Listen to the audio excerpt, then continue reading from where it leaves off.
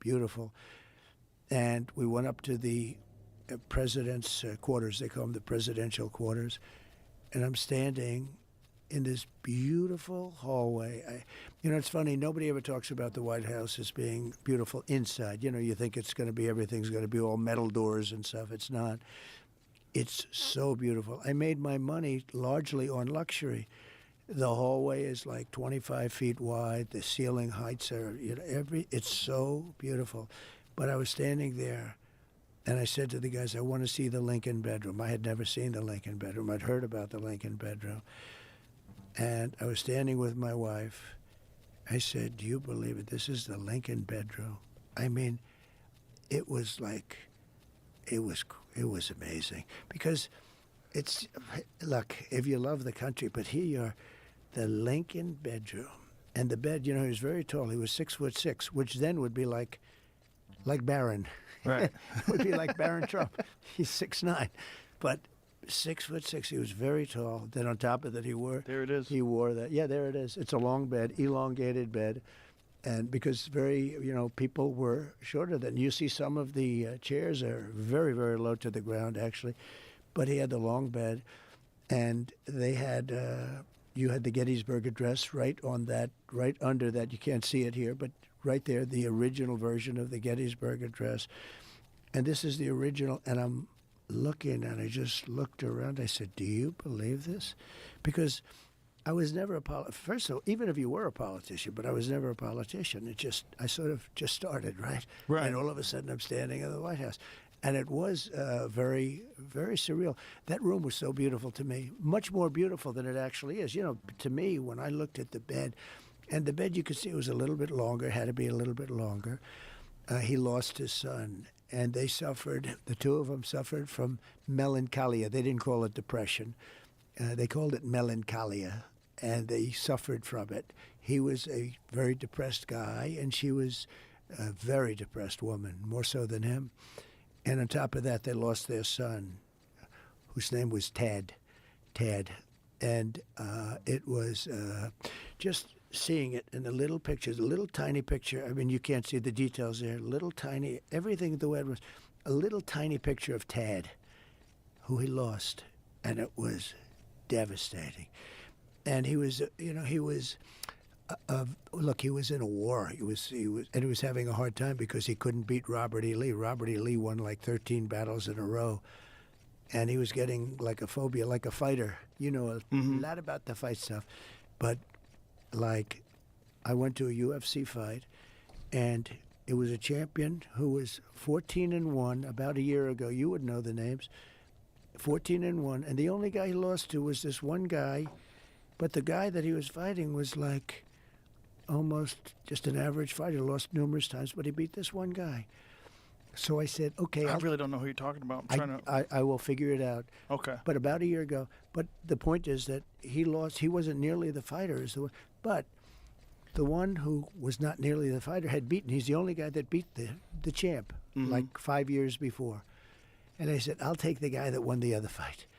And that's what happened. He beat him a second time. Sometimes psychological advantages. Yeah, what is this crazy thing?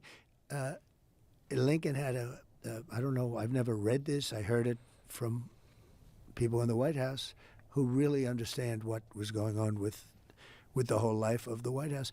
But Lincoln had the yips about, in a way, as the golfers would say. He had a phobia about Robert E. Lee. He said, I can't beat Robert, because Robert E. Lee won many battles in a row. He was just beating the hell out of him. They tried to get Robert E. Lee to be on the North, but he said, no, I have to be with my state. The state was his whole thing, and he went to the South. And he was, I've had generals tell me, we have some great generals, the real generals, not the ones you see on television, the ones that beat ISIS with me. We defeated ISIS in record time. It was supposed to take years, and we did it in a matter of weeks. These are great generals. These are tough guys. These are not woke guys.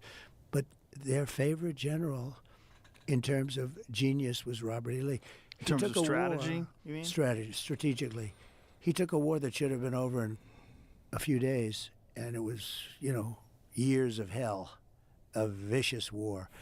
And so here I am standing there, and again, I had never really done this before. I ran a number of months before I won. I probably, I guess if you max it out, it would be a year, something like that. So I had never run for office. And I did well. I mean, I went into debates. We had 18 people, including me, and then slowly but surely they started to disappear. We had debates, good debates. Everyone's aware of all this stuff. But what I want to get to is, like, what was the experience once you got inside? It like, was just what did you think it was going to be like in terms of, like, your ability to govern? Yeah. Like, this is your first experience governing anything. You've never been a governor. You've never been a mayor.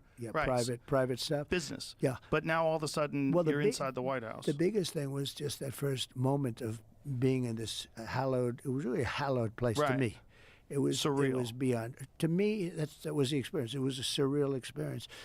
And then, with time, that wears off. With time, it becomes, your place where you stay. And I was doing a lot of. I had two things that I really focused on: governing the country and survival.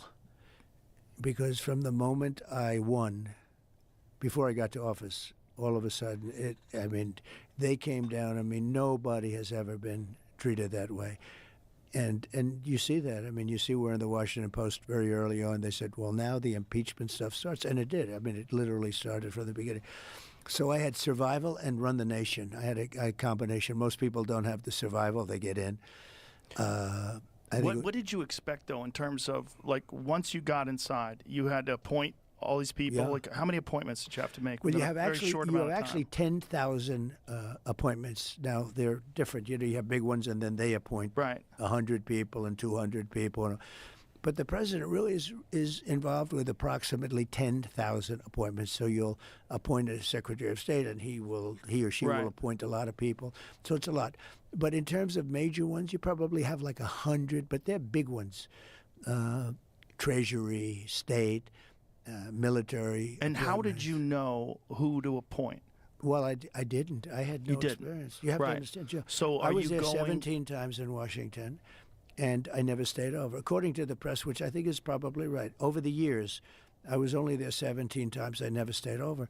So now I'm sitting there, I'm saying, this place is gorgeous, but, I don't know anybody. It's like you go to certain areas, and other areas, they may be great. Washington was great. Washington's not so great right now. We got to fix it. We got to make it better. A very dangerous place, very badly maintained place. We're going to make it great. We're going to make it better. We're going to bring it back. But I wasn't a Washington guy. I was a New York guy.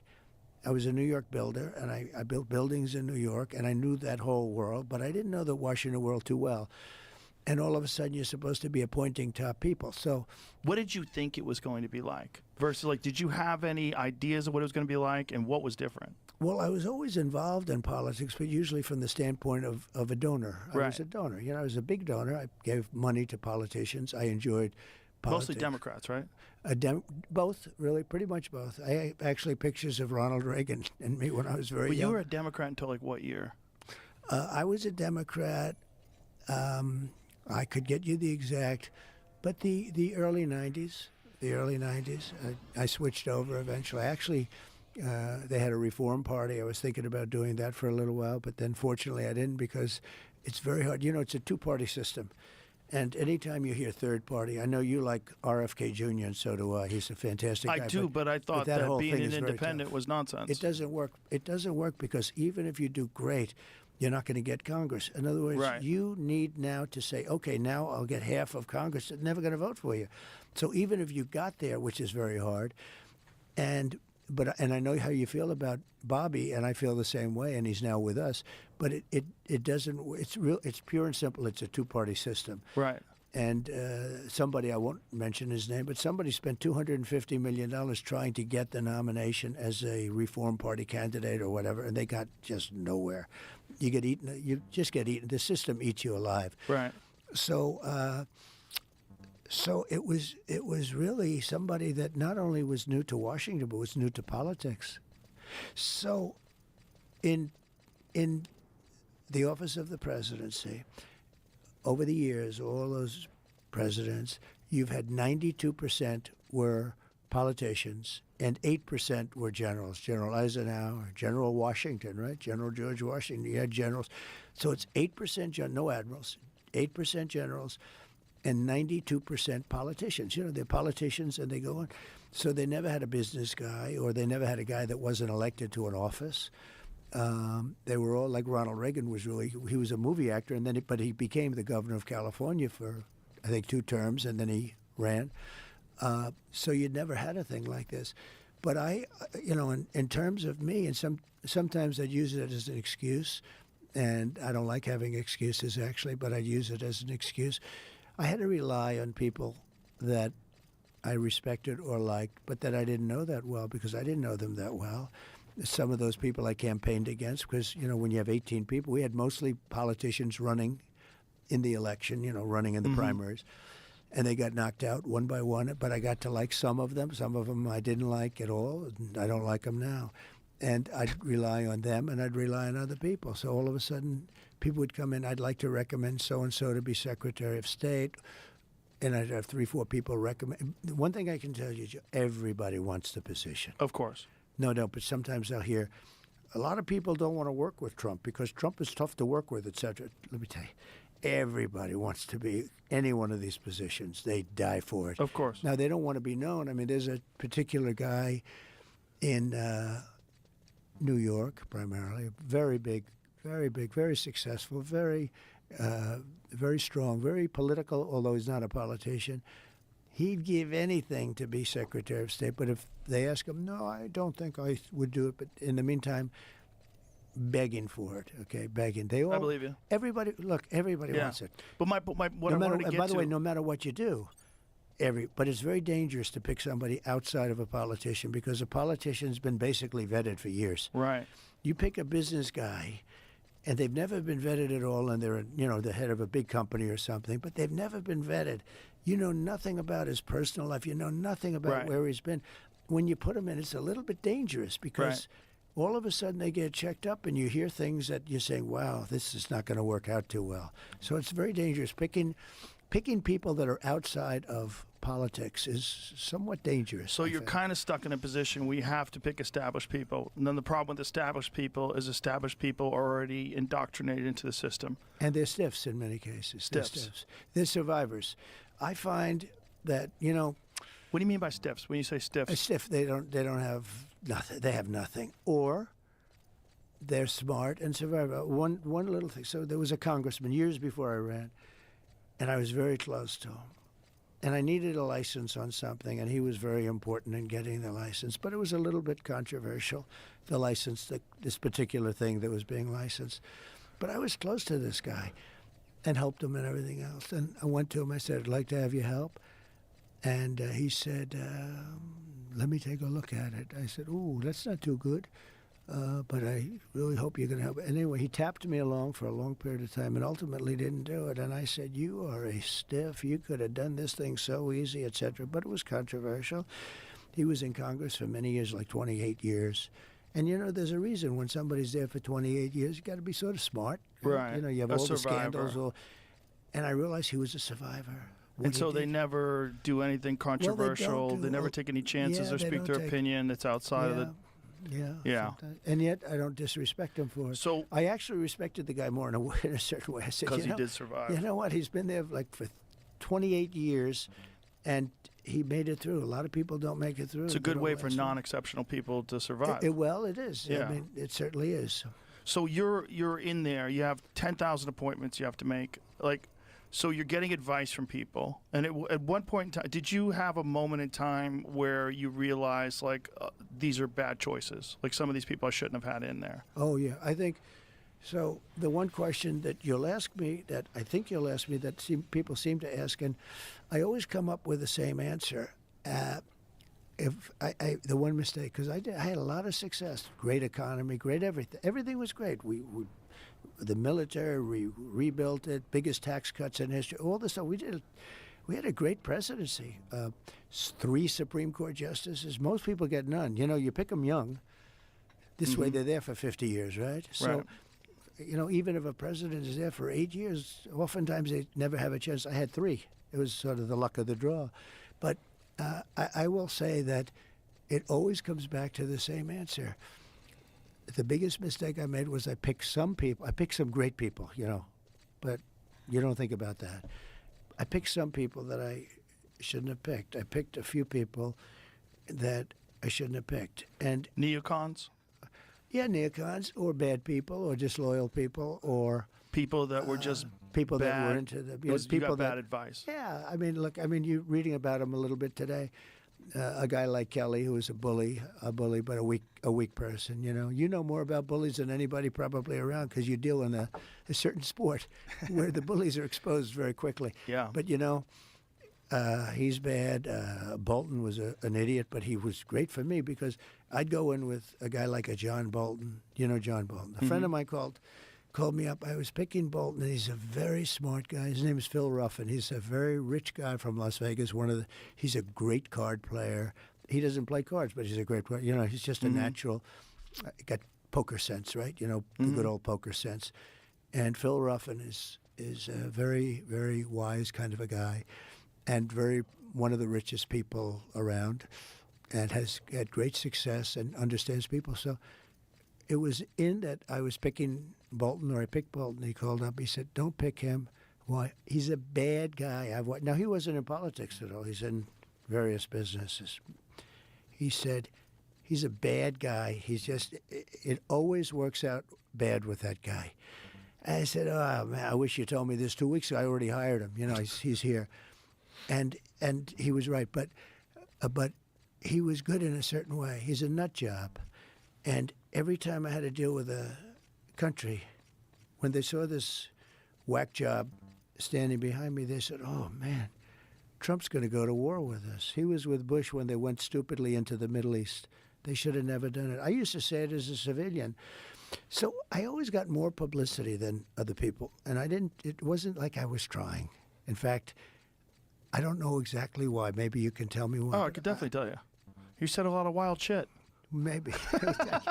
Maybe You said a lot of wild shit, and then CNN, in all their brilliance, by highlighting your wild shit, made you much more popular. Yeah. And they boosted you in the polls because people were tired of someone talking in this bullshit, pre-prepared politician lingo. And even if they didn't agree with you, they at least knew whoever that guy is, that's him. That's really him. Yeah. When you see certain people talk, certain people in the public eye, you don't know who they are. You have no idea who they are. It's very difficult to know. You see them in conversations. They have these pre-planned answers. They say everything. It's very rehearsed. You never get to the meat of it. One of the beautiful things about you is that you freeball. Like, you get out and you do these huge events, and you're just talking, and you're making. We've highlighted you on the show many times when you did this Biden impression where he's walking around, he doesn't know what he's doing. It's funny. It's stand up. It's funny stuff, but it's like you and you were making fun of Elon one time. You were doing an Elon impression. It's great. You have like comedic instincts. Like when you said to Hillary, "You'd be in jail." Like that's great timing. Yeah. But it's like that kind of stuff was unheard of as a politician. Like no one had done that. And I think... it's funny. You need at least the attitude of a comedian when you're doing this business. This is a very dangerous business, first of all. It's a very tough business.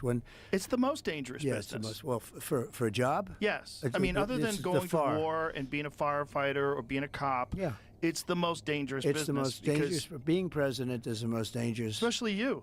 I mean, you haven't even got to the election. There's been 2 assassination attempts, and they've brushed those out of the news like it was nothing. Yeah, they'd rather not talk about them. Imagine if there was assassination attempts on Biden, how hard people would be attacking the right, how they would be trying to get guns taken away from people. They would try to ramp up gun laws. They would try to figure out some way to blame you. If there was attacks if Biden got shot in the ear, we would have never heard the end of it. But I think he's in good shape because it's only consequential presidents. If you take a look at what's happened, look, I'm for having countries pay us billions and billions and trillions even dollars. I took in hundreds of billions of dollars from China. Nobody took in 10 cents, not one other president.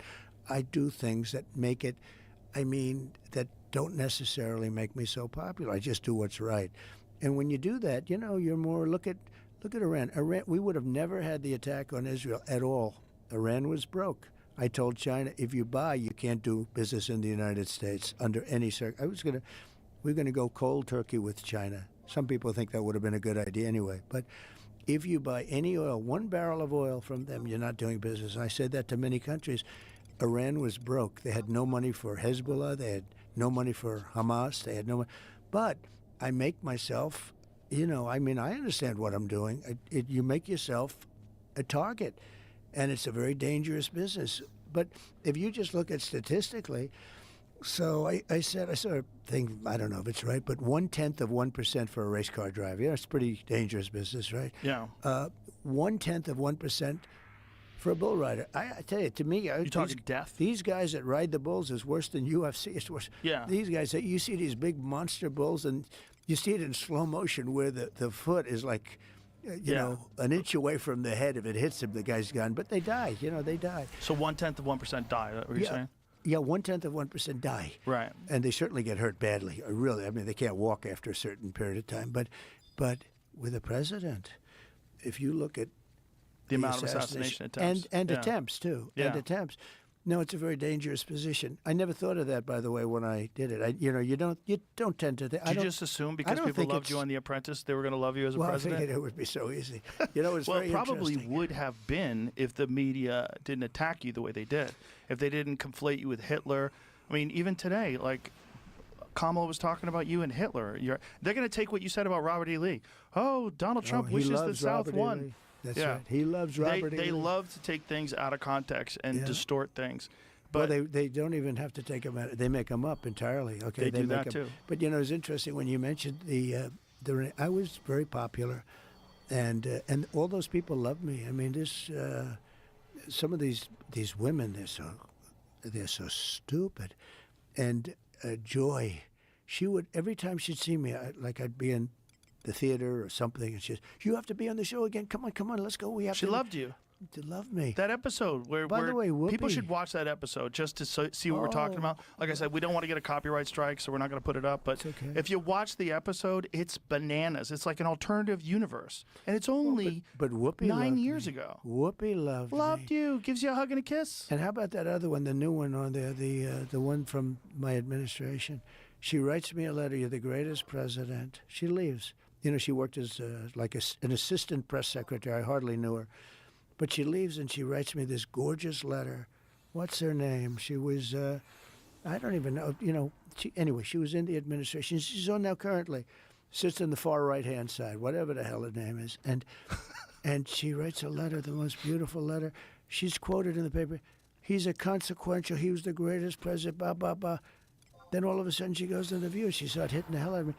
Because they won't hire her unless. I've had many people go on CNN and they call and said, I don't know what to do. They want to pay me a lot, but I have to be negative on you. I said, be negative. That's okay. There are guys on like CNN, they won't hire them. Sean Duffy is a congressman, and he retired. He got a good job with CNN, but he was only positive about Trump. So they kept him, but they would never put him on. I mean, I respect what he did. He could have gone, negative. I tell people, go negative.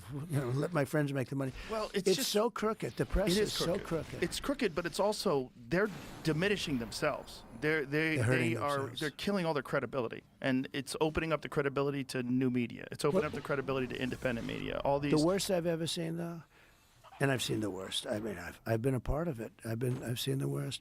Kamala goes on 60 Minutes, gave an answer that a child wouldn't give. It was so bad.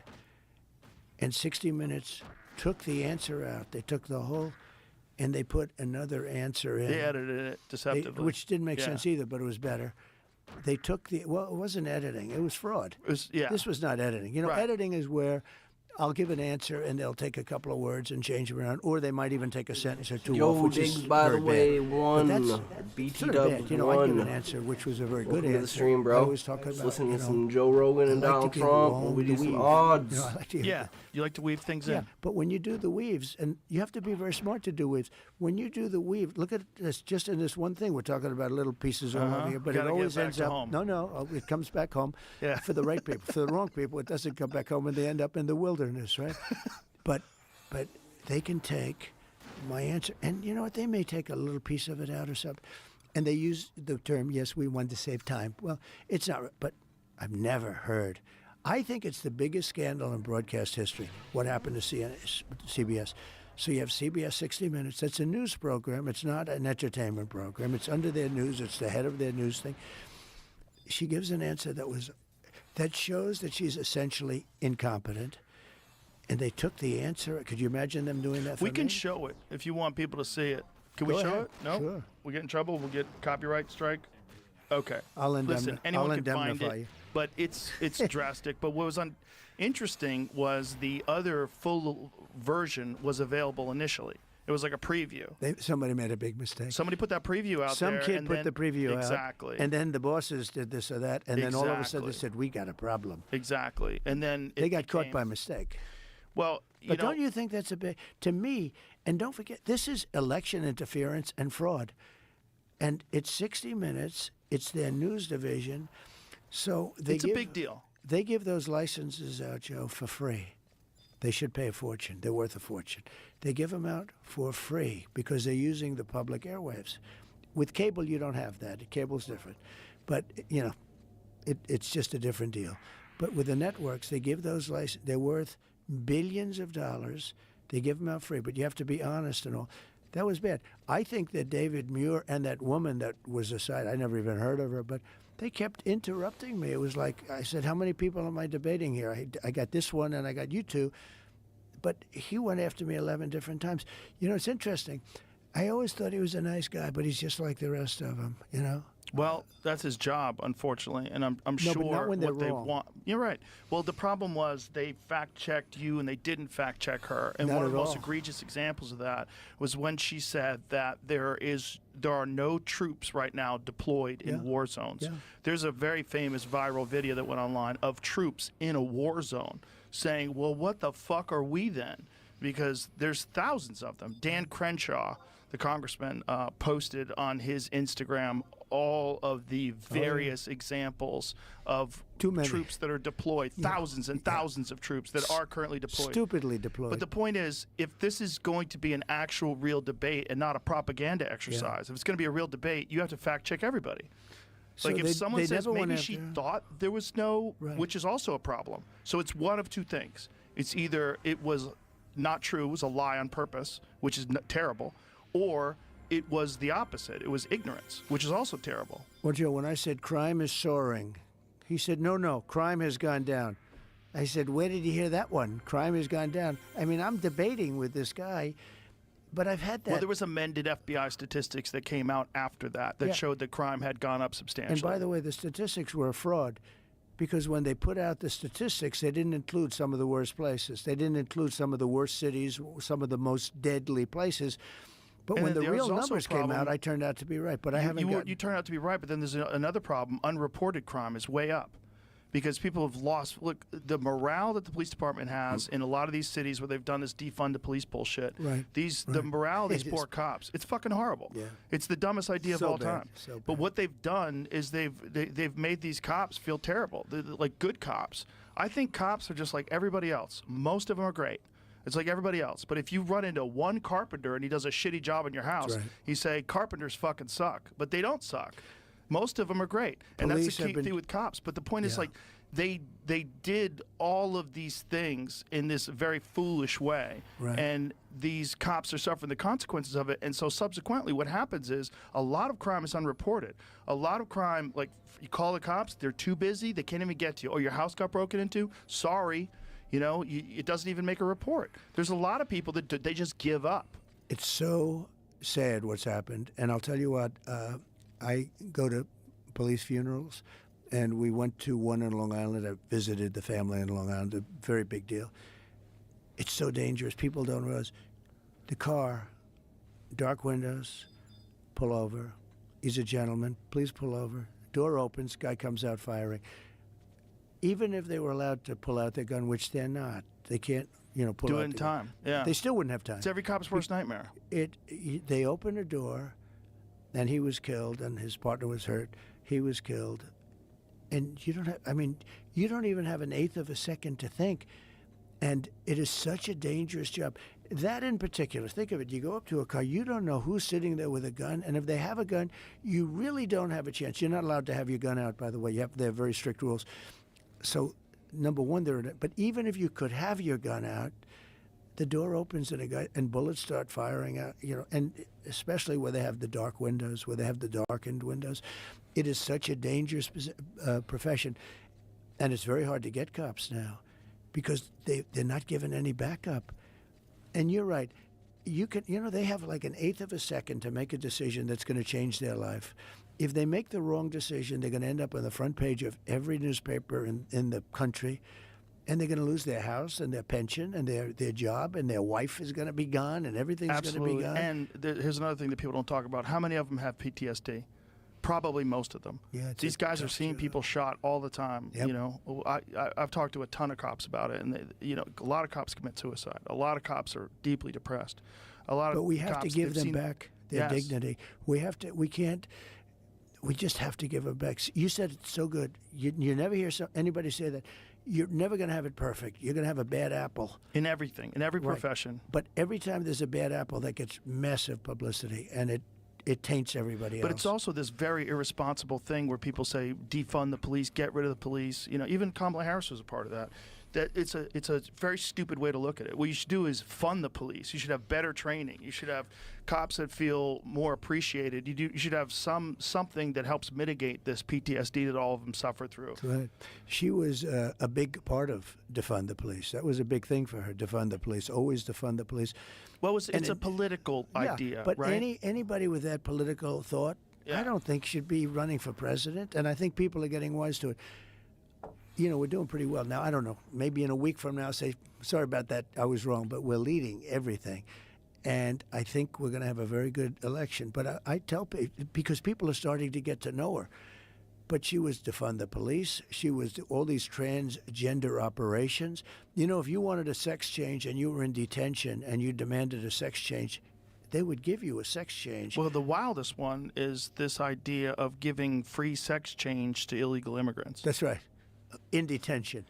That is the wildest thing. But is that the biggest problem you have? Yeah. You just walked here from Guatemala. You need to become a girl. But she was in favor of it. Yes. So think of it. She changed. She changed 15 policies. In fact, I'm going to send her a MAGA cap. She stole your idea about no tax for tips. I came up with this idea that honestly nobody ever heard of. And now it took her 2 months, but you know what? All of a sudden, it caught fire, and she just put it into a little speech. Yeah. Well, it became but popular. I think we still have that issue. I think that issue is a good one for us.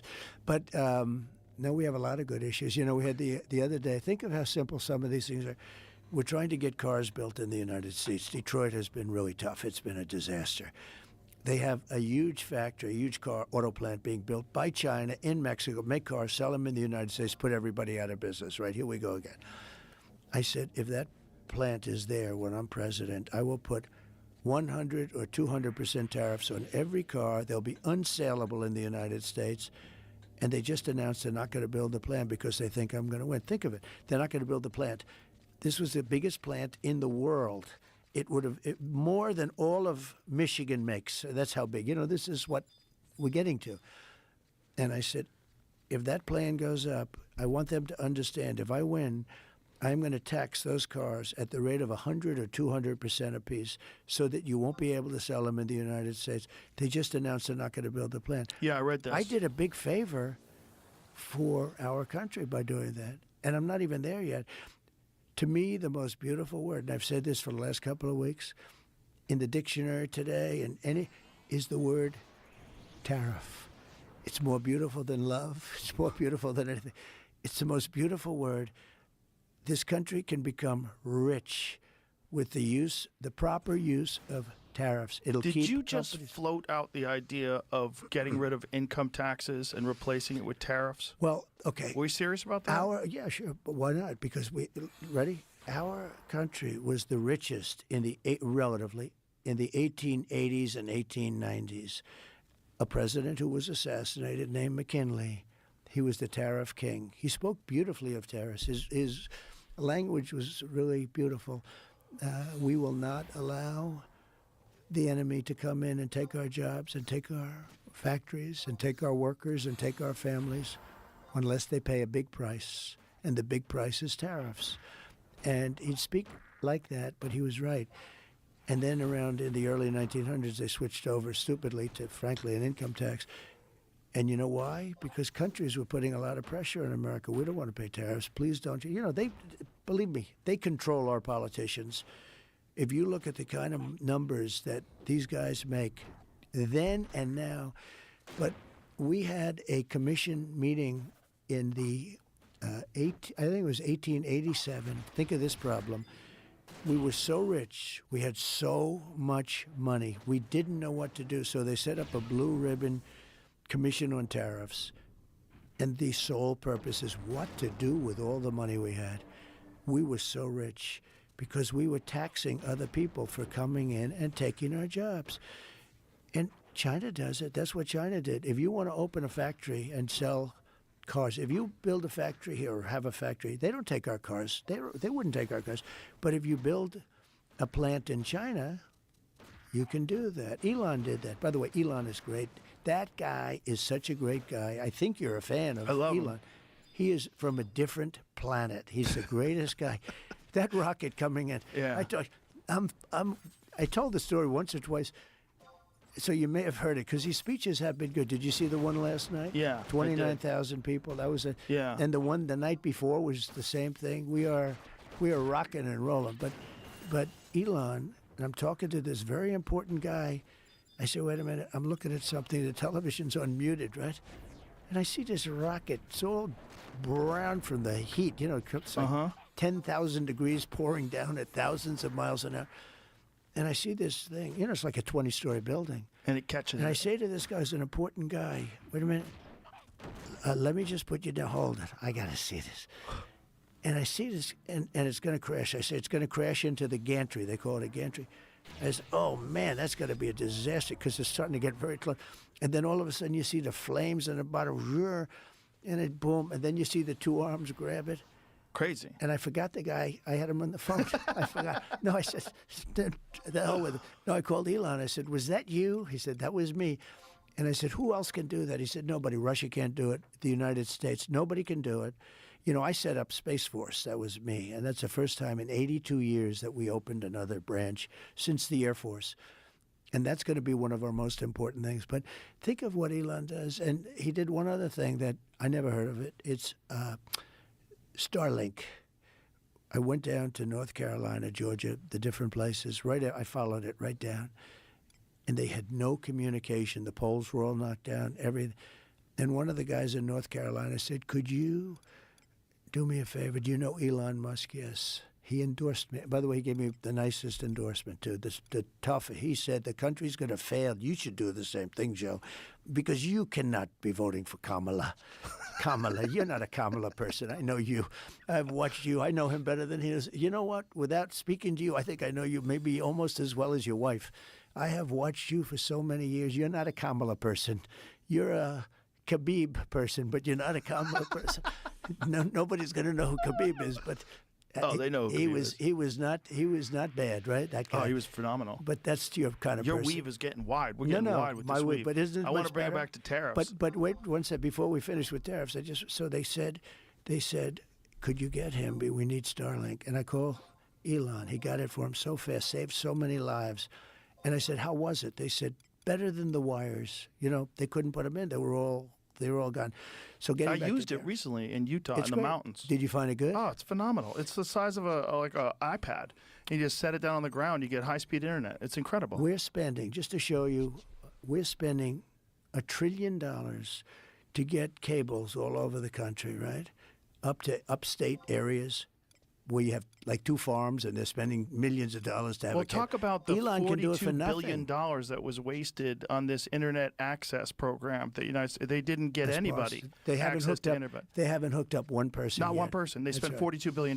They could have gotten Starlinks to everybody with that kind of money. For almost nothing. Yeah. For a monthly charge. And it would have been incredible. And it's he high-speed wanted internet everywhere you want to go. And he wanted to do that. And he wanted to do it. How about this? They built the charger stations, right?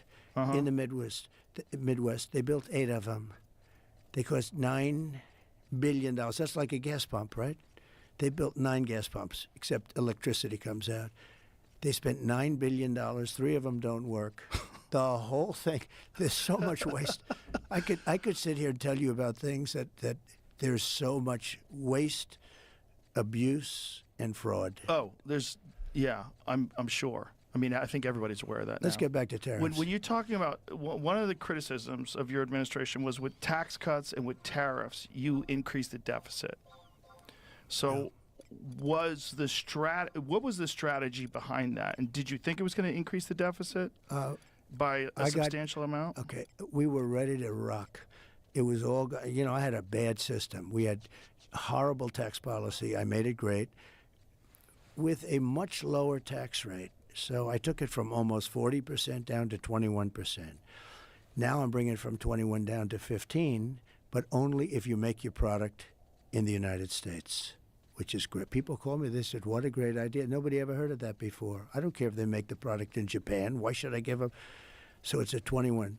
That, at 21, in the first year, we took in much more revenue than we did at almost 40. Think of that.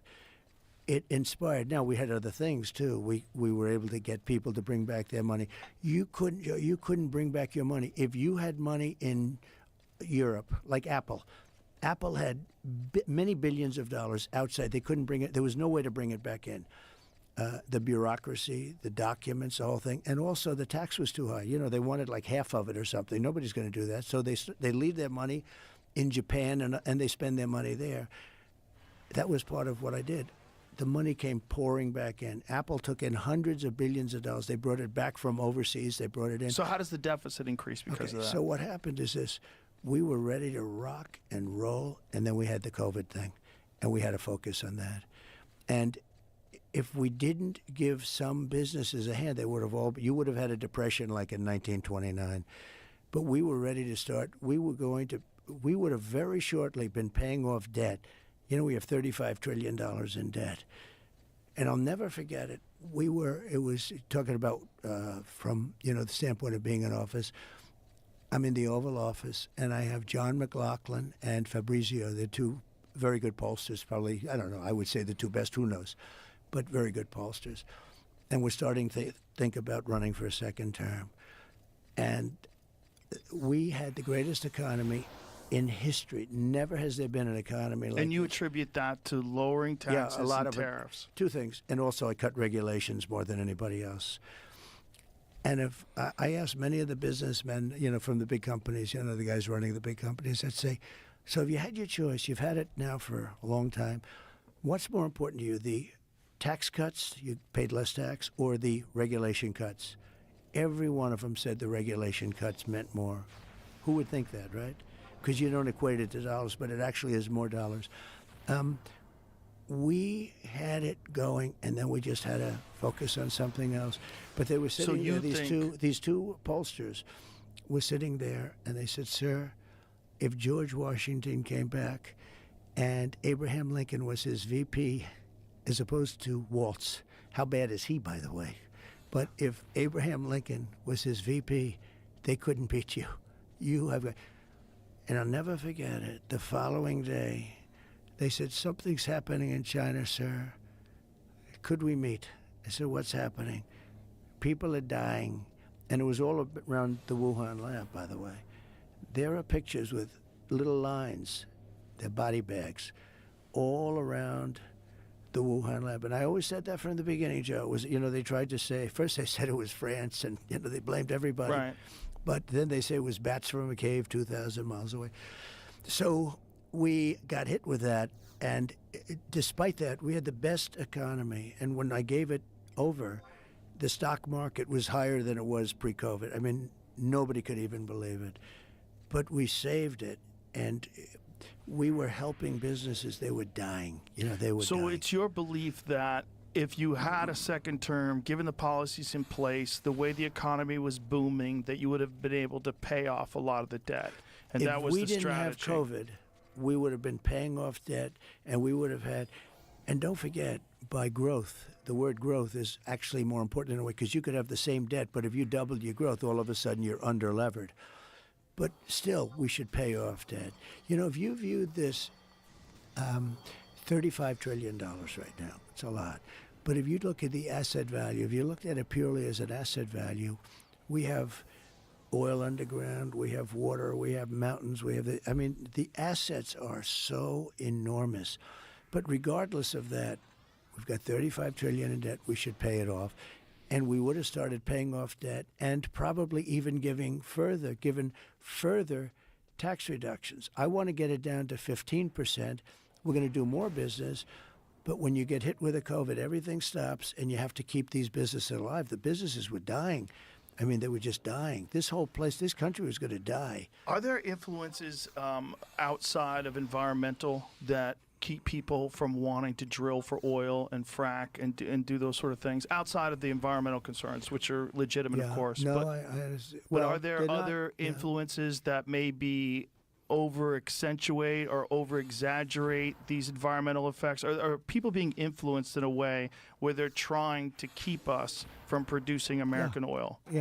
Yeah. So the environmental is the biggest tool for stopping growth, the biggest tool. The other is regulation. And if you speak to Elon, he said the regulation now to send a rocket up to anywhere, even if you do everything, it's becoming impossible. But they use environmental in order to get people not to do anything. And sometimes I say, I look at some of I know the environmental stuff better because I had to build buildings in New York. I had to do environmental impact studies. And I would see some of these guys that I'd hire for a lot of money, environmentalists that would get you through the process. And they'd be up in Albany, that's the capital of New York, and they're up there trying to make it tougher for guys like me that were builders because they'd get paid more money. In other words, I had one guy, highly recommended. I was good at getting permits. I was one of the kings I was always very good. But the environmental stuff was always horrible. They could slow a project down 10 years, 15 years. I had a project in Louisiana, built big LNG plant. It was for 14 years. It was going to cost $18 billion. One of the biggest, like the Empire State Building, laying down on its side times 4. Massive on the coast, on the Gulf Coast. And they said, sir, they're going to give it up. I said, they shouldn't give it up. What's the problem? They can't get their environmental. They had environmental permits that would fill this whole room up to the ceiling. And they said there was one mistake on one little line. They want them to do it all over again. It's not going to happen. And I got them their permit instantly. And they built the plant. It's massive. So when you're saying that, there's people that are making money by making it difficult. Yeah. Are you talking about lawyers? No, I'm talking about environmental consultants and lawyers. Environmental consultants profit off of dragging out the process. Absolutely.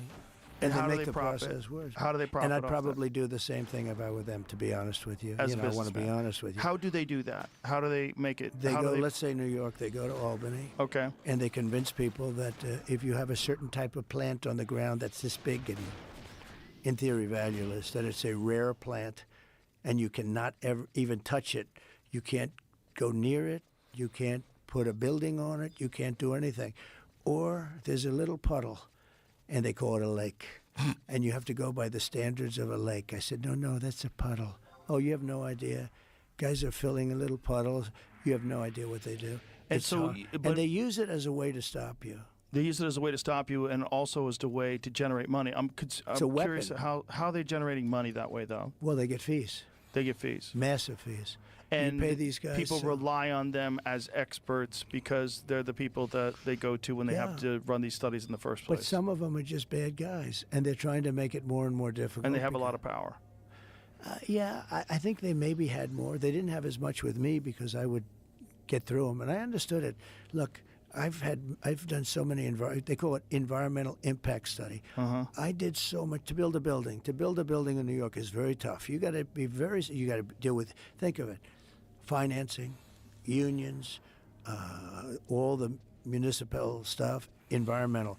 Of all of it, to me, the toughest thing was the environmental, because they could stop you cold with the environmental impact study stuff. And you hire a so-called expert. They say, sir, he's the one guy, he can get you through the morass. It's a morass. It's horrible.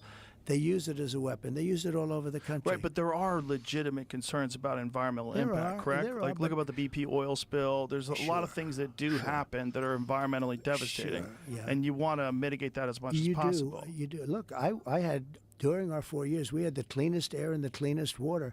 I view it differently. I say air and water. Remember this, it costs much more to do things environmentally clean. China doesn't do anything. Right. When Kerry goes to see President Xi of China, which he probably doesn't even get to see him, but they look at him, oh, yes, yes, we will do, oh, yes, yes, we're going to do that. No more coal, no more coal. And then they approve 58 coal plants for the next, they build a coal plant a week, okay? They build a lot of coal plants. But let me just tell you, though, so here we are cleaning and scrubbing everything, and everything's got and the air's got to be pure. But in 3.8 days, that stuff floating over China is right over the top of us. Right. Same thing with the oceans. They dump their garbage into the Pacific Ocean. If you take a little cork and put it there, in about a week and a half, it'll be in front of Los Angeles. We're picking up their garbage. So nobody ever talks about that.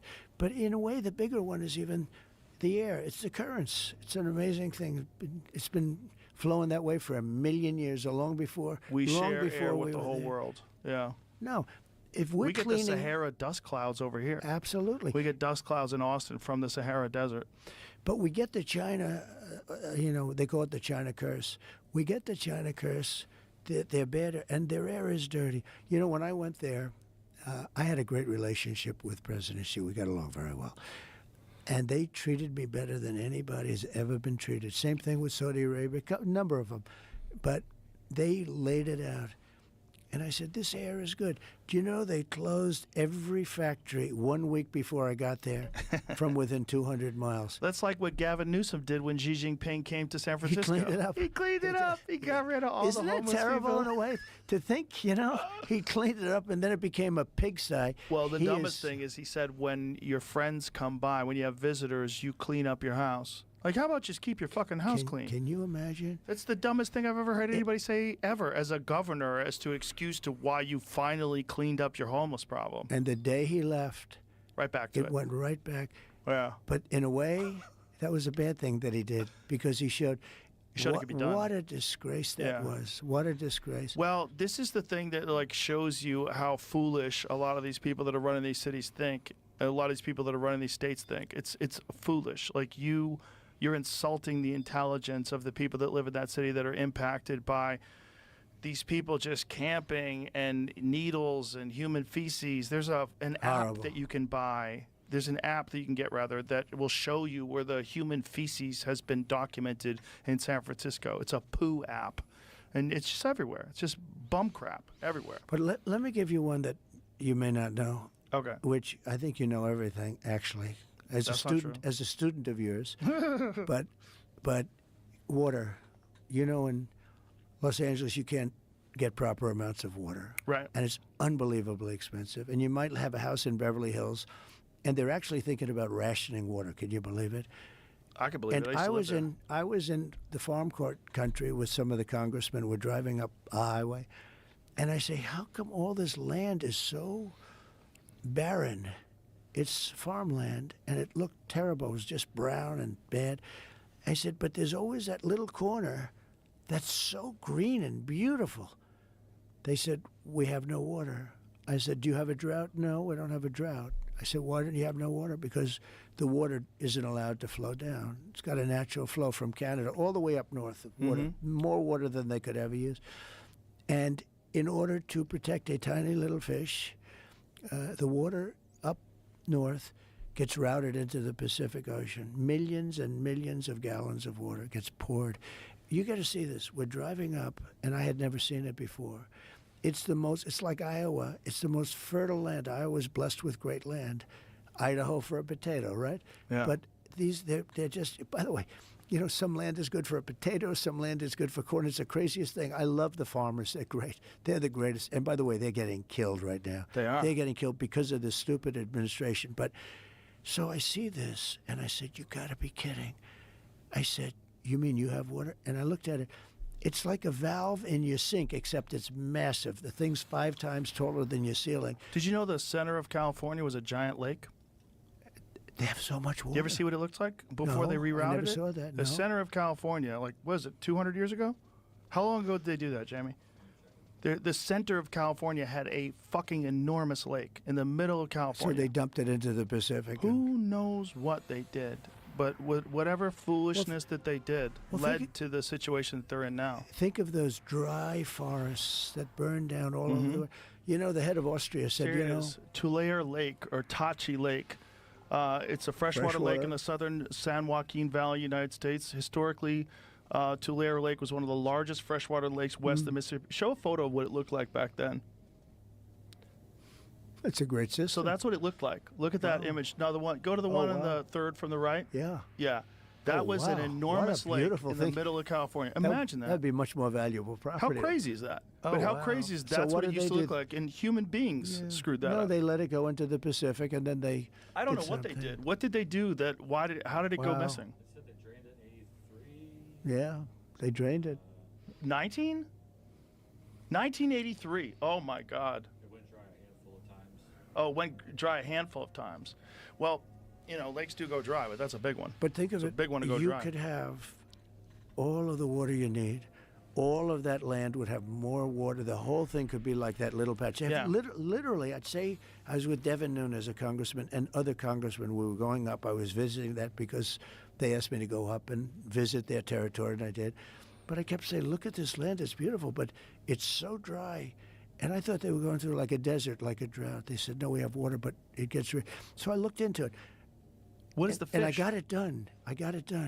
I could have water for all of that land, water for your forests. You know, your forests are dry as a bone. Yeah. Okay? Dangerous. That water could be routed. You know, you could have everything. Oh, not only dangerous, billions of dollars a year they spend on forest fires. And, you know, there's a case with the environment. They're not allowed to rake their forests because you're not allowed to touch it. When a tree falls down, after 18 months, it becomes very dry. It's like, you know, like real firewood. It's bad. You know, a tree that's up, these are all things I learned the hard way, the easy way. But when a tree is up, it sucks water. It's wet.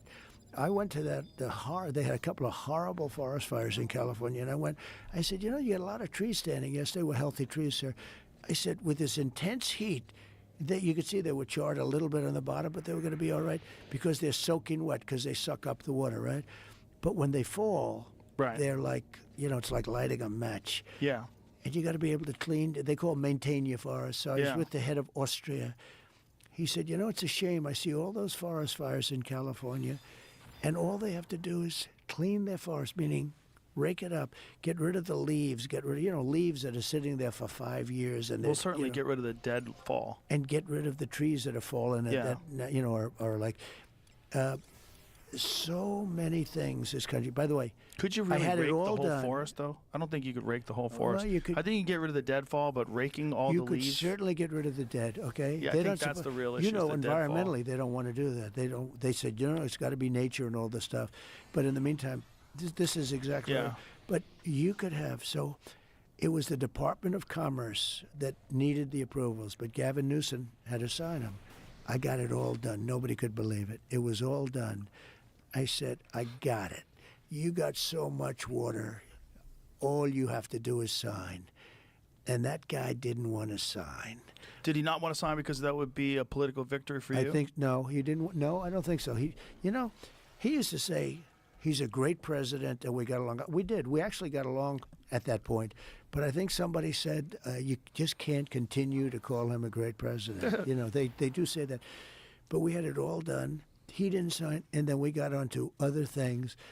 And I every time I go to California, I said, you have so much water. They don't know it. I'm telling you, people living in Beverly Hills, they turn off the water. Same thing with the electric. They want to go to all electric cars, but they have brownouts every weekend, you know. Well, right after they made the announcement that as of 2035, you're not going to be able to buy an internal combustion engine in California, like within a month, they had some announcement asking people to not charge their Teslas. Because the grid couldn't handle it. Well, how are you going to handle it? I will terminate the mandate immediately. Just a mandate. Thank you. That will be done, I would say, in my first day, maybe 2 days, because, you know, it's Let me ask you about nuclear. One of the things that when I've talked to people that have a real understanding of nuclear power, what their position is, it's probably the cleanest, safest form of electricity that we could generate. And that the fears of nuclear power are really about a few disasters, the Fukushima, 3 Mile Island. These these are old systems, and that they're much more capable now, and they're capable of making even better systems. But it's a difficult political issue because you think nuclear power, you think Chernobyl. That's what everybody does. They have this connection in their head, the potential or Fukushima, disaster. which or is Fukushima. where you're not supposed to enter the land for 3,000 years or Yeah. something. It's crazy. I think it's worse than that. I think that area is like going to be radioactive for probably longer than you could imagine. But the point is they're better at it now. Right. And that they could do it now, and you can generate power in a way that you don't have to worry about these. One of the most ridiculous things is electric cars being powered by coal-fired plants. It's a ridiculous thing. That's what's happening. Yeah, it is what's happening. what's happening. And people want to think they're being green, but it's... Well, you look at the way the battery is made, but here's the other thing. We Right. don't have, well, we do actually. It's being held. We have certain areas where we have great raw earth material, and we're not allowed to use it because of the environment. And we have areas in California that have incredible raw earth, and they're not allowing, and I'm going to open it up. I'm going to let them use it.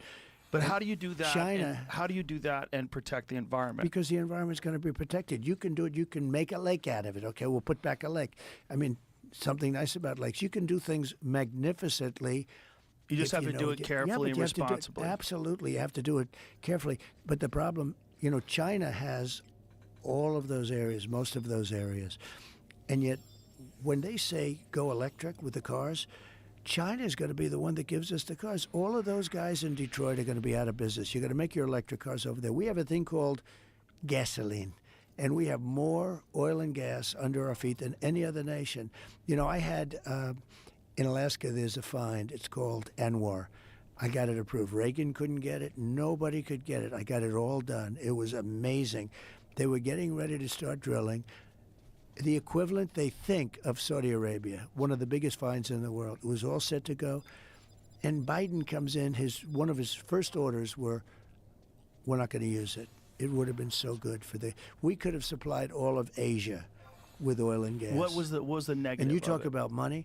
Right. The negative was politically they didn't think it was good for them. That's all. That's all it was. So you That's don't all think it that it's environmentally No, dangerous? Taking it from way down deep in the earth, environmentally it would have been fine. So it can be done responsibly. Absolutely. to Otherwise, the point where it let's not protects the do it. environment. Well, I think windmills. Okay, so they talk about good windmills. point.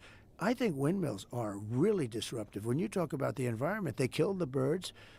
You want to see a bird cemetery? Go under a windmill someday that hasn't been cleaned out with all the bird carcasses. It's Yeah. like massive amounts of Well, they're birds. also a massive eyesore. I went to they're a ranch in horrible. South Texas, and we had to drive past this enormous windmill farm, and it's gross. It's dystopian. You're looking in the left and the right, and all you see is these big spinning machines that aren't even that effective at generating electricity. Correct. Most expensive form of electricity is a windmill, and then they start to rust and rot. And you have to And then they replace get them. abandoned by the people that built them. Because Well, you have to get rid of all that material too. When you replace those blades, now you have a problem because you have Can't to bury 'em. dispose.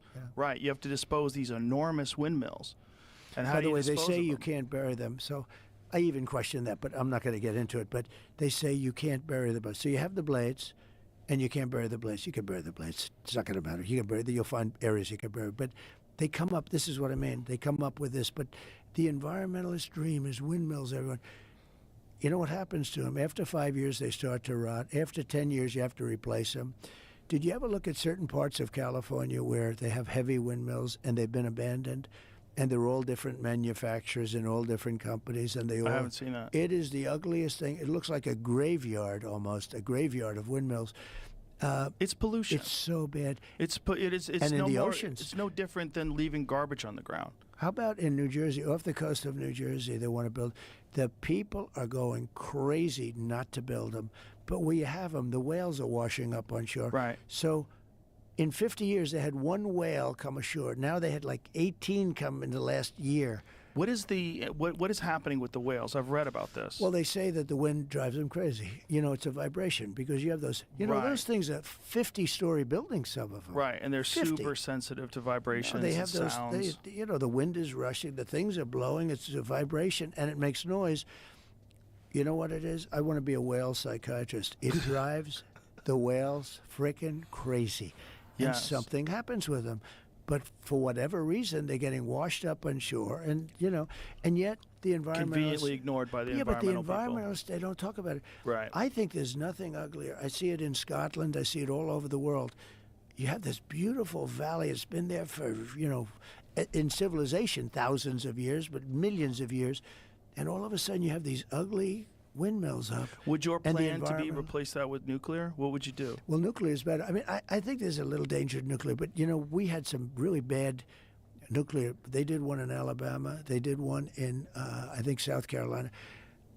They do them wrong. They build these massive things. Then the environmentalists get in. I don't want to go into a long story because it's too long for the show. This show is too valuable to talk about concrete. But they have hardened concrete. It's number 12 concrete. It's harder than steel. It's incredible. They put up a wall, and an inspector comes along. Knows, nope, you're a quarter of an inch. The wall might be 8 feet wide. You're a quarter of an inch too short. I'm sorry. You got to rip down the wall. Because it's got to be poured contiguously, right? You're 1/4 of an inch. I'm sorry, rip down. You can't rip it down. This stuff you can't put a hammer through it. You can't. It's incredible. Concrete technology is unbelievable. What's happened? You think of concrete. So you think that's an example of overregulation? Yeah, Pointless no. Well, overregulation. you have an inspector that comes along and he says, take down a $25 zillion wall. These things ended up costing $25 billion. And one of them never got opened. But here's the story. So France does it. France is largely nuclear, and they build small, little, compact plants. And if they need more, they build the same thing and they hook it up, and they hook it up, because they get too big and too complex and too expensive. And it is very clean. They say it's absolutely. My uncle, I had a great uncle who was a great genius, just like other members of my family.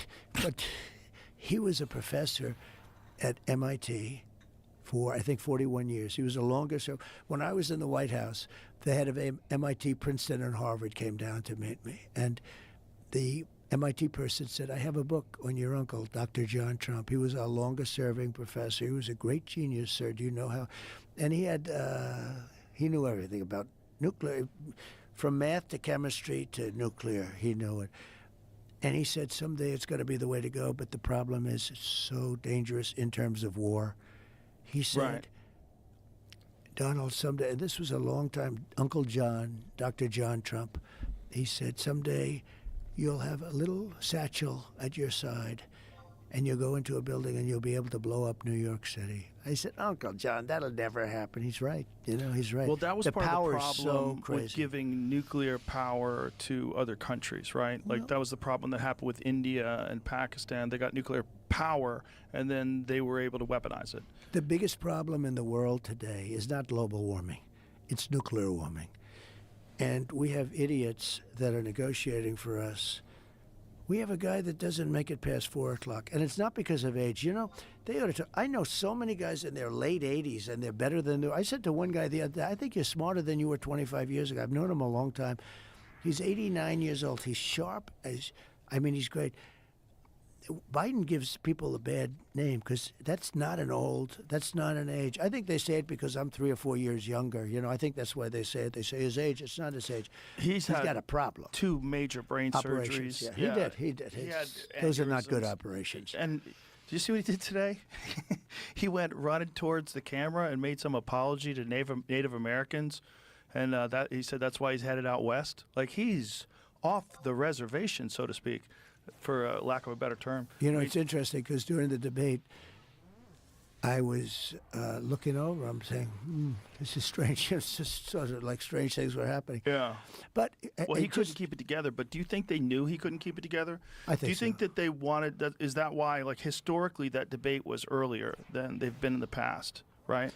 I think they wanted to get. Well, there's a lot of theories. A lot of people said, do the debate now and we'll get him out. Right. I think that maybe could be. Well, that is what happened. But that's so what happened. It's logical I think they to also assume said, that's do what the they wanted. debate now and get it over with. Right. I don't think anybody thought he was going to get out, really. I That don't didn't think make that- any sense. The debate got him out, but I think it's very unfair. Look, you have a bad debate. His numbers went down, but I think she's not doing very well right now, and I think she looks. Well, I want to get to that too because it's hard to know. Like the whole poll thing is very bizarre for most people because most people don't answer polls. So they read the polls. They're Were like, you who's ever getting called polled? I've from never a been poll? polled. I was If I never did, I'd hang up. I was never called by a poll system. If I did, I wouldn't answer. I'm busy. You know how polls are done? I'm going to get myself Please. in trouble. But so I really don't believe too much in them. So Well, 2016 taught a lot of people about the ineffective. well, they were very use of polls. ineffective because Yeah. I thought I was doing well. I'd go to a place and I'd have 30, 40,000 people. Hillary would go, they have 500 people, and they tell me I'm going to lose. I said, why am I going to lose? I had 40,000 people. She had 200 people. But, you know, I have a theory. These pollsters, they charge you a lot of money, too. You know, they charge you $500,000 to do some stupid poll, and they interview like 251 people. I don't think they interview them in many cases. I don't want to get myself in too much You trouble. think it's 'cause- bullshit? No, I think they sit there, they make a deal, they get $500,000, and they say, Trump's leading 51 to 49. They announce it, and everybody says, "Oh." Do you understand? I Yeah. really don't. So you think I don't it's just- think they. I think in a lot. Look, I'm a very common sense person. I think that they probably don't always poll. Some of them probably never poll. What's the difference between 49 to 51 and 47 and a half? Well, it's also a tiny percentage of the population. I don't think it's representative of the overall population. I just don't think I don't it know is. of one person in my whole life that ever got called by a pollster. Exactly. That's my point. So here's my question. But I shouldn't say that because I'm doing really well in the polls. But I now. think that's So this week I happen to believe in a verse. I only believe them if they're good. No, I like them this month. But no, I honestly believe that there's probably a lot of fraud. I had a poll, Washington Post, ABC, in the Hillary thing on Wisconsin. They had me down 17 points the day before the election. I knew it was wrong because I had a rally. I had 29,000 people at a racetrack, and it was like 0 degrees, Wisconsin. And they had me down 17 points. In other words, you had no chance. And I won. And I called up my pollster, who's a good guy, good guy, and I believe he's legitimate. And, and some of them are, some of them aren't. I said, tell me, why did they have me down so much? I mean, nobody's going to believe them the next time. They said they don't care. When you're down 17 points, people are going to stay home. They're not going to vote. right. Because they're going to say, I love Trump, but I'm not going to waste my time. It's cold out. I said, but what do they make at 4 or 5? He said, at 4 or 5, they're going to go and vote. At 17, they're not going to go and vote. So but it's think of it. I was manipulative. This is the Washington Post ABC poll. I was down 17 points in Wisconsin, and I won. It's crooked stuff. There's a lot of crooked stuff, and I wanted to talk about that too because one of the things that people talk about with you is the denial of the results. And I think J.D. Vance did a brilliant job the other day when he was being interviewed, and they asked him, did Trump lose the 2020 election? And he turned it around and said, was there legitimate election interference in suppressing the Hunter Biden laptop story on social media? And was that a concerted effort? Well, they say to it made hide- 10-point difference, and I lost by one tenth of a point. It is. They say it was 22,000 votes, but look, it was much more than that. And I appreciate J.D. Vance saying that. And by the way, I think he was a great pick. Do you like J.D. as a I pick? like him a lot. Yeah. You're allowed to say that. As No, I do. I like him no, a lot. I think he's good. I think he's a brilliant guy, and I think his ability to talk like a normal human being. You did my friend Theo Vaughn's podcast, Right. and he just did it. How did he do with He it? did great. He just talks Is that like why a you normal called me human to being. do this? Is that why you called me to do this? No. We were Holy gonna- cow. I was. He was a nice Once guy. they shot you, I was like, he's got to come in here. It's all about timing. It's all about the timing. Timing's I think good. our timing's perfect. Do you even have a scar on your ear? You got anything on there? I do. What do we say? What do you got So, right over here. there? Oh, it's a tiny little See, mark. it zicked right there. Yeah. It healed up pretty fucking good. Well, it's pretty good. Yeah, it's little. It's not like some of the wrestlers, some of the UFC fighters. No, you didn't It's get a little bit- cauliflower No. It was sort of like a top shot. Mm-hmm. The point of the bullet was a Boy. little of the ass, but you see the thing's taken off a little bit, but it makes me a tougher guy. You know the fighters. The fighters love their. Bo Nickel, he's a great fighter. Yeah, I love Bo Nickel. How's he going to do? I think he's He's terrific. great. He's a fantastic He fighter. was almost like undefeated in college. He's a fantastic wrestler and one of the best mixed martial When artists. is he fighting again? He's fighting in Madison Square Garden in November. Oh, that's going to be after the election. Yep. So I'll either go as president or I'll be depressed and I won't bother going. I really, yeah, I think they're having a fight right after. One of the things that was fascinating also was the denial of the election results is a pretty common thing. Hillary Clinton famously denied that she called you an illegitimate president, and she said that Russia put you in place. Even though she conceded. Yes. You know, she conceded the night of the election because she was beaten. Yes, and it was a thing that was pretty common for people, especially Democrats, to deny the elections. There's been many of them: the Bush administration, the dangling Chads, all that stuff. Well, look at these guys in Congress. All these sleazebags in Congress that are Democrats. They're still denying 2016. But now they don't so much because, they try and pin it on me. You don't hear them say. But here's my point. They denied it right up until the end. My point is, this idea of election fraud is a forbidden topic, and you get labeled an election denier. It's like being labeled an anti-vaxxer if you question some of the health consequences that people have had from the COVID-19 shots. Oh my God, you're an anti-vaxxer. If you say, and what I say publicly, and I've said this a lot, it's not 0%. So if you ask me what is the amount of election fraud in this country, is it 0%? No one thinks it's 0%. I've never met one person, not a super liberal, progressive, far left person or a right-wing conservative. Not one person thinks it's 0%. They think when you have human beings, and also you have a lot of weirdness that was going on during the 2020 elections, particularly with mail-in ballots. And you had legislatures that had to approve, and they didn't approve, and they went out and did it anyway. And you had old-fashioned ballot screwing. I mean, you had you have people going up and dropping in phony votes. You had unsigned ballots, et cetera, et cetera. There's certain people that think that they have, and there's the rhetoric is also that you're Hitler, and that in order to stop Hitler, you have to do whatever it takes. That was okay, yeah. Yeah, and this is, I mean, you're hearing this now. Kamala compared you to, said your love of Hitler yesterday. Kamala's a very low IQ person. She's a very low IQ. I'm for taking tests, too. I think anybody that runs for president they should give them tests. And it's not an age thing. It's not based. If you look back on history, 70s and 80s, some of your greatest leaders in the world history, long-time world history, they were in their 70s and their 80s. But I think you should take cognitive tests. I think they say it's unconstitutional. But That's ridiculous. I think Kamala should have a test because there's something missing. There's something wrong with her. Well, I think it's pressure. I think the pressure and the scrutiny, you've been a celebrity for a long time and you understand what this is like. But for someone who's in her late 40s, who becomes the vice president, who runs for president, becomes the vice president, and then all of a sudden the weight of the world is on your shoulders and there's all these people paying attention. A lot of people clam up. But you either have it or you don't. Correct. Look, this is an interview. We've covered a lot of territory, right? And it's fine. I don't care. I want to. I think it's much more interesting. To do an interview with Anderson Cooper, a crazy softball interview.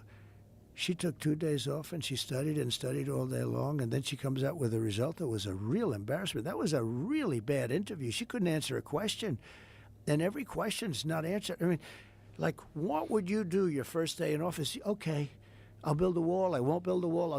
There's 100 things you can say. Just say anything, right? There's something off with her. Well, I also think, Joe, we're dealing with the smartest people. They hate when I say, when I call President Xi, they said, he called President Xi brilliant. Well, he's a brilliant guy. He controls 1.4 billion people with an iron fist. I mean, he's a brilliant guy, whether you like it or not. And they go crazy. Right. It doesn't mean he's not evil, or it doesn't mean he's not of course not. dangerous. But actually, we have evil people in our country. Yes. If you have a smart president, he can deal with Russia. He can deal with all of it. Russia would have never gone into Ukraine if I were president. How would you have stopped it? Automatic. 2 things. I told him. I said, Vladimir, you're not going in. I used to talk to him all the time. You're not going in. I can't tell you what I told him because I think it would be inappropriate. But someday he'll tell you. But he would have never gone in. But you know why else he wouldn't have gone in? Oil prices at $40 a barrel wouldn't have allowed him, wouldn't have given him the money to prosecute that war, wouldn't have given him the money. I said it with I was with President Xi. I said it was almost the same conversation. With Vladimir, it was Moscow. With President Xi, it was Beijing. It was almost the exact same conversation. I said, don't do it. He would have never done it. The day I left, they flew 28 bombers over the middle of Taiwan. 28 bombers. And it's the apple of his eye, and the same thing with Russia. It's the apple. Ukraine is the apple of his eye. I used to talk to him. I had a very good relationship with him. He wouldn't have done it. He would have never done it. But he also wouldn't have done it because of the, one of the reasons that what happened is, number one, he doesn't respect Biden at all, not even a little bit. And who the hell would? But he doesn't respect him. But when he saw what happened in Afghanistan, how horribly that was handled, number one, you take the soldiers out last, not first. Okay, that was their big mistake. And we had that thing charted out, and they weren't obeying us. They weren't. Abdul is the head of the Taliban. Boom, boom. He had to do all these things. Some he didn't do. I said, nope, you're not doing. You got to do them all. This guy he immediately took he left the equipment behind. 13 soldiers dead, but he took everybody out. He took his soldiers out before. A child would know. That's where Milley was so stupid. He was such a stupid guy, Milley. Okay, those generals should have all been fired. The people that were involved with Afghanistan should have all been fired. Then they'd be writing books about him, how stupid he was and bad he was. But you take your soldiers out last. I had a big rally, and I saw a child in the front row about a year and a half ago, and I called the child up. I said, do you mind if I borrow your child? Oh, yes, please. And they came up, kids 5 years. I gave them quick details, I said, we want to get out of this place, and we have this, and we have this, and we have the equipment. I gave them a little thing. I said, do you take your soldiers out first or last after everything's done? You take them out last, sir. A child would know that. We took our soldiers out first. What was your plan? And we left Bagram. Well, not only that, we left billions of dollars worth of equipment and military vehicles that they use for parades now. The best equipment, to embarrass us, the best equipment in the world. The Taliban parade where they've got tanks rolling down the streets and Blackhawks flying is the craziest thing I've ever seen. The fact that we left all that stuff there. The best equipment in the world behind. What would you have done differently? Well, number one, we would have taken it out. Just so you go back a little bit further, I had a couple of conversations with Abdul. And from the time I had those conversations, because they were shooting our soldiers, with the sniper stuff, they were shooting a lot of them. They were shooting a lot with Obama, much less with me, but they were shooting them. And I said, get this guy on the phone. The press went nuts when they heard this. I had a great conversation with him. It was a tough conversation. 18 months later, there wasn't one soldier that was ever shot at. And even Biden admitted it in a moment of stupidity because he shouldn't admit it. His people went nuts. He said, yeah, well, I will admit, no soldier. We didn't have a soldier killed in 18 months in Afghanistan. Not one soldier was killed because he understood what was going to happen if that happened. I didn't have one soldier. Then when I left, after having gotten more votes than any sitting president in the history of the country and much more votes than he got in 2016, when I left, they started shooting our soldiers. But more importantly, what they did is they did that whole thing with, leaving. He shouldn't have left, number one, should have left from Bagram, because Bagram's this massive base. It's got tremendous acreage around it, tremendous. It's a very big, it was built many years ago. And part of the reason you wouldn't have taken that is because it goes to China. 1 hour from where China makes its nuclear missiles, you should have never left Bagram. Number one, they should have left from Bagram. They should have left last. They should have got, we have Americans that are still there. They should have taken all their equipment out. Everything, every plane, every screw should have been taken out, every tent. And I said that's when I realized that Milley was a dummy. I said, we're leaving, but I want to get everything out. Sir, it's cheaper to leave it. I said, what do you mean cheaper to leave it? Yeah, he said it's cheaper to leave it. That was cheaper. Cheaper. He said it's cheaper. Sir. Not more dangerous. He just said cheaper. I said, I want every plane. I want every tank. I want the goggles. They have night goggles. They have all this stuff that these guys now have. He said, sir, it's cheaper to get out and leave it.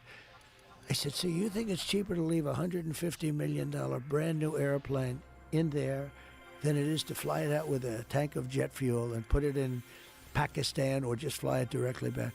It's cheaper to leave.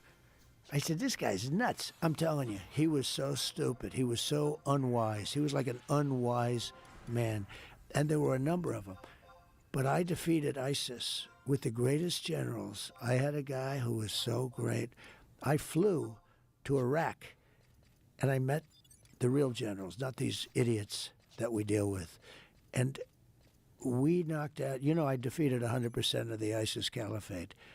They said it would take 5 years. I did it in a matter of literally a few weeks. And we hit them hard. And he said, sir, we're going to hit him here. We're going to hit him there. We're going to hit him here, there. And I said, this guy's great. I like this guy. I was told it would take 5 years. That's why I went. I said, how could it take 5 years? We have brand new fighters. We have the best planes, the best weapons, the best guns, the best bombs. How could it possibly take that long? And I flew and left at 3 o'clock in the morning. Nobody knew I was going. I got on Air Force One and we started flying. And when we reached about half an hour away from Iraq, that was where the airport was, big airport, about a half an hour away, they said, sir, I'm sorry, you'll have to turn off all your lights. Why? We're getting close to our site, our land. I said, you mean we spent $8 trillion and we can't leave the lights? So think of this, 20 years, $8 trillion and we can't leave the lights on in a plane. I said, that's okay, turn the lights on. I'm not going to fight them. That's one Well, thing. this is because it's too dangerous? Yeah, too dangerous because they see the light up in the They'll air shoot and at they'll it. shoot at it, So I said, turn the lights off. Then they said, sir, we're going to also pull your shades if that's okay. I said, that's okay. The plane was pitch black, all the lights outside, the blinking, they go up the blinking reds, they were all turned off. And I like to sit with pilots a lot of times, and these guys are specimens. I always say they're better looking than Tom Cruise, okay? And they're even taller, like perfect specimens. These guys, like for a fighter, you have some guys that are perfect specimens. These guys, and they pick the best pilots in the Air Force, United States Air Force, to fly Air Force One. And I get up there, and I'm sitting, and I'm feeling my way up. It's up high because 747, so you go through the stairs. But I sort of knew my way up. There wasn't a light in the plane. I'm saying, can you imagine? We spent trillions of dollars, and we're trying to fly in blind. But I got into the plane. The cockpit is dark black, little tiny light. You could see the pilot. A perfect-looking human being. His co-pilot, everybody was perfect. They were all like movie stars. It's like I could have cast a movie with these guys and nobody would believe it because they were too good-looking. So I said, how are we doing, Captain? Sir, we'll be landing in 10 minutes. And I look outside. There's not a light. And I'm saying, I've landed a lot of planes. And you see like little lights at least. There's nothing. It's just pure desert. And I said, okay, Captain, good, but I'm looking. Now you've been in many planes where it has the computer sign saying 1,000 feet, goes 1,900, 800. It's a computer voice, but it's an incredible voice. 700. I say, Captain, are we okay? Are we okay, Captain? There's no lights. And I'm looking, normally when you land a plane, because I sit with pilots a lot, I think it's great. I think it's a great profession, everything. It's incredible. They're incredible. These machines are incredible.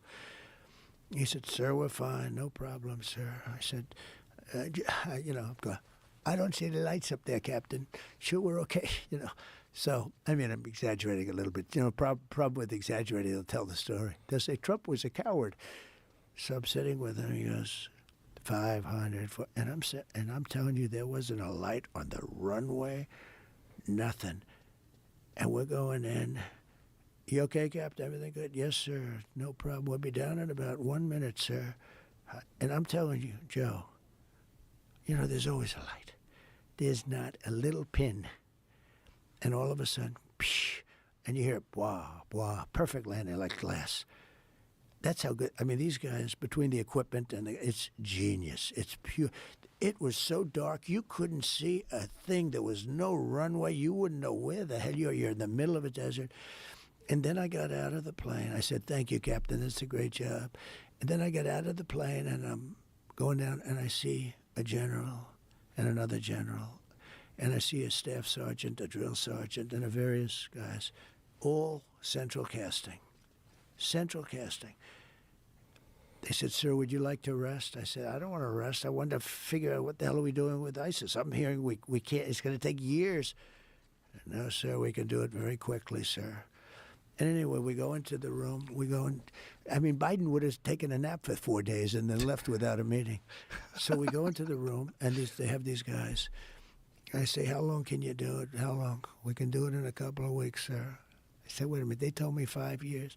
We can do it in, I don't know, he gave me a number, like in no time. I said, why haven't you done it? Because the orders came in from Washington, sir, and they would come here and tell us what to do. Don't you challenge us? We're not allowed to do that, sir. That's not the military way. They tell us what to do, and we have to respect them.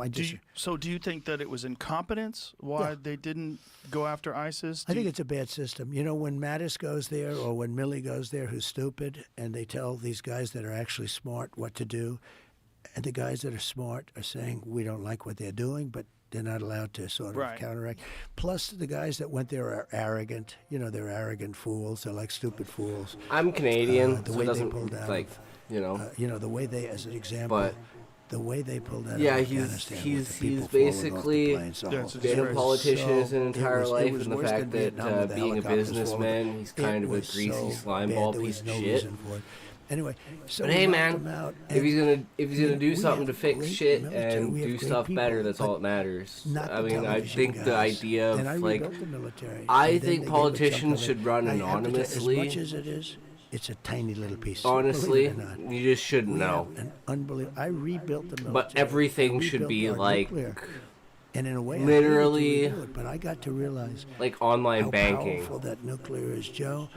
You know, like we need online voting. Israel that's what we fucking need. But forget, one bomb could take everywhere, out the entire 100%. East Coast. Like, so what do you trust more? I watch these poor fools talking about who can manipulate, who knows about your vote or knows about your money. You're gonna tell people who you're gonna vote for. You don't tell people how much money's in your bank account.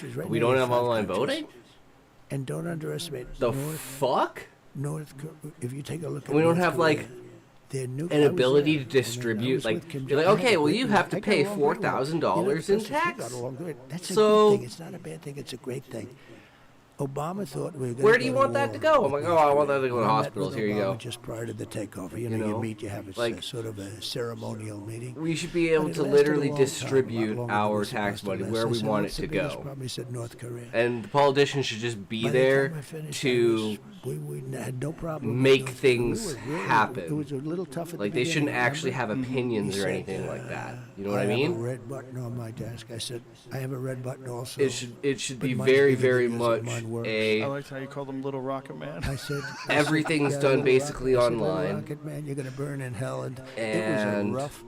Yeah. Oh, so there is a paper version of it, of course, right? Same kind of system for any kind of bureaucracy. Always got to have the backups and everything. But it's like the amount of shit that could go wrong versus shit that it'll fix is so fucking blatantly stupid. They wouldn't meet Obama. Like, he tried to everyone puts all their money towards teachers, and now teachers make like $400,000 a year, and now everyone wants to be a fucking badass teacher, and all of a sudden we fix the education system. Boom. I said, do you do anything? I got to know very well. And no one spends any money on it, like the military. Oh, no one will spend money in the military? Well, shit, then people will find out what happens when we don't have a fucking military and we get invaded, and then, you know, like, I think it's kind of stupid in the fact of we're leaving it to these stupid people, but we could be leaving it to the stupid public, and I'd rather leave it to the stupid public, because at least, like, next time they'll learn better, you know? I got to know him very well. But we had no problem. I think all politics is a fucking joke. I think if you lie once, if you lie about anything, if you lie about what you had for breakfast, you're instantly no longer able to ever do politics ever. So from the moment you enter politics, if it's ever found out you lie about anything, we have an enemy from within. We have people that are really bad people. Are no longer allowed in the political sphere. This country unsuccessful. No matter what. So it's like what you say actually fucking matters. And you're held accountable to what you say. As if you're, like, under oath in court. We had 13,099 murderers. But dropped in our country over it'll the never last happen 3 years. Because the politicians control 15,000 shit. rapists. But that's pretty much my take on it. He's a slime ball, but and so's everybody else. I mean, I'm from Canada. Fucking Trudeau. I voted for him because he was legalizing weed. Now look where the fuck we are. It's fucking bullshit. Major criminals. tougher and worse than anybody we have. These Well, and are we're seeing the consequences of it in San Antonio. They've taken over all apartment over. buildings. In Aurora, Colorado, they've taken That's over right. apartment buildings. These Venezuelan gangs. just the beginning. What do you think the strategy is? You know, one of the things that they've said is that you stopped a bill from being passed. But didn't that bill also include amnesty for the people that are already here? Joe, this is years after the fact. The damage was already done. But what was the bill? Well, And the bill what was was the nothing. problems It with the allowed bill? 2 million people in. They were going to get amnesty. It was a horrible bill. It didn't protect us at all. But we should just tell people what the strategy is. So one of the things Well, that's I'll been tell you very what their strategy was. One of the things that's been very clear is that they've moved a large percentage of these migrants that are coming across the border illegally. They've moved them to swing states. Like this is what's going on with Springfield, Ohio, right? They're in swing states. Well, that's not a swing state. I'm going to win Ohio by a lot. So that's not a swing. But it's called Springfield, Ohio, to be exact. And Yeah. Springfield, Ohio is this very nice community of 52,000 people that just had 30. They're eating the cats and dogs, guys. They're eating the cats and dogs. Language You know what's a dropped good thing into to their pull up? Let's see if community. there's any on here. You can't get into a hospital. You can't get into a school. It's Where is gone it? from a beautiful little place to a horror show. Well, I don't have it on this PC. And the mayor is a nice guy. And the mayor says, we're looking for interpreters. I said, no, you've got to remove them and bring them back to their country. Mostly Haitians in this case. But they speak no language. They speak no English, man. In fact, even the language they do speak, they can't get interpreters, they can't do anything. And the mayor's trying to be politically correct. They're all trying to be. In Aurora, Colorado, you have the there's worst- no, probably like, the there's worst a gang. bunch of MST AI might even generated be, those two are the fucking worst gangs. These are Trumps and Venezuelan cats gangs. and shit like They have that. taken over On Aslan's, apartment complexes, Reddit. and they're going to want to take over the whole thing. And you have a weak governor, pathetic governor, who's a radical left Democrat. He doesn't know what the hell to do. But you have it in many other communities, but they don't like to talk about it because it's bad for the community to talk about it. These people have been let in here by this imbecile. And I mean it, she's a low IQ person. Low IQ. Right, but it's obviously not just her. There's a strategy that's involved in letting these she people was in in. charge of the border. Well, she's in charge of the border, but they utilize that app. The app that used to be sure. used. It used to be used, I think, essentially, wasn't it for shipping? The gangs. They have taken Why over are you smoking? apartment complexes, and they're going to want to take over the So whole Brother thing. Midas is And now you have a following weak governor, less than pathetic greater governor, than, greater than greater than who's a less than radical less left than greater than Democrat. less than He less doesn't than know what greater the than hell to dancing do. Kirby. But you have it in many other communities. Welcome, but they don't welcome like to to the talk stream. about it Thank because you very it's much bad for the the follow. community to talk about I'm it. just listening to some These Joe people Rogan and have some been Trump. let in here Well, I eat. by this imbecile. Oh, Scamp. And I Nice. mean, Labyrinth she's a on low Zozo. Let's IQ go. person. I forgot Low about IQ. Blue. It's obviously not We could just hit her. 63 There's here, there's boys. a strategy that's And we involved could be in able to letting use these club. people She's in in. charge of the border. This Well, shit's she's gonna in be charge of the border, intense. but they also I'm just gonna finish eating. they utilize that app. But The thank you app for that the used to be follow. used- Welcome It used to the to be stream. used, I think, essentially, wasn't it for shipping? Wasn't it when people were in this country? It was used for shipping, and now it's used to deal with the cartels. The cartel, heads of the cartel, rich people, by the way, these are loaded. These people have so much money. They would call up, think of this, they call up the app, and the app tells them where they should take their load of illegal migrants from the Congo. You know, we have a lot from the Congo, prisons in the Congo. I made a little bit of a sarcastic joke. A man named Dana White, who you love, who I love. I assume you love him. Love that dude. I think he's in a class by him. He's probably the reason why you're here. I don't know, maybe. He's one of the big ones. He is the greatest guy. I love You know, him I to always say nobody's indispensable. You know, everybody can be replaced. Maybe you can't be. You might not be. But Dana White, truly, I don't think, you know, the things he sold it for $4 billion. I said, what the hell? Who the hell is going to pay $4 billion? And they made like a great deal. I mean, it's worth a because lot of more him. than that now. Take him Yeah. out. I think it's a whole different. No, ballgame, he's but the best and fight he's promoter also of the all time. greatest guy. He spoke at the whole thing with, you know, I had just been shot, and he got up and he spoke so better than anybody. I mean, who would be better to introduce you? I asked of all the people, and I know the biggest people in the world, and they all would have loved to have done it. I said, Dana, would you do it? You know, it was interesting. He was away. And he said to the people one of my guys called, said, I won't be able to do it. I just left with my wife and family. I won't. I said, he said, no, yeah. I was a little surprised, even though I knew he was very far away. He was in some place, and he deserved it with his family, the whole thing. And then I said, all right, and so we're looking who we're going to get. And all of a sudden she comes in, Sir Dana White just said he's going to do it, and he's coming back in tonight. He's taking it. The guy is just an incredible guy, and he's like a tough champion, but loyal. Yeah, he's got to be one of your favorite people. He's one of my favorite I love him people. to death. I've been friends with him for 23 years. I love him. So would you have, because what you're doing here is incredible. I mean, everybody tells me. All I know is today I'm going, you're on Joe Rogan today. People are telling me, I say, how the hell do you know that? But it's sort of, what you've done here is amazing. Where would you be if you didn't do the UFC stuff? Would you have this show, do you think? Yeah, I would still be doing it for sure. Yeah. Would it be at the same? Would it be at the same level? I don't know. But you would have. It's hard to know. I think one of the things that works for this show, I guess, is that I'm involved in so many different things. Stand-up comedy, UFC, and all the interests that I have that lead to the podcast. Will you always want to do First of all, you love UFC. I love it. Yeah. You love the fights. I mean, I watch you. You are loving it. They could pay you nothing. It'd be very. They didn't pay me anything for the first 13 shows. I did it for free because they were hemorrhaging money. And I became friends with Dana, and my position was, you're going to give me the best seat in the house. I get to sit cage side for the fights. I'll do it, and I wanted to help. I was like, I think these are the guys that we had always hoped for. Well, in the early days of the sport, I started working for the company in 1997. I was before the UFC was purchased by Zuffa, which Dana worked for. Wow. So I was a part of the previous owners. And I only did it for a couple of years. It was just too much, and I was losing money. And it was banned from cable because of Budweiser and John McCain, and you could only get it on DirecTV. And then I came along, and I gave him the sites. You did, and he loves you for that. And he never forgot it. He loves you for that. He talks about it all the time. Just to interrupt you for one second. So they couldn't get a site because it was too dangerous, and everybody was against it, and they couldn't get licensed. And I gave him the first 2 or 3 sites. Yep. And they were great. And by the way, I went to the first fight. I said, I never saw anything like this. It was crazy. It was so good. Take the best fight you've ever seen. It was like that fight, right? It was so good that I gave it to him again, and all of a sudden it caught on. But when I wasn't in vogue, I've had time. You probably never had a time, but I had times when I wasn't exactly in vogue. Dana, they called him. He said, he's the greatest guy. There's nobody like him.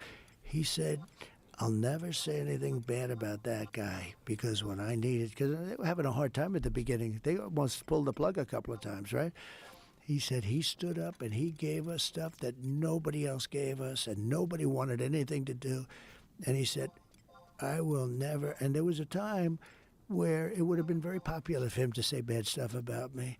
He said the greatest stuff about me. He said, you're going to try and get me to say bad stuff about Trump? I'm never doing it. No, so he's a very unusual loyal guy. Yeah, very unusual guy. He's a fantastic guy. A perfect guy to be at the helm of something so controversial as the UFC. Less controversial now. Well, now it's huge. Yeah. Well, this was always the thing that I would hope that it would be. I always knew that it was unbelievably entertaining, but I just didn't know if maybe I was crazy. Maybe I loved it because I've had this long history of being involved in martial arts, and maybe like other people who just think it's too violent. But can boxing make it?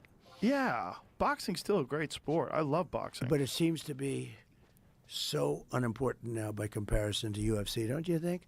I think, Dana is working with the Kingdom of Saudi Arabia. They're going to start promoting boxing now. And with Dana at the helm of it, I think boxing could return because the thing is they want to make fights that other people, maybe, promoters don't want to make because they want to protect their fighter. Controversial fights where, it's dangerous. Like, you don't know, this guy could lose. And so the Saudis, they're smart. They just offer a tremendous amount of money, and they're putting together fights that no one else can put together. They're doing that in boxing. If Dana's involved, he'll probably make it good. The amazing thing, though, in fighting, no UFC fighter, they say, has ever died. And it looks to me much more violent than boxing. Many boxers have died. Isn't it interesting? And Dana tells me because they take so many shots to the face. Yes, and there's also no other options to preserve yourself, to protect yourself. So if you get hit in a UFC fight, you can clinch. You can try to take the fight to the ground. You get options. Also, you don't get allowed to get knocked down and then get back up. When you get knocked down, you're concussed. And generally, if a guy's really hurt, they can be finished on the ground and the fight's over. If it's boxing, you have 10 seconds to get up. You get up. Your head kind of clears, but you're still in real bad trouble, and then you can kind of run away and survive until the bell rings. Yeah. They're only 3-minute rounds, and then you start again. So you're getting repeated punishment to the head. Yeah. And then there's also the issue of guys weight cutting, which is a problem with the UFC as well. But weight cutting in boxing has led to, if you look at deaths in boxing, there's very few of them in the heavyweight division. Most of the deaths in boxing are the lighter divisions because when guys dehydrate themselves to lose weight, to make weight, their brain is the last thing that gets rehydrated. Like, it's very difficult to completely hydrate your brain quickly. And you only have 24 hours between the weigh-in and the fight. And it used to be the weigh-ins were the day of the fight. Like when Boom Boom Mancini had a fight with Duk Kim and killed him in the ring, which is one of the last ones on television that we've seen. That's right. That was a crazy event for people and heartbreaking, and it led to a bunch of different changes. And one of them is day before weigh-ins to allow people to rehydrate better, and the other one is they dropped it from 15 rounds down to 12. Which, look, they should do that. I'm not the fighter, but those 15-round fights were unbelievable. They were unbelievable. They were unbelievable. Yeah, you go back to the golden age. Yeah, in terms of entertainment. Oh, yeah. Those were the championship rounds. Those were the greatest fights Those ever. Last 3 rounds were crazy. That was brutal. I mean, it's such a war of attrition. A lot of people think even like a 5-round UFC fight. The UFC is 5-minute rounds. It's so much energy you're burning out. And those last couple of rounds, those 5-round fights, the 4th and the 5th round, unbelievably brutal. Who's the greatest UFC fighter? Are you allowed to say, in your opinion? It's tough for you to say because you do this, but who do you think is the greatest of the fighters? There's a lot of arguments for who's the greatest of all time. John Jones, most people would say is the greatest of all time, never lost. There's certainly a really good argument for that. There's another argument for Georges St. Pierre. I always leave in B.J. Penn in his prime, Anderson Silva in his prime. Mighty Mouse. People forget about Mighty Mouse because, unfortunately, he's a smaller guy. He's 125 pounds, flyweight champion. He's one of the greatest expressions of mixed martial arts I've ever seen. I think to this day. And Khabib? What about Khabib's fantastic. But if you looked at accomplishments in terms of championship fights, Khabib retired 29-0, but he didn't have as many world championship probably never lost fights. a round. They say he might have lost to Gleison Tebow. He might have lost to him. A round. He might have lost a round. And that was a controversial fight where people think that Gleison Tebow could have even got the decision in that fight. I'd have to go back and watch it again to make a decision. But they're great athletes. The best athletes in the world. And the most dangerous sport in terms of I always call it high-level problem solving with dire physical consequences. Yeah, it's just brutal. That's what fighting is. I'll never forget. So there was a fighter named James Toney. Oh, yeah, I love James Toney. He fought as a very light fighter, and he ended up as a heavyweight. I mean, this guy went through everything. He was almost like a lightweight. He went from middleweight all the way up to heavyweight. Yeah, and beat Evander Holyfield as a heavyweight. And he was a real fighter. Oh, yeah. So James Toney, and I think it was, George St. Pierre? St. Pierre. I think it was him. Who did he fight? James Toney. No, James Toney didn't fight George St. Pierre. He fought a UFC fighter. Yeah, Randy Couture fought James Toney. Was it? But Randy that was like Couture, an easy maybe? fight. That was a very easy fight. Randy Couture just took him down and strangled him. It was the most, and he's half the size, and he just. Once he got to the ankles, in fact, the announcer said, "It's over." Yeah, and he put him to picked him, sleep. took him down, mounted him, strangled him. It was and pretty James quick. said he was, but he was talking big because he was much bigger. He was a pretty big guy. James just wanted to make some money in that You think fight. so? Yeah. But I never forgot it. I don't think he knew what he was doing. over very quickly, and he was lying, sleeping on the mat, and he was talking. He was doing the Muhammad Ali stuff, but it didn't work out. But I remember he sold the fight. Yeah, that was Couture probably. Yeah, wasn't it was Couture. George never fought a boxer in an MMA fight. If he did, he would kill them. Was he one of the greatest? Yes, unquestionably. That's the argument. There's like a handful of guys you can make the argument is the greatest of all time. People forget about Anderson Silva. In his prime, he was unstoppable. But that's Anderson the thing is, Silva. and then there's Fedor Emelianenko who fought in Pride. In his prime, he was unstoppable. There's this. And you have a couple now that are pretty good. Oh, we've got so many now. Alex Pereira. Correct. There's an argument that he's the top pound-for-pound fighter in the world right now. He's looking very good. Yeah. He's unbelievable. But it's like fighters can only compete at that level for so many years. And so in my opinion, you have to judge them at their very peak. You can't judge them when they're hanging on and still fighting. You can't judge them when they're coming up. You got to judge them in that championship peak. And that championship peak, there's a handful of guys that you would consider at the very top. If they stopped a little bit sooner, yeah, some of them would have had, I mean, there are a couple of that you just mentioned without mentioning names. If they stopped, they had the perfect, they were unbelievable. And then at a certain age, they start getting knocked out, right? Yes, it's unfortunate, but the thing is that same belief in themselves that lets them become a champion makes them think that they can do it long past the time that they actually can. Well, Anderson Silva was essentially unbeatable. And then he lost a close one. Then all of a sudden he had, he got knocked out. He got knocked out by Chris Weidman. Right. He was kind of clowning in that fight famously, and Chris Weidman had a vicious left hook, knocked him out. And then they fought a second time, and he broke his leg on Chris Weidman. Right, that's right. And after that fight, he was kind of never the same because that leg break injury, which Conor McGregor had, there's quite a few fighters. That was a bad one. Weidman actually wound up having the same injury, ironically. There's only been like you're never the same because you can't never kick. The same. Well, you can. Weidman is still kicking with that leg. You can, but psychologically, when you throw a kick and your leg snaps in half and you're in agony for a year, right? You have to get surgery. You have to get bolts and plates to keep your leg together, and then it takes forever for it to heal.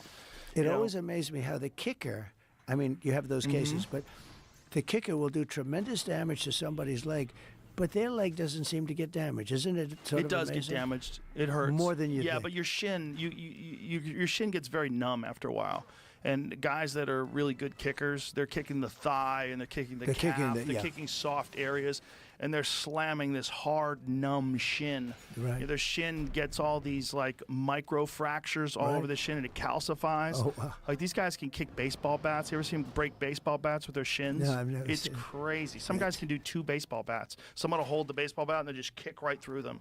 But 'Cause their see, I shins watch almost your get numb. enthusiasm now, right? Yeah. And it's like, that's why you're good at what. That's why nobody does this better. Without the enthusiasm, forget it. Well, it has to be authentic. Like that. I mean, the only reason why I do MMA commentary is because I'm very interested in it for real. I don't have to manufacture it. I'm very interested. So I think you love that's going what, in there after the fight, and they're sweating all over you. They're slopping all over you. You're They beautiful. bleed on me. They're bleeding. Sometimes their noses Does that bother bleed, you a splayed little all- bit? Yeah, No, like no. 2 weeks ago with the guy I never saw. Khalil Roundtree. Yeah. More stuff came out of his nose. Yes, it was pretty Right. nasty, but no, I'm very used to it.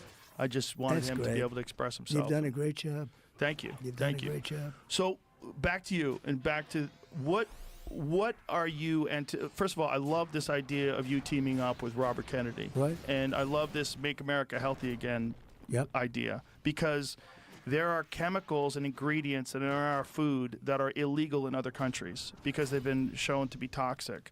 There's pesticides and herbicides, and there's a lot of shit that's been sprayed on our food that really is unnecessary. And there's a lot of health consequences that people are suffering from a lot of these things. I And brought this chart for you. beautiful. Because I had a feeling you'd be asking me. Thank Look you. at this chart.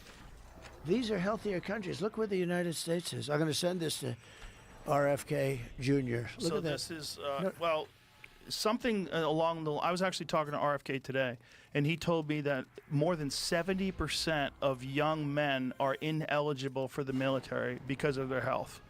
I could see it. That's a lot crazy. Of a lot of it's So obesity. here's the life expectancy versus That's it. health expenditure. Same chart.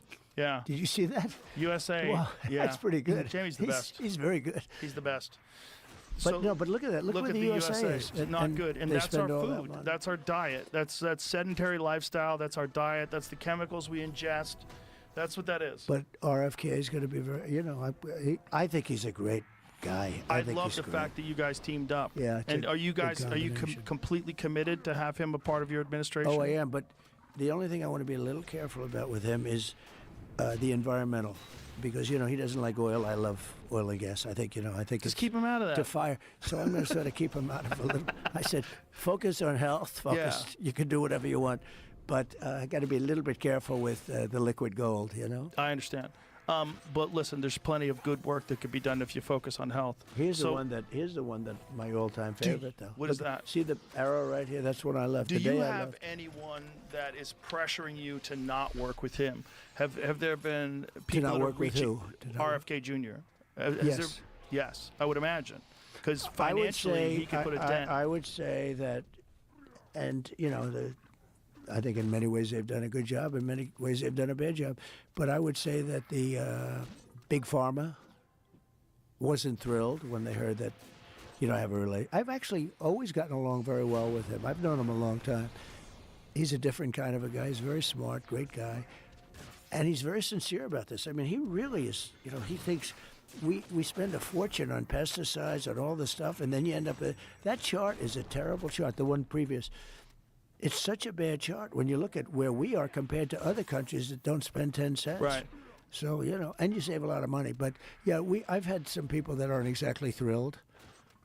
You can imagine, right? Sure. It's a good question, actually. Well, certainly if there it doesn't affect me. Some pharmaceutical drugs that have been prescribed that have negative consequences that these people have been profiting off of, and then you have a guy like RFK Jr. who spends an enormous amount of time highlighting those things. You could say how they've been very reluctant to have you support him.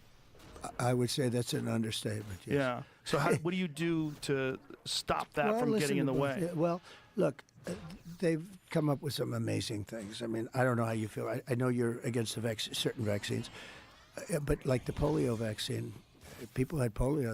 It was like a disaster, and they came up. Dr. Salk, and he came up with a vaccine, and there's no polio. Now, very interesting. There hasn't been polio, but now in the Gaza Strip, can you believe that? Have you heard that? There's been a big strain of polio coming out in the Gaza Strip. Is it vaccine-derived polio? Because there's a strain of polio that comes directly from the vaccine. Because unfortunately, sometimes when you vaccinate people for polio, you actually give them polio. I haven't heard that. Yeah. Yeah. I mean, all I can do is I sit down and I listen to him, and I'll give it a total.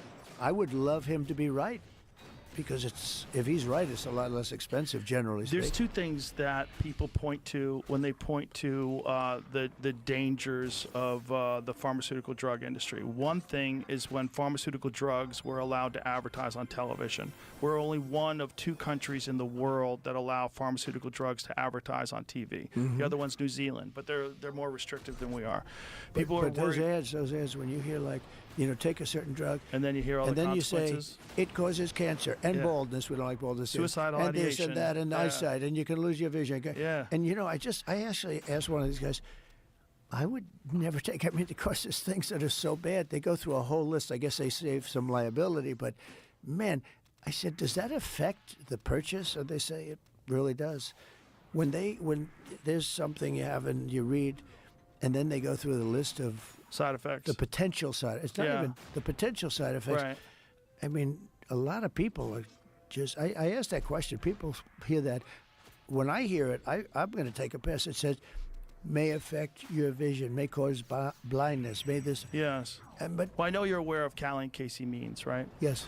Well, one of the things that they pointed out, and this is a very important thing for people to understand, is what a lot of these drugs do is they act to somehow or another mitigate the effects of poor metabolic health. Uh-huh. But most of these problems that these people are suffering from wouldn't exist if we put an emphasis on metabolic health. If people got healthier, they started eating nutritious food and taking vitamins, a whole host of these problems that people are having would go away. And the problem with that from the pharmaceutical drug standpoint is they wouldn't be able to sell drugs to these people. And this is a fear that a lot of people have. And the pesticides and things like that on the plants. And what do you think of that? It's terrible. Well, I think regenerative agriculture, unfortunately, is very difficult to scale to a point where you got a jack-in-the-box on every corner. Right, that's right. If everybody wants food, and we have food deserts, and we have places like Los Angeles where no one's growing anything, and everything has to be shipped in, it's very difficult to feed that many people. We've created this incredible society where we have these enormous cities, but it's very difficult to get food to these people. And then for a lot of these people in low-income areas, the only food that's available is cheap, unhealthy food. That's right. And we could fix that. That's if we could send $175 billion to Ukraine, we could do something to fix a lot of the health problems that the United States has. And I think it would help us as a nation overall. If you just put it out there that, hey, as a nation, we're going to make a concerted effort to get people healthier. Just put it out there, and people start making better choices. Well, when you look at that chart, it's crazy. They just gave me that chart because they said you may want to discuss this topic, which I know is a big topic for you. And when I looked at that chart and I looked at how unhealthy we are as a nation, that's a pretty big thing. How are you so healthy? Is it golf? No, it's genetics, I believe. You know, I'm a big Genetics believer. is a big factor. I really am. I mean, my father was. He was Unfortunately, it is a big factor for health. Some people are just way more robust. But you do Yeah. play golf a lot, and that is exercise. Both of my parents. For me, it's good. Fresh air, It really is. It's fresh. You're outside. Yeah. Even mentally, you're focused on that Right. 3-footer, and for a couple of hours, you're not. And I go quick. I play fast, real fast, and I'm in, I'm out. But you know, it gives me. I was never one that could like run on a treadmill. And I can do it. You know, when passing a physical, they ask me to run on a treadmill, and then they make it steeper and steeper and steeper. And the doctor said it was at Walter Reed. They said, "It's unbelievable." I could have gone. I'm telling you, I felt I could have gone all day, but I said, "Doc, I can do this all day long. I have no problem, but it's boring to me. Do you understand? Right. It's just boring." Golf's exciting. But I did it for Yeah. so long. They couldn't believe it that I did it. And I never did. You know, I don't do it. I don't really, you know, I have friends that run on this stuff all day long, but I had no problem doing it. But it's really boring. So with golf or something, you know, or tennis or whatever. Right. But golf, as you get older, there's something really good about it. And you have competition with your friends. Competition, And, you know, there's something- concentration, focus. And it's a great handicap sport. And it's also a thing, I think, it cleans your mind, because when you're looking at a shot, that's all you can think of when you're executing. It gives you a couple of hours. You know, it's interesting. Like with tennis, if you're much better than somebody, you can't really play with somebody. You know, it doesn't work. You can give them sort of the equivalent of strokes, right? But it's not the same. With golf, you can play with a lousy guy and give him a stroke a hole or 2 strokes a hole or something. You know, it's a good handicapping sport. Right. But it gives me a little exercise. But I haven't played in a long time. I won 32 club championships. Didn't you play right after you got shot? No. What I did is I played with Bryson DeChambeau. Do you know Bryson? Yes. The pro. Uh-huh. He's a great player. And we played, it was a certain thing that we played, I guess called breaking 50 or something. 50, we play from a certain tee, and if you can break 50. And it got tremendous ratings. It was sort of like a crazy thing. It got he's a great guy. But wasn't he's that like a couple of days after you got shot? I don't know. I know I haven't. That was one of the funniest I things. You were on may the golf have. course. I think I did, yeah, maybe I did. But you know, I view it very interestingly. I'm running for president of the United States. To me, it's such a big deal. It's so important. So Well, I've it's gone the now. biggest deal in the free world. It's 100 times bigger than the Super Bowl, and it's one person. Yeah. So you're down to 2 people, and we start off at 9 billion, because you have 9 billion, they say, in the world. Who knows what that number is? But you get down to 350 million. Sadly, we have no idea what we have in this country, but let's assume it's 325, 350. And you're down to 2 people. It's the biggest thing in the world. And when I heard she took off yesterday and she took off the day before and she's going to take off tomorrow or the next day, I haven't taken a day off in 56 days. That's a long time. I haven't taken one day off. I don't want to play golf. This is too exciting. Golf is great, but this is too exciting. This is more exciting than anything you can do. And the Also, thing it's is, the home stretch. it's the home stretch. Who would take a day off? So we have 11 days left now. And think of it. So I think I've gone 54, 55 days in a row. No days off. And I make speeches oftentimes, sometimes not, but I make speeches. And when you make a speech, and my speeches last a long time because of the weave, I weave stories into it. And if you just read a teleprompter, nobody's going to be very exciting. You got to weave it out. So but you always have to, as you say, you always have to get right back to it. Yeah. Otherwise, it's no good. But the weave is very, very important. Very few weavers around, but it's a big strain on your. It's a lot of work. It's a lot of work. You got to be careful with the voice. You can lose that voice. The voice wasn't designed. I said today, so I made a big one last night. I was in Las Vegas. A big one the night before in Arizona. Big one. I mean, they're all big.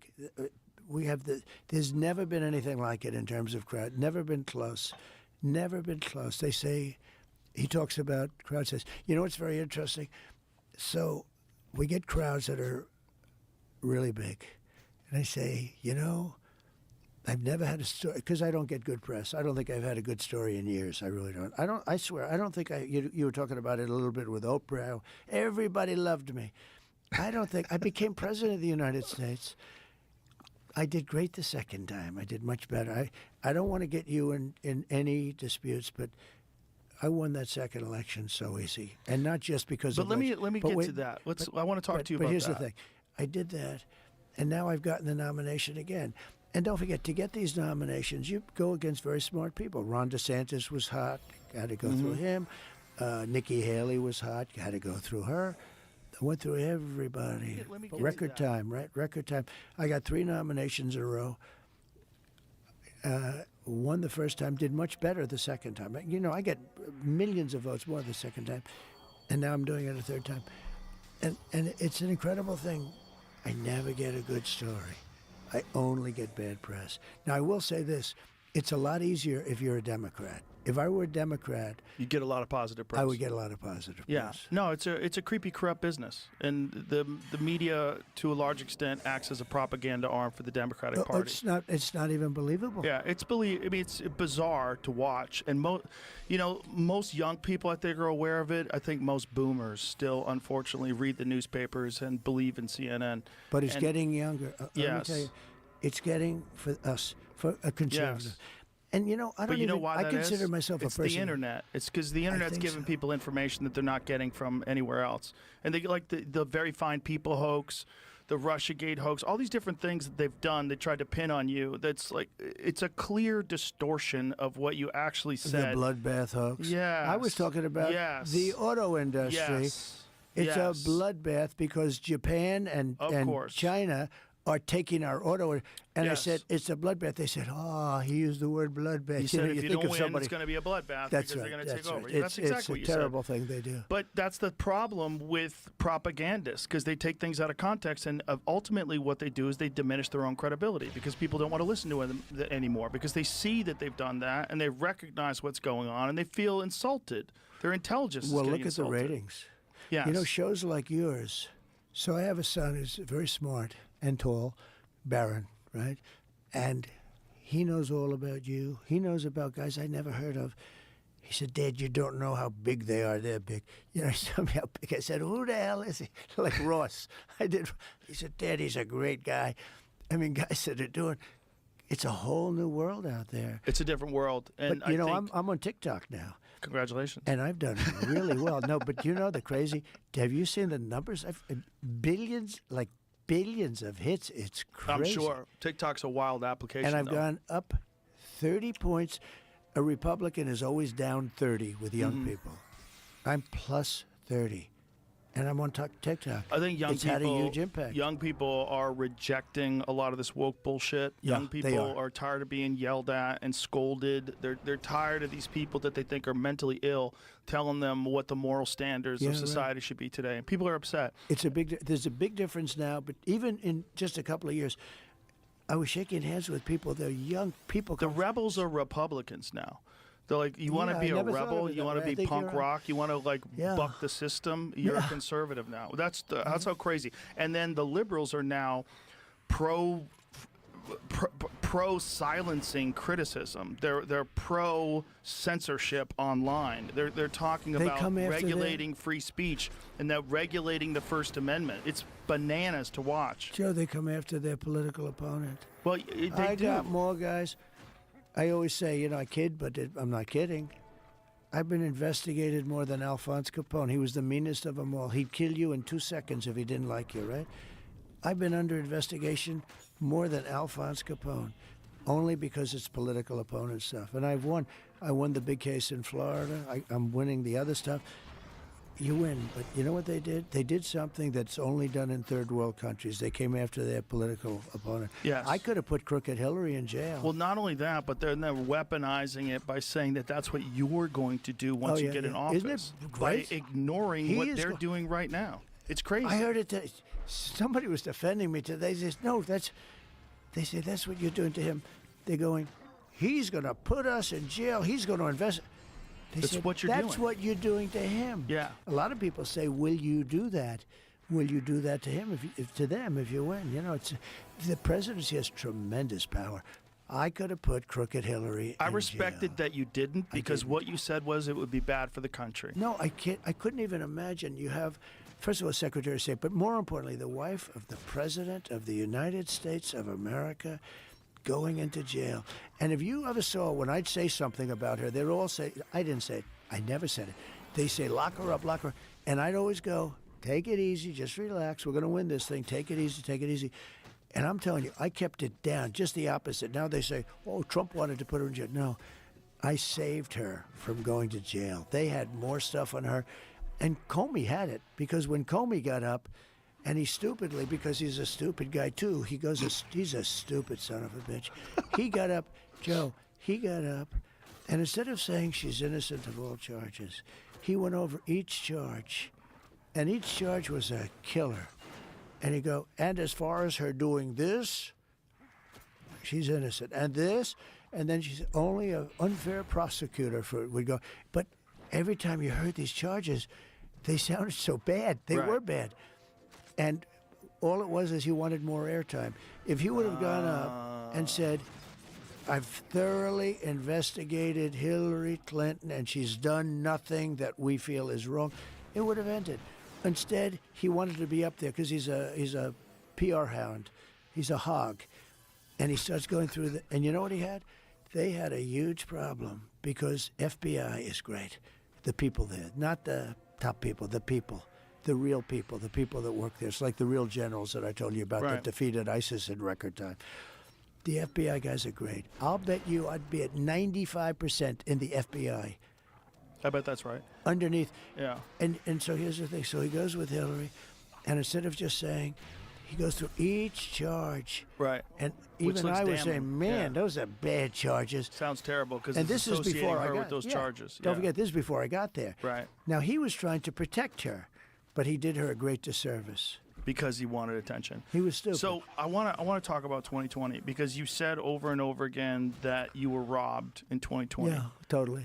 How do you think you were robbed? Everybody always cuts you off. I'm going to They allow. do. Well, they not only cut you off. Well, what I'd rather do is we'll do it another time, and I would bring in papers that you would not believe. So many different papers. That election was so crooked. It was the most crooked election. Okay, but give me some examples of how. Well, let's start Okay. from the top and the easy ones. Okay. They were supposed to get legislative approval to do the things they did, and they didn't get it. In many cases, they didn't get it. What things? Anything. When they Legislative made, approval like of- for extensions of the voting, for voting earlier, for this, Right. for all different things.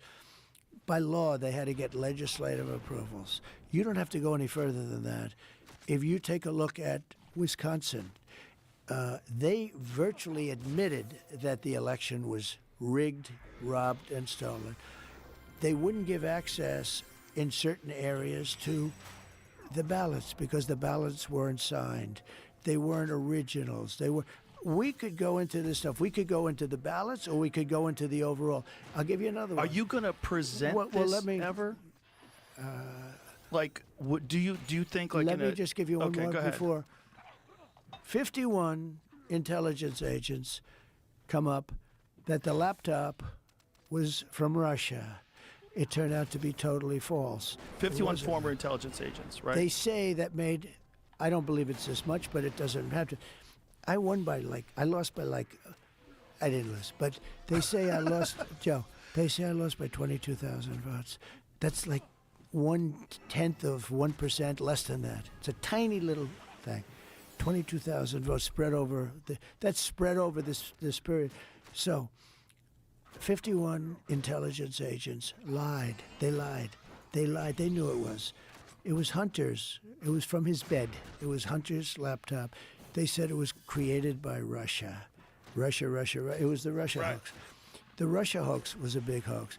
It was all a big hoax. So Well, that's they clear. get Mueller. That's one example, but that is a but good that's example. a big example.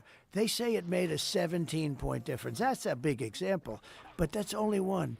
And you could go into the ballots where they wouldn't give you access to the ballots. You could go into the ballot harvesting. You could go into $500 million for the lock boxes. But just in terms of narrative, so there's two things, right? There's the Russia hoax. There's the collusion with Russia that was never proven, right? That's Well, one. no, it's proven it didn't happen. Right. Right, Yeah. but they talked about it on But it television. took two as and a if it half was years to prove. But not only that, but it was a constant narrative on television. So Sure. that's And- a and- constant and- narrative that gets into people's minds, especially low information people that just watch the news, Sure. that you're in collusion with Russia. So that's one. Sure. So that changes the narrative. And then you have the 51 former intelligence agents that work with the original Twitter and get them to remove links. You can't share it on DMs. You cannot share that story. They swept that story because they said it was Russian disinformation, even though they knew it was not. 100%. So that's two examples that are real examples. Now, anyone who considers himself a legitimate, objective observer of American politics, if you really want the best person to win, you would want people to not lie. And the only reason why they got away with this lie was because they continually labeled you as this horrible threat to democracy and Hitler. Yeah. They But- kept saying you're going to be a dictator, ignoring the fact that you weren't a dictator for the 4 Correct. years where you were The actually the opposite. president. I was actually the opposite of a dictator. I was a very straight guy. But look, those three things, you take those three things, each one of them by themselves causes the result to be different. Okay? It does. And then you can go into 100 other things. There's so many. We can't have corrupt elections, and we can't have open borders. You need to have a country. You need borders.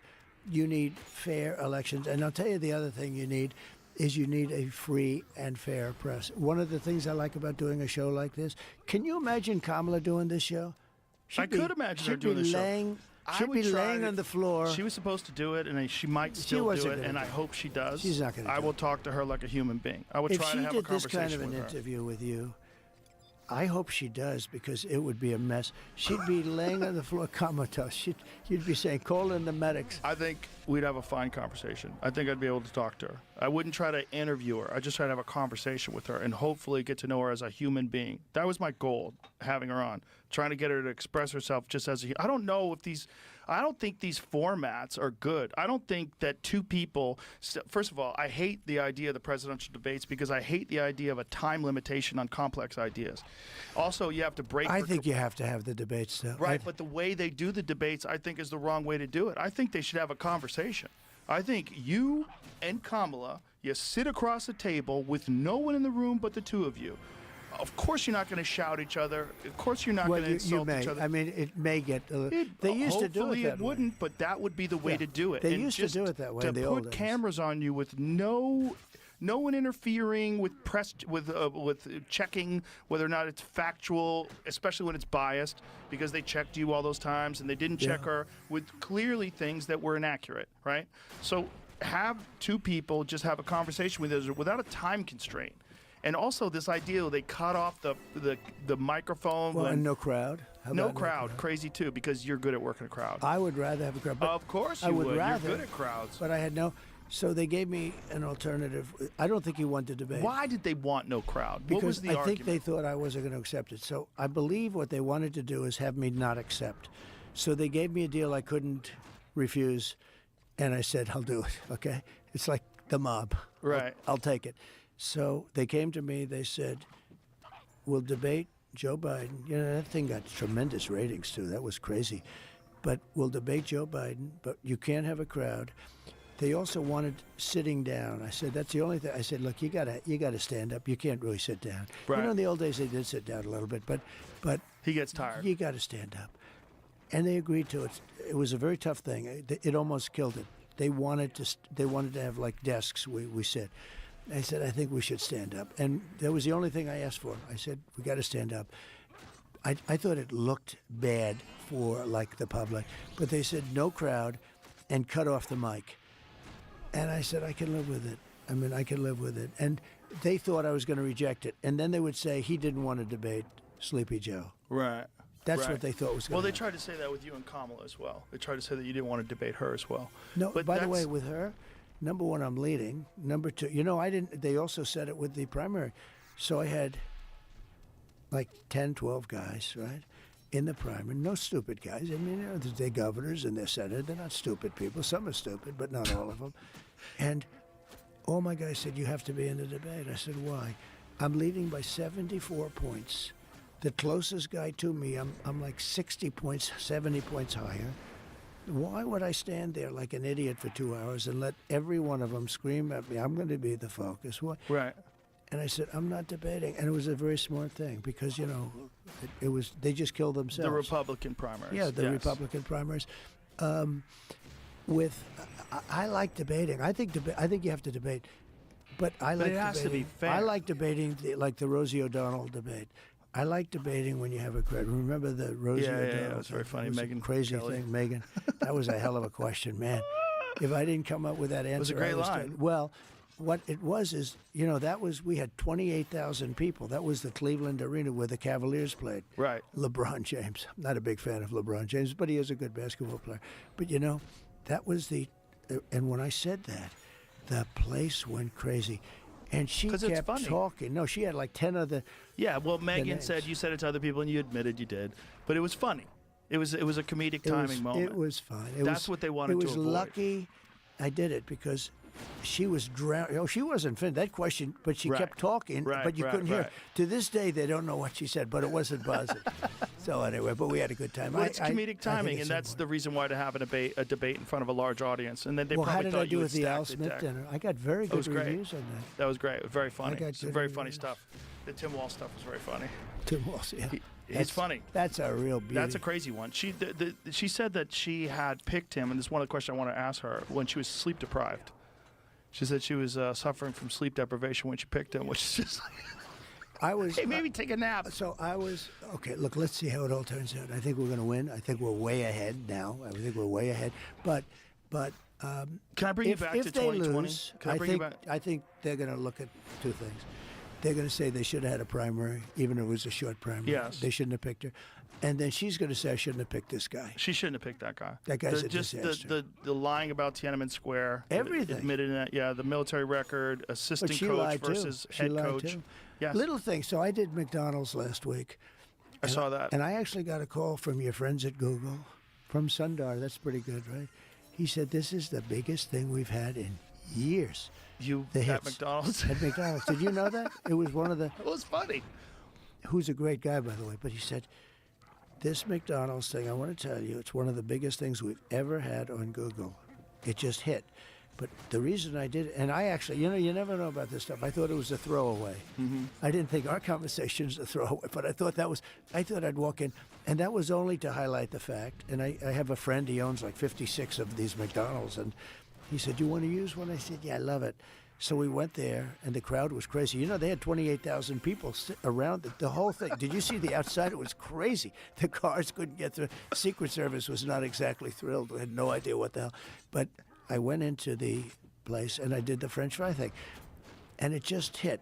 But that's like in life. Sometimes you do. I thought it was like a quick throwaway. We're going to be there for 15 minutes. Then I said, I've worked here for 15 minutes, which is 15 minutes more than she worked here. She lied about McDonald's. And Is that proven that she never worked at 100%. McDonald's? McDonald's has no information. No, she has no information. There's nobody. The manager said she never worked there. It was a certain place, and he said they never. No, she lied. She's a liar. You know what they do? They'll say, like, on any one of the questions, they'll say, it's the exact opposite of what I say. IVF. He's against IVF, fertilization. Right. And it's the exact opposite. I came out immediately strongly in favor. And they do ads. I'm against it. It's wrong. On every single topic. And, she changed policies on 15. I've never seen anybody change on more than one. You can maybe get away with one. Her whole life, fracking, every single thing that she was for, the confiscation of guns. She wants to confiscate. Now she's saying everybody should have a gun. In fact, we're going to get her a MAGA cap. I'm going to send her a MAGA cap. But she's changed, and I don't think people are buying it. Well, some people are buying it because they want to buy it, because it's blue no matter who. There's a certain percentage of our population that's going to vote Democrat no matter what. That's and true. They're pressured. There's their community, their ideology. It's what I left don't is good, understand? right is evil. I don't understand why. Okay, you have a wall, or you have I built 570 miles of wall. Everyone said I built a lot of wall, exactly the stuff. But you have a border. What I don't understand is who would want people to come into our country from places unknown, like sometimes they'll say about a fighter, from parts unknown, right? Remember Haystacks Calhoun, from parts, he says the from old parts unknown, the old days, those are the old days, that's even before you. But who would want people to come in pouring into our country? We don't know anything about them. But I want to ask you this. Why do you think they're doing that? I think because... Do you think they're trying to buy votes? Do you think they just want cheap labor? Like, what's the idea? Okay, there's a couple of theories. They hate our country, they're stupid, or they want to buy votes. It's one of those three things. Yeah. They want it. Now, they are trying to get people registered who, don't even know what the country is. And they're trying to give people amnesty, people that live here. They're trying to give them a path They want to to give them citizenship, and they want to... Well, how about what happened? If you think about the amount of money that they've given them when they've come here, the food stamps, the benefits that even our poor people aren't getting. $200 billion, and that's a way low number. That's a way low. It's interesting. New York has always been like, sort of like always looking for money. They've spent $100 billion on this stuff. I don't know where and they're not getting the money from the federal government. It's crazy. And because the mayor came out and said, we can't live like this. They investigated him. He gets in. By the way, I called it. I said he just got himself indicted. This group is stupid, but they're vicious. They're stupid people, but they're vicious people.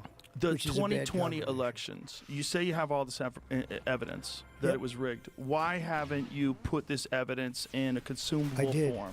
In what? Oh, I did. I have books on it. And by the way, books have been written on it. We have an author named Hemingway, who is a great writer. She wrote a book on it, but many books have been written on it. There are books that are... What's happened is judges don't want to touch it. They would say you don't have standing. They didn't rule on the merits. The merits never got there. The judges didn't have what it took to turn over an election. Let's talk about the potential vulnerabilities for elections and election fraud. One of them is mail-in ballots. The other one is if someone can break into voting machines. If someone can hack voting machines. Those are two huge ones. So and Elon Musk, I think he said it publicly. I hope he did, because I wouldn't want to be the one. But he's a really smart guy, and he's a very good guy with computers, right? You'd say he's one of the smartest people alive. Anybody that can land that 20-story building and perfect and boom. While he's doing Starlink, while he's talking Tesla, to me while he owns Twitter, and then he agrees to Starlink, and he tweets 100 times a day. He's an amazing guy. Right? Yeah. He said to me that unless you have paper ballots, it can never be an honest election. That's a big statement. It's a big statement. We should go to paper ballots. France did. They went to mail-in voting, and it was all messed up. What can be the done? Amazing thing with the machines? So we have the machines. They cost 10 times more. Paper ballot would cost 8%. And they make paper ballots, they're all watermarked and everything else. They're very sophisticated. But if you take a look, paper ballots, 8% the cost, and you're done by 9 o'clock in the evening, right? Now we have these sophisticated machine. It goes up to heaven. It goes all over the place and down and around. And they say, we'll need 2 weeks to figure out who the hell won the election. Do you think that's by design? Yeah, I do. I think it's very crooked. That's my opinion. You're allowed to have an opinion. Let's say you win in November. What can be done to mitigate these problems? What could be done at the level that the president has power? Well, if I win, this will be my last election. But I think I owe it to the country. Yeah. Yeah. But I think I owe it to the country. We have to have fair elections. So how can you fix that? Jimmy Carter was in charge of a commission, that many years ago. And they put him and Scoop Jackson and various senators, distinguished people that were retired. And they came up with a report. And the report's primary finding was you cannot have mail-in ballots. Because if it's a mail-in ballot, I went to the voting booth the last time, whatever it was, and I walked in Palm Beach, and I walk in, and they know me. They say, Mr. President, could I see your identification? Yes, boom, here's this, here's that, everything.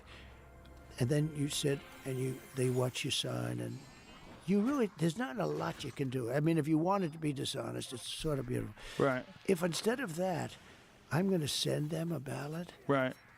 It has to go through the postal services. It has to go through a lot of people. They mail you houses that, the house was demolished and the people have left. And It's so bad. The one thing with Jimmy Carter, he had a very strong commission. It was no mail-in ballots. And we're the only one that does elections this way anymore. They've gotten away from And them. this is it ticked up in a big way after COVID. It used to be like soldiers serving overseas. They used people COVID that to could- cheat. Yeah. Well, they used COVID to certainly push this mail-in ballot. Another thing Well, no, that but they that's yes. but they used COVID to cheat. But here's another And the last election was a little bit of a. You couldn't even get security guys, big, strong guys to watch. You know what? You'd call them. They'd call them, and they were afraid to go out. You know, we were in the middle of COVID. We were in the middle of COVID, right smack in the middle, and they didn't want to die. You know, they didn't want to catch it. It was like, in a way, it was like a ghost town. And the whole thing, but mail-in ballots are a bad thing. That certainly is a problem. Mail-in ballots are a problem. But every Another other country, problem you know, is other voter countries, ID. yeah, a voter ID. How Voter about ID is the most bizarre argument that Yeah. I've never seen anybody articulate in a way that's convincing. Because why they you wanna don't cheat. need voter. Well, it doesn't make sense any other way. I've tried to straw man it, or I tried to steel man it rather. I've tried to like look at it from a position like, why would you not want people to have ID? And a lot of the ideas are Cheat. just ridiculous. You Gavin need an Newsom. ID to get a driver's license. Okay, but here's now the next step. Gavin Newsom, one of the worst governors in the world, and I used to get along, but I don't get along with him now because he's just too, you know, it's just a whole con job. But Gavin Newsom, the other day signed a bill that you are not allowed to ask a person, even ask them whether or not they have a voter ID. Now, what could be If a you ask- charitable reason why anybody Because they would wanna want cheat. that? But Because that they would be wanna the cheat. only thing that makes sense. But that's taking it to the next level. right. Now, you know, you have ID. The Democrat National Convention, when they had it the last time, I saw, they had a sign, like a billboard, on the name of the person, where they live, how they live, who the hell their boyfriends are. Every single, it was, and a big picture. That's for they have an ID, a big ID. It was hanging like you were a prisoner. They had these massive cards, everything. And yet, when it comes to the vote, in theory, the most important thing we do, okay? When you go to a grocery store, you give ID. But for a vote, it's supposed to be a sacred thing, and it should be a sacred thing. No voter ID because they want to cheat. Well, it doesn't make sense in any other way. I've tried to look at There's it. no other way. There's no argument that anybody's presented that makes any sense why. You know the funny thing, Joe? The Democrats, the people, they all think you should have it. In other words, you should have Yeah. voting. If you go to the people, Mrs. Schwartz, Mrs. Smith, Mr. and Mrs. Jones, Sure. they say, of course, yeah. Democrats, they say yes. It's the politicians that don't want it, like Schumer and these guys. They don't want it because they want to be able to cheat. Because you know what? If they didn't have it, okay, who is going to vote for somebody that wants open borders? Who's going to vote for somebody that wants to have men playing in women's sports? You know, I have never had one person come up to me and say, President, you got to do something to allow men to play in women's sports. Have you ever? Just like I've never been called by a pollster. I told you my little theory on pollsters, okay? I'm getting myself in trouble with some of these things, but I don't really care.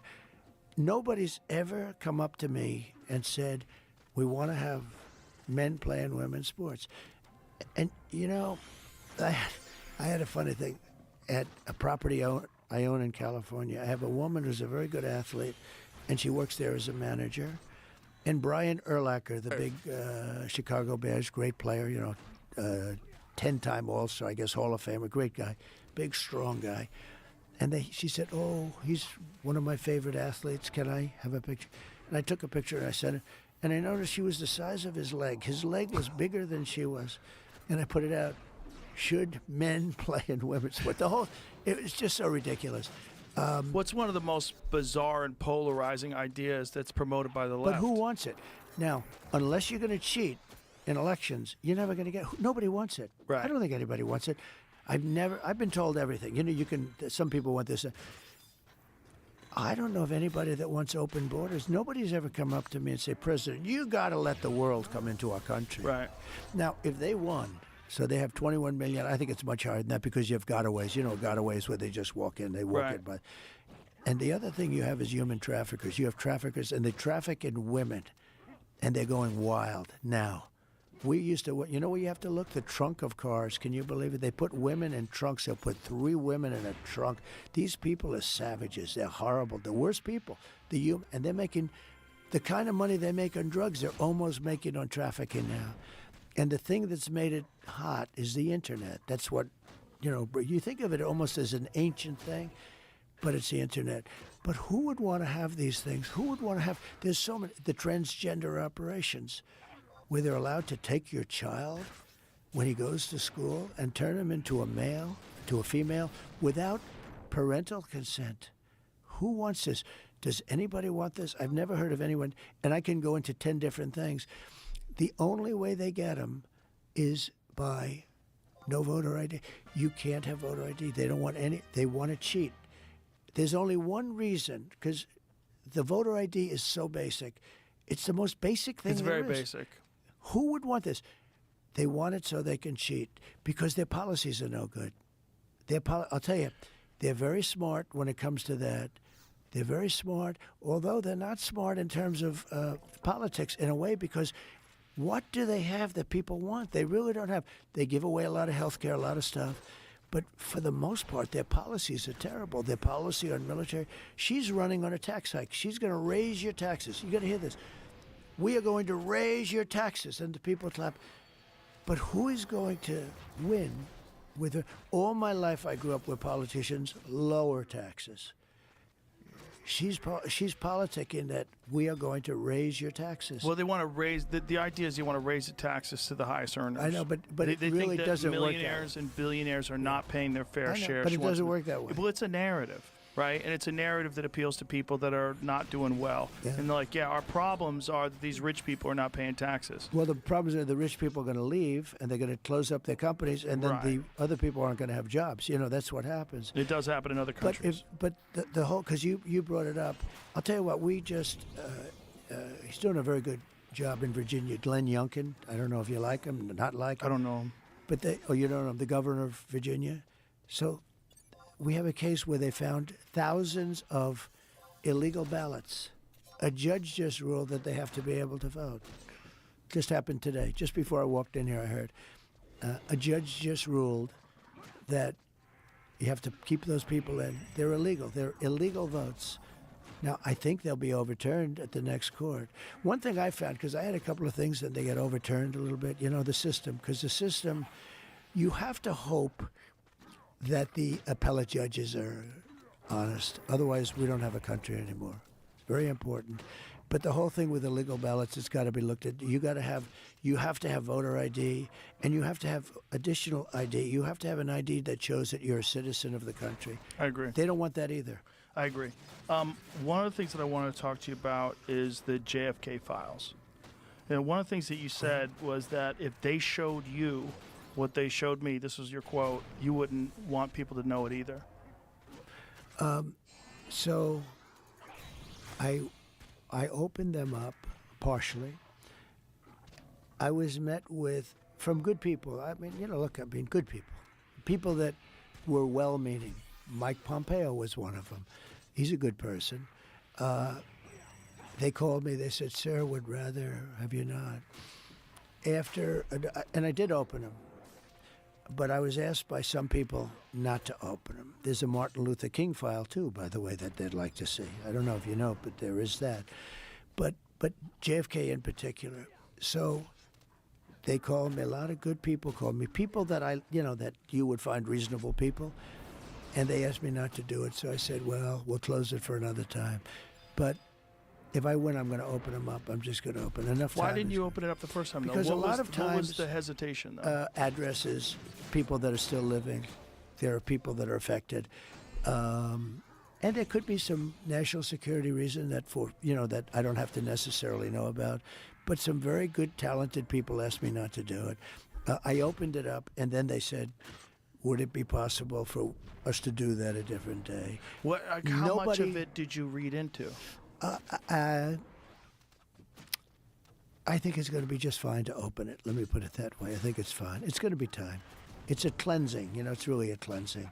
So I'm going to do it. I'm going to do it immediately, almost immediately upon entering office. Well, the thing, when people look at it from the outside and you sort of imagine what could be a reason why they would not release those files, it would be there's people that were implicated in the assassination. Yeah. Well, when there are living people, you generally tend not to want to do it. When people are still living. Living people that formerly work for the government. For the government, and living people that were somehow involved in it, and you tend not to do that. But it's time to open them. I can't tell you whether or not they're going to find anything of interest.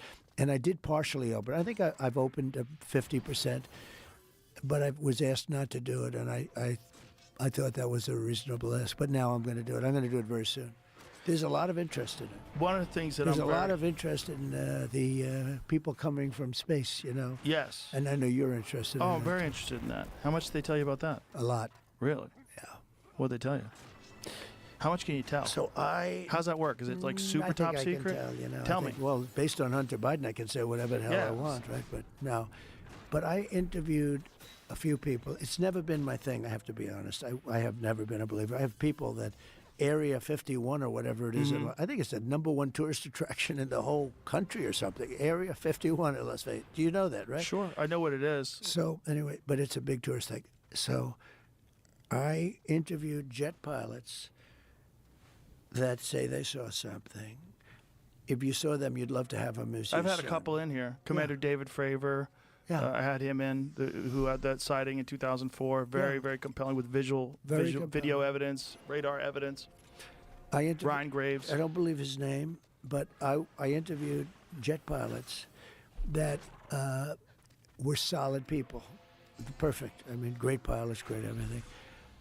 And they said, we saw things, sir, that were very strange. Like a round ball, but it wasn't a comet or a meteor. It was something. And it was going 4 times faster than an F-22, which is a very fast plane, And it was round, which is, in theory, a great shape. So when you were talking to these people, was this something that you were compelled to have conversations about? Was this your personal interest? No, a little bit. It's not a great interest for me, but it's a little interest. I get that question as much as almost any question. Do you think that we have aliens coming, flying around or whatever? What do you think? There's no reason not to. I mean, there's no reason not to think that Mars and all these planets don't have life, because Mars, we've had probes there and rovers, and I don't think there's any life there. Well, maybe it's life that we don't know, but maybe there was life there at one point in time. This is the speculation about Mars, that Mars had an atmosphere at one point in time, a long time ago, that could support life. It also had large bodies of water, but we've had no evidence of even bacterial life that exists on Mars. But the universe is pretty vast. It's not been a big thing for me. I mean, when I looked at what China did to this, they would have never done it with me, where they put the balloon up, and a lot of people thought for a little while that was one of these things. So, well, that's a lot of the speculation too, that some of these drones that hover over battleships, that these are Chinese drones, and that they're not UFOs. They could be also. There's some super sophisticated. But I did interview, let's say 3 or 4 guys that, and without tremendous interest, if you had them. As I said, you'd love to have them as your children. Solid, beautiful people. They said, sir, there's something there. There's something there. Said it, yeah. Yeah, I've talked to quite a few of them. They're not conspiracy guys. Well, I mean, just the Commander David Fravor thing in 2004 off the coast of San Diego, they clocked that thing going from 50,000 feet above sea level to 50 in a second. Yeah. They don't know what it is. That's tough to beat. Yeah, they saw something in the water. It was hovering over that something that was making a disturbance in the water. They got video evidence of this thing. 2 different fighter jets with pilots in them saw it. There's, visual evidence, photographic evidence, video evidence, radar evidence. Whatever the hell it is, it moves in a way that would turn a human being into jello if they were inside of it. The G-force, no one would survive. Oh, so what is that? And it doesn't have a heat signature. They don't know what their propulsion system was. But when you fly in some of these jets, these pilots have to be in great shape. Oh, yeah. I flew with the Blue Angels once. Yeah. as Yeah, I an got to example. fly. I guess And it's those an are older, FA-18. and those are older machines. And they're crazy. When you fly in somebody's thing, Oh, my it's God. amazing. Yeah, but Yeah, I can imagine. You got to be special. But these things that these people are encountering are far superior to what we know of. Yeah. Is it possible that there's some military or government program that you weren't, that they didn't tell you about? I think I had a great relationship with the military, basically. But you know, I didn't like certain people. I would have gotten them out if I thought if the election was different, I would have fired, you know, all of them quickly. Most of them I did fire. Biden should have fired every military person involved with Afghanistan. He should have had a lot of firings. You know, if you look at him, he told Israel not to do anything, and at least Israel's not going to look at a bomb the way they would have been. Think if they listened to Biden, they'd be waiting for a bomb to drop on their head right now. He's been wrong about so much. I guess you'd have to say that she's been wrong too, because, you know, she always said they made the decision together. But Israel didn't follow his advice, and I think it was a very, the Middle East is rapidly changing. You know, there are prophets that say the world will come to an end in the Middle East. You know that, right? And we have weapons today that are so scary. When you look, I rebuilt them all. And when you look at the weapons we have today, the biggest threat we have in the world today is nuclear weapons. And we have other weapons, too, that are devastating. But the nuclear weapons, the biggest threat we have in the world today, and that's what I was talking about de-escalation with both China and Russia. I'm telling you, we were going to de-escalate. They were going to de-escalate. You got to be careful. It's a little tricky playing with them because they say we're going to do it and they don't do it, maybe. But they understood the curse, too. It's a curse. It's China's way behind us, but they'll catch us within 5 years. So let's imagine, let's say you win in November. What do you do differently, and how do you change this course that it seems we are on for World War III? How do you get us out of Ukraine? How do you stop what's going on in the Middle East? How do you put a stop to this? Well, it's a very, to me, it's an easy question because I think I can do it easily, but it's a complex question in the sense that the times change. Every day changes. Who's winning, who's not winning? I mean, Russia's a war machine. Whether you like it or not, it just grinds along. You speak to people like Viktor Orban, he'll tell you it's just a big, fat war machine, and that's what's happening. You look at what's happened to Ukraine. If I were there, it would have never happened. But what could you do now? If you get into office in January, what could you do now? Right now, you would get both of them. I know both very well. And again, I do not want to tell you, for the purpose of looking smart to 5 people that say, oh, he was great. Because if I told you exactly what I do, I could never make the deal. All I can tell you is that I would meet with Putin and I would meet with him, and I know exactly what I'd say to each one of them. And I believe that as president-elect, I would get that war stopped, and stopped fast. We have tremendous power in the United States if you know how to use the power. I stopped other wars just by the use of tariffs. I got Macron of France. Good guy's like a friend of mine, but he's a wise guy. And he's a person that likes France, and he was going to tax our companies. I sent all the smartest guys. I sent Mnuchin, they all failed me. And I said, I'll do it myself. And I called him, I said, Emmanuel, you're taxing American companies. We're not going to allow you to do that. Oh, Donald, I cannot do it. Nothing I can do. It's already been passed. I said, Emmanuel, if you do that, I'm going to put 100% tariff on your wines and champagnes that come into the United States, and you're going to regret that you ever did it. He said, Donald, please, that's not fair. Anyway, within about 2 minutes, he dropped the whole thing, and it was massive amounts of money against American companies. I have to protect American companies. So why doesn't the Biden administration do this? Because they're incompetent. They don't know how to talk. Look, they met in Alaska with the Chinese, and the Chinese lectured them about how badly we treat people, right? Okay? I mean, think of it. You remember that? It was like they didn't talk to me that way. They respected me. They respected our country. They don't respect our country. They don't respect Biden. They don't respect her. They're dreaming about her because she's incompetent. She's not a smart person. Look, She can't put two sentences together. She talks. I watched her 2 nights. I watched her last night, too. It was the same thing. She's not a smart person. These guys are very smart, and they're very streetwise, and they're very tricky and evil and dangerous. And if she becomes the President of the United States, which I can't believe can happen, I don't think this country is going to make it. I don't think we'll ever be. I think bad, just really bad things will happen to our country. And you know what? I look at the outside forces and I say they can all be handled because we have a pot of gold. But we're not going to have that pot of gold to play with anymore. You know, it's a great negotiating thing. I told you I knocked out this massive car company going to take all of our car business from Detroit. I knocked it out just by my rhetoric. Rhetorically, I said, they'll never sell a car in here. I'll put tariffs. I don't care if they're 2,000%. They're never going to build that plant. And is it possible to apply that same thing to the electronics that we use? One of the things that disturbs me greatly is that all of our phones are made overseas, and then some of our phones are made in places and the like chips.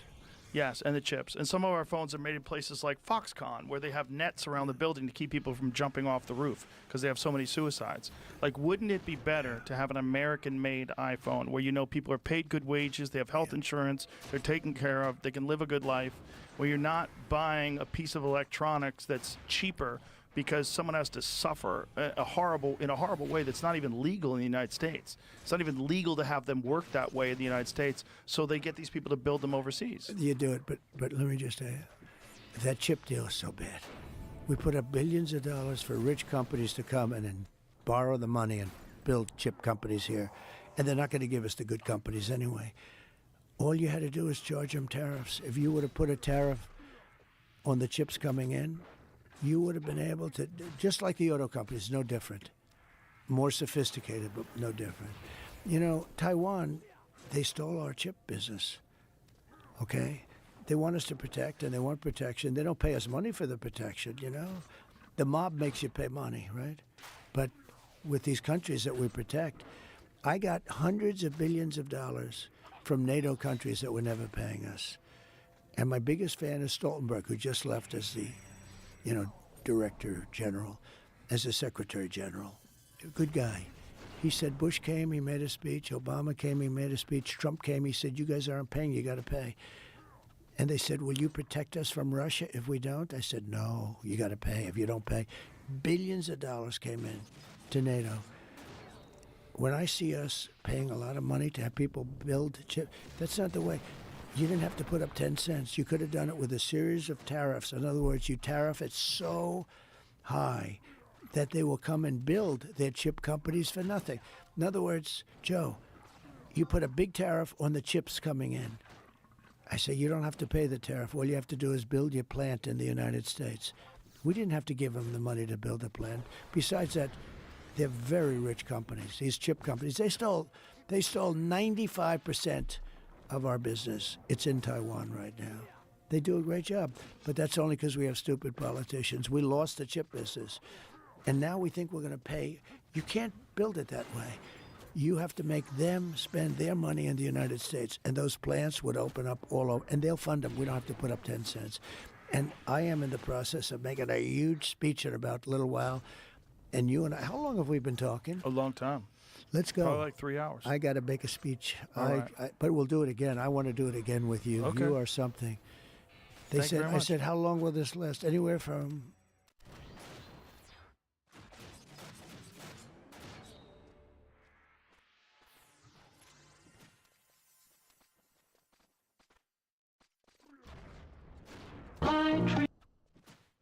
Sit down to breakfast with Tony, and you'll discover why it's great. Mr. Tiger, you're wonderful. Oh, shucks. Follow Ronald McDonald through the land of apple pie trees. But the nicest thing about this Whirlpool automatic washer is that you can have it installed permanently, and then it doesn't roll on casters. We interrupt our regular program schedule to bring you the following special report. Where in the cameras. I want them to see this guy. For 4 years, people thinking there was something wrong with me. Anthony Karitsis is still holding the mortgage company executive hostage in his dynamite-rigged apartment. I've got a 12-gauge sawed-off automatic shotgun. I've got a dead man right on the trigger. And if anybody yanks on me, yanks that gun, makes a fast move, we'll die right here. I'm a national hero. On February the 8th, 1977, a man named Tony Karitsis would take Richard Hall, the director of Meridian Mortgage, hostage. Tony tied a shotgun armed with a tripwire to Richard's head and paraded him up and down the streets of Indianapolis. What would follow is a 63-hour standoff that would change the standards for legal systems and the media forever. Hello, everybody. Today we're going to talk about the story of the Dead Man's Line. Also, I shaved my face, which is probably more alarming news to most of you. Sadly, the wife likes it, so you're going to be stuck with it for some time.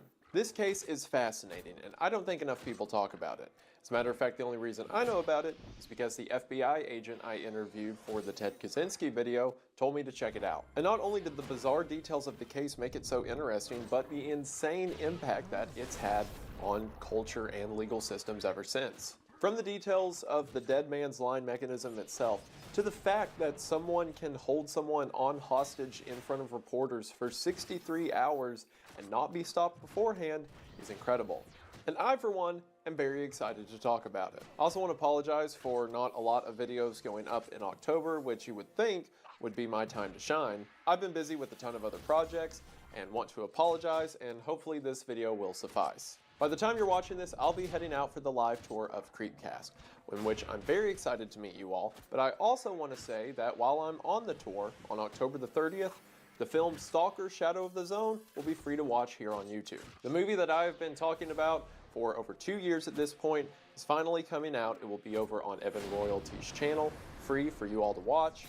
Again, that's October the 30th, and whenever it comes out, I will leave a link to it in the description. Thank you all so much for the love and support that you've shown that, and for making the movie possible in the first place. Back to the story we're talking about today. The Dead Man's Line has a lot of moving parts and a lot of things I'm excited to talk about. And if you're excited to hear about it, then stick around after the ad as we talk about the kidnapping of Richard Hall at the hand of Tony Karitsis.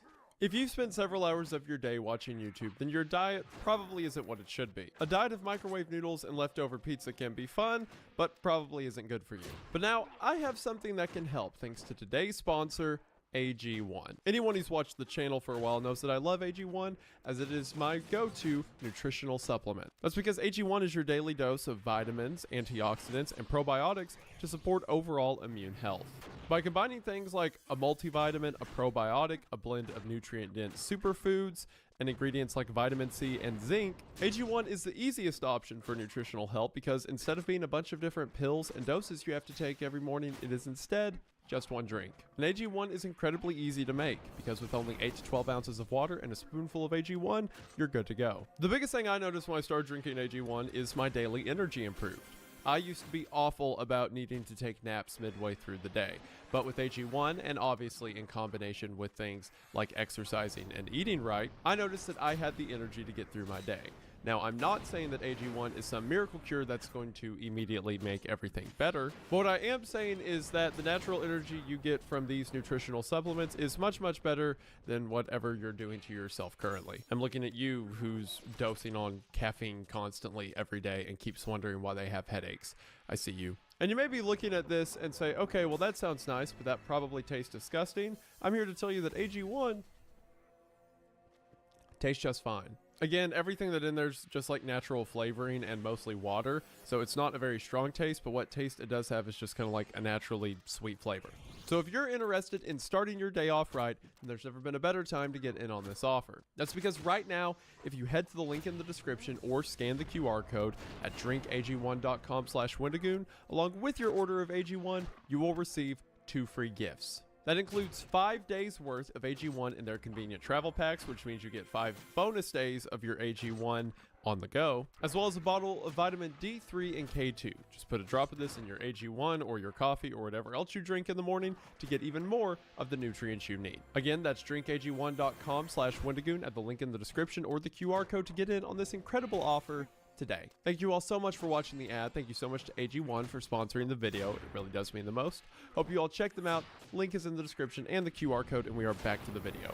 We are going to go ahead and get into it, but as always, thank you for watching. At 8 a.m. on the 4th floor of 129 East Market in downtown Indianapolis, Indiana, on February the 8th, 1977, Meridian Mortgage opened its doors for the day. As soon as it did, a man named Anthony Karitzits made his way into the front lobby of the mortgage office.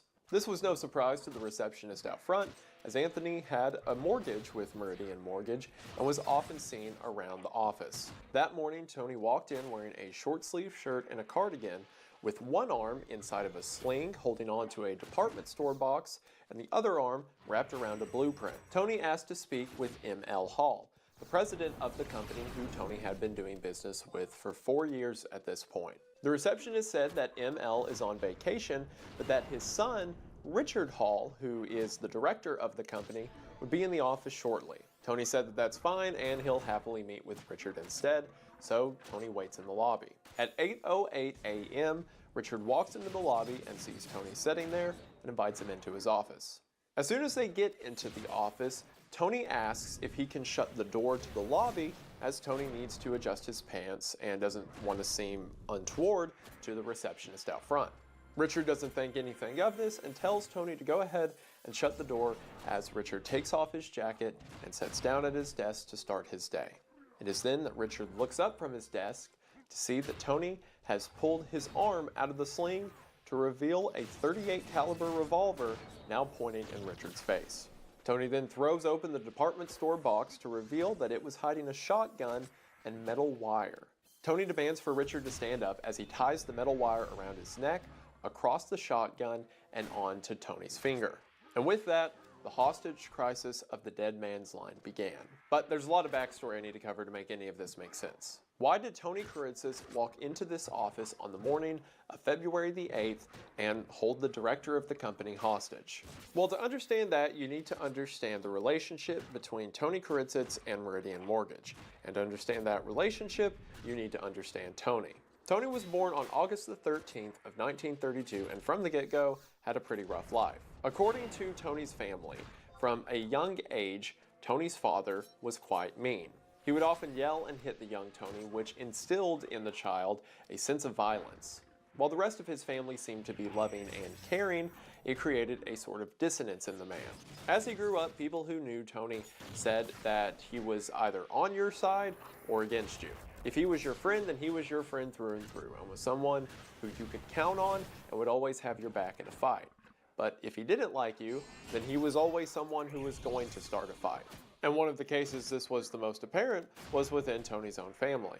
Tony seems to have a lot of different odd jobs, working on a business for a few years before moving on to something else. For a period of time, his family owned a trailer park, and Tony worked at said trailer park. However, this seemed to cause tensions between him and his brothers to become stiff. In 1968, an altercation occurred when, for whatever reason, Tony fired a gun at his brothers. He was arrested for this, but eventually, all charges were dropped. Only a year later, in 1969, when Tony wanted to get out of the trailer park business, he apparently held his own sister hostage to receive the payout from his family. Now, depending on which family member you ask, the story's different.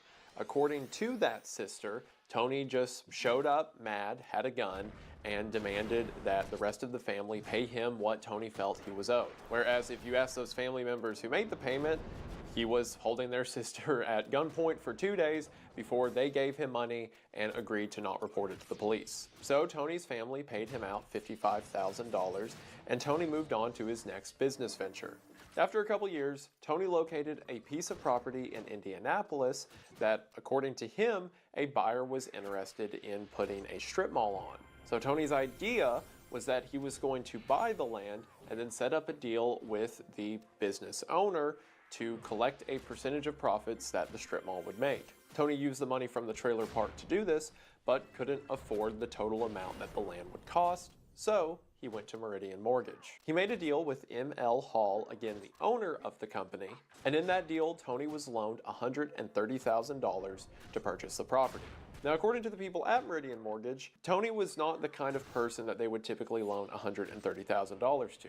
However, M.L. Hall, again the owner of the company, had struck up a friendship with Tony. So they gave him the loan, and again, all of this was expected to be paid off as the strip mall was developed and Tony began to make money. However, that strip mall was never developed, and it seemed every time Tony had a prospective buyer, the deal fell through. Now, the reason for this is debated, and don't worry, Tony will debate it for us as this altercation goes on. But for one reason or the other, a business was never developed on the land, and Tony had nothing to show for it. And, as you could imagine, couldn't afford payments on the loan. After 4 years and multiple extensions from Meridian Mortgage, he was given a hard date of March the 1st to make a payment. In the months leading up to this, things between Tony and the Hall family had gone from friendly to not so friendly. Several times, screaming matches would devolve between Tony and M.L. Hall, and on one instance, Tony had to be escorted out of the business. Obviously, Meridian Mortgage felt that they were reasonable in expecting payment for the loan, and Tony would disagree, but we'll talk about the nuances of that later into the video. All you need to know for now is that Tony was mad enough at this ordeal that he is now standing in M.L. Hall's son, Richard Hall's office with a shotgun tied to his head. We're going to see as the video goes on that Tony had this whole situation very planned out down to the last detail. But one of the early instances we can see to prove prior planning of this whole ordeal is that for several of Tony's last visits, he had mentioned that he was going to have surgery done on his arm. And as we can see from this incident, that entire story was false as a way to sneak a revolver in a sling without it seeming suspicious. As we're going to see over the course of this video, several of Tony's actions are absolutely extreme, but they're also deliberate. So Tony is mad enough at Meridian Mortgage that he now has Richard's son held hostage. So what does he do? Well, the first thing he does is call the police. Yes, sir. You'll have to speak up. Is this the police? Yes, sir. This is a dire emergency. A real serious thing. I've just taken a prisoner. It's not a crank call.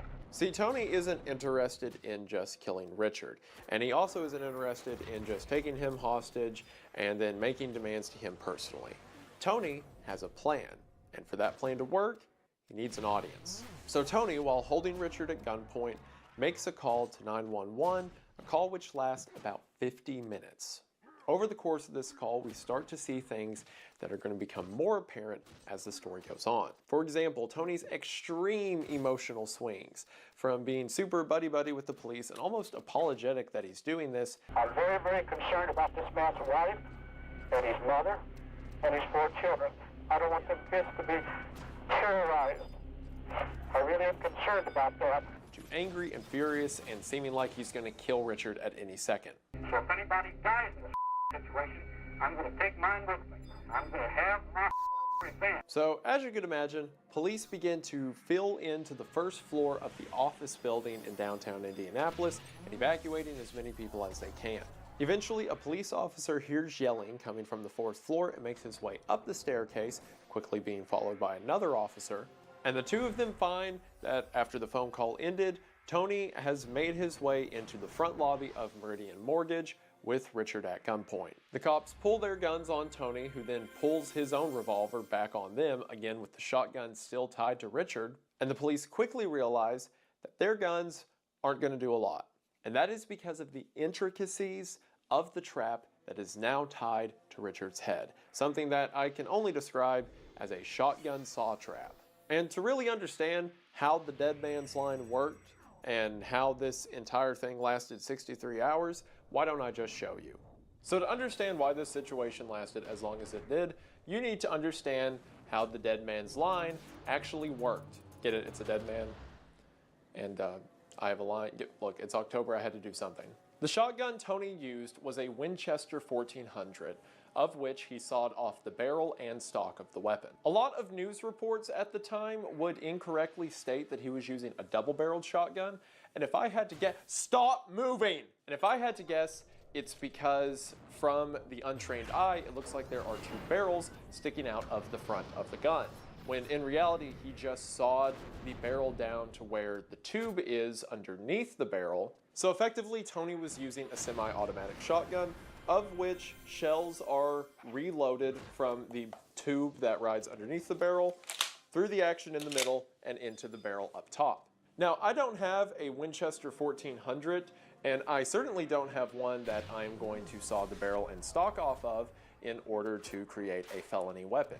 That's another thing that doesn't get brought up enough with this case. Tony committed a felony by sawing the barrel of the gun down as he did, but that just never comes up anywhere, so don't know what that's about. So to more accurately demonstrate the distances and how the mechanism worked, I'm going to pull out something a bit smaller. This abomination to God is the Kel-Tec P50 that is about the length, or at least substantial enough, to the sawed-off Winchester that Tony was using. You know, it's times like these when I wonder if my parents were onto something when they insisted I don't drop out of college. So the mechanism worked approximately as shown. Tony had the front of the shotgun wired to Richard's neck. The wire was tight enough that regardless of what position the two of them were turned in, the gun was always aimed at Richard's head. Because of this, in a lot of the footage, you will see Tony leading Richard by pushing the gun barrel into the back of Richard's head and then guiding him around. On the other end of the shotgun, there was a ring tied around the trigger of the weapon itself, in which Tony rested his middle finger. This meant there was constantly tension at the front of the weapon, keeping it pointed towards Richard, and tension at the back of the weapon, ensuring that if something happened to Tony, the gun would go off. This is where the dead man's switch or dead man's line notion comes from, because if anything were to happen to Tony, the weapon would fire. If at any point Richard was to try to get away from Tony and pull the gun out of his hand, the gun would fire. If Tony was to be shot or fall to the ground, then the same thing would happen. As he goes down, the ring would be pulled and the gun would fire. The mechanism was set up in such a way that the gun was always aimed at Richard, and if anything happened to Tony, it would go off. As mentioned, the weapon was a semi-automatic shotgun, so it's hypothetically possible to get to the side of the weapon and pull back the bolt, or do something to jam up the chamber. But Tony had thought ahead of that, and through the entire ordeal, had the shotgun covered in a leather sleeve, meaning no one could actually touch the action. It's because of this the altercation lasted as long as it did, because there's no way for someone to get in there and actually prevent the gun from going off. And it's also just one of the most bizarre cases in United States criminal history that someone rigged up such a device in order to effectively get payback. So Tony pulls out his revolver and begins to aim it at the police and says over and over that he doesn't want to hurt them, he just wants what he feels like he is owed.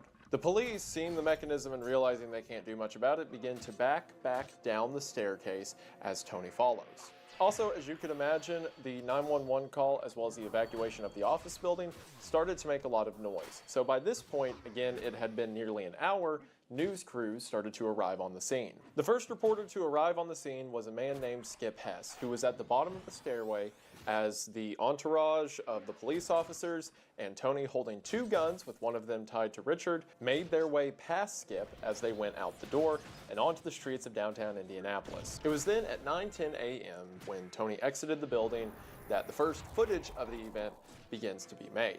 A huge source that I need to shout out for where not only a lot of this information, but a lot of the footage you're seeing came from, is a website called deadmansline.com. Dead Man's Line was a documentary about this entire event that came out in 2018 for Amazon Prime, and sadly since then seems to have been taken off of Amazon Prime. So thanks to the age of entirely digital media, it is inaccessible. If it wasn't for Nuclear on Twitter, which huge shout out to him for getting me a copy by other means, a lot of this information otherwise would have just been lost media. And the website for the documentary, again deadmansline.com, is a great resource for a ton of the information and footage around this case, and I'll have it linked in the description. When Tony makes his way out of the office building, he takes a left down the street out front. Now, given that in a moment Tony is going to start asking for a police car, you'd think it would make more sense if he takes a right down the street where he parked his vehicle. However, for whatever reason, maybe confusion, maybe because a police car just causes more noise, Tony takes a left. With the news crew still filming him, Tony ducks into a parking garage, and while in the parking garage, runs into somebody he knows. Which had to be an absolutely absurd moment for that guy. Imagine you just see one of your coworkers or acquaintances out in public and they have a shotgun tied to someone's head, and then, as Tony does, starts demanding to drive your vehicle. The man tells Tony no, so Tony has to awkwardly back out of the ramp that leads down to the parking garage and continue his way down the streets of Indianapolis. He then makes his way onto Washington, which I am not from Indianapolis, but I am told is a pretty big street in Washington. At this point, there are police officers everywhere. At some point, a superior officer had told the men not to aim their guns at Tony, as the guns aren't going to do a lot, so there's just a bunch of police officers awkwardly following him around, holding weapons, but like pointing them in the air. At one point, Tony takes rest at an entryway to a store on Washington, and it's at this point that you can see he is very on edge. He keeps screaming and shouting, and everyone who was witness to this was afraid that at any second he was going to kill Richard. In contrast to Tony, Richard is incredibly calm. As a matter of fact, I think the only reason this entire situation went the way that it did is because Richard is one of the most cool and collected people I have ever seen. I can't even imagine how stressful that is to have a shotgun tied to your head with someone screaming that they are going to kill you for days on end. And somehow, throughout the entire thing, Richard kept his tone, stayed collected, and managed to be rational. This is especially apparent in what happens as Tony continues his way down the street. A negotiator approaches Tony and starts to try to start a conversation. As he does, Tony swings around to point his revolver at the negotiator. Now, this was February in Indianapolis. In other words, it was very cold, about 10 degrees by most reports. So a lot of the sidewalk in Indianapolis was covered in ice, meaning when Tony swung around, he, for a brief moment, slipped. And, as the dead man's line implies, if he moves too far away from Richard too quickly, the gun will go off. But Richard, who is completely aware of every micro movement Tony is making, the moment Tony slips, Richard ducks down with him. If it had not been for Richard ducking down at that precise second, then he would have been shot in the head in front of a bunch of news reporters. As well as, one of the busiest streets in Indianapolis. Tony begins to yell at the negotiator that he's going to get this man killed, so the negotiator backs off and they don't try that again. Tony eventually makes his way down the street and sees an officer named Kaufman standing in front of his open police cruiser. Tony goes up to Kaufman and takes a pair of handcuffs off of Kaufman's belt. He would use these handcuffs to handcuff Richard so that Richard couldn't try anything to get away. As if, the guy had an option at this point. Tony begins to make his way to the cop car, and as he does, to just add to the chaos of everything, a driver who is witnessing this and, looking out his side window to watch the insanity unfold, loses control of his car and crashes into a light pole. Tony and Richard get into the police cruiser by Tony going first and climbing over the middle console, pulling Richard into the driver's seat of the car. Tony orders Richard to drive, and the two of them take off through Indianapolis. He had me come over and he took my handcuffs and put him in his pocket and he jumped in the police car there and then went west. Now initially, a lot of people assumed Tony was going to make a run for it or go to an airport and demand a plane. As a matter of fact, Tony simply drives home. His home being apartment C308 at Crestwood Village. Tony makes his way to this apartment with the police and reporters hot on his trail. Once Tony and Richard get back to Tony's apartment, Tony says through the front door of the apartment that the entire place is rigged to explode. So immediately, the entire apartment building as well as the surrounding area is evacuated. And it was at this apartment building that the majority of the standoff would take place. Now, initially, the police thought that this explosive threat was just a bluff to get the police to back off. However, after snipers had set up positions around Tony's apartment, they could visibly see that the windows as well as the front door were wired. So, the police, not understanding the mechanisms of this explosive, were afraid that if they broke the door or even broke a window, it could cause the whole building to go up.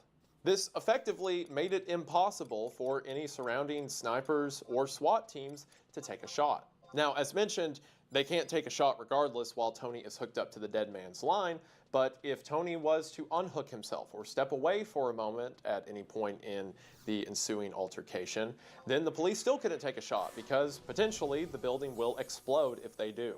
So Tony had the upper ground and the police effectively just had to wait. Now, there are some interesting points in hindsight to the way Tony had set up his apartment. For one, as far as the explosive goes, there was an explosive, but only kind of. So it is true that he had the windows wired and he had the front door wired that if either were to be disturbed, it would set off a mechanism. However, the mechanism wasn't an explosive per se.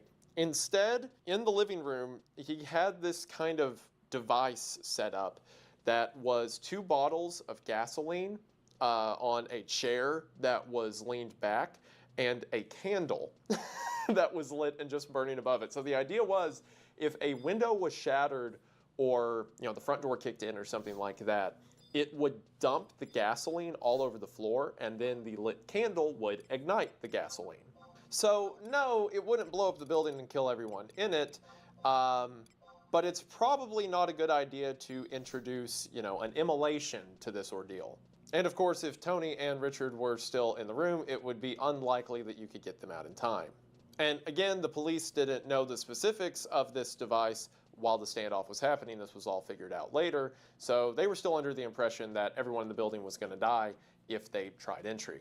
Another interesting point of note that doesn't get brought up a lot is it seems from the furniture in Tony's apartment that he had arranged it to match the office of M.L. Hall.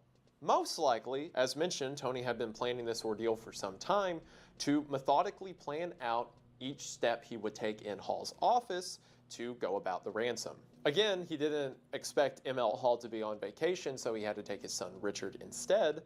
But again, this is all to point out that Tony was very purposeful in his foreplanning. Also, some people look at this and say, oh, okay, maybe a lot of this went wrong. Maybe Tony intended to have the entire hostage situation be at Hall's office. That's why he had everything mapped out. But if that was the case, then why have the apartment building already rigged to blow or, catch on fire? Maybe as a backup plan, but to me at least, it seems that Tony had always planned to make it back to the apartment in the first place. It's a lot easier to hold someone hostage in a building that you cannot be shot through. Some of the authorities and news reporters tried to make contact with Tony, but were unsuccessful initially. Again, his emotions were on full display as sometimes he would be screaming through the door to his apartment, and other times he'd be crying over the situation.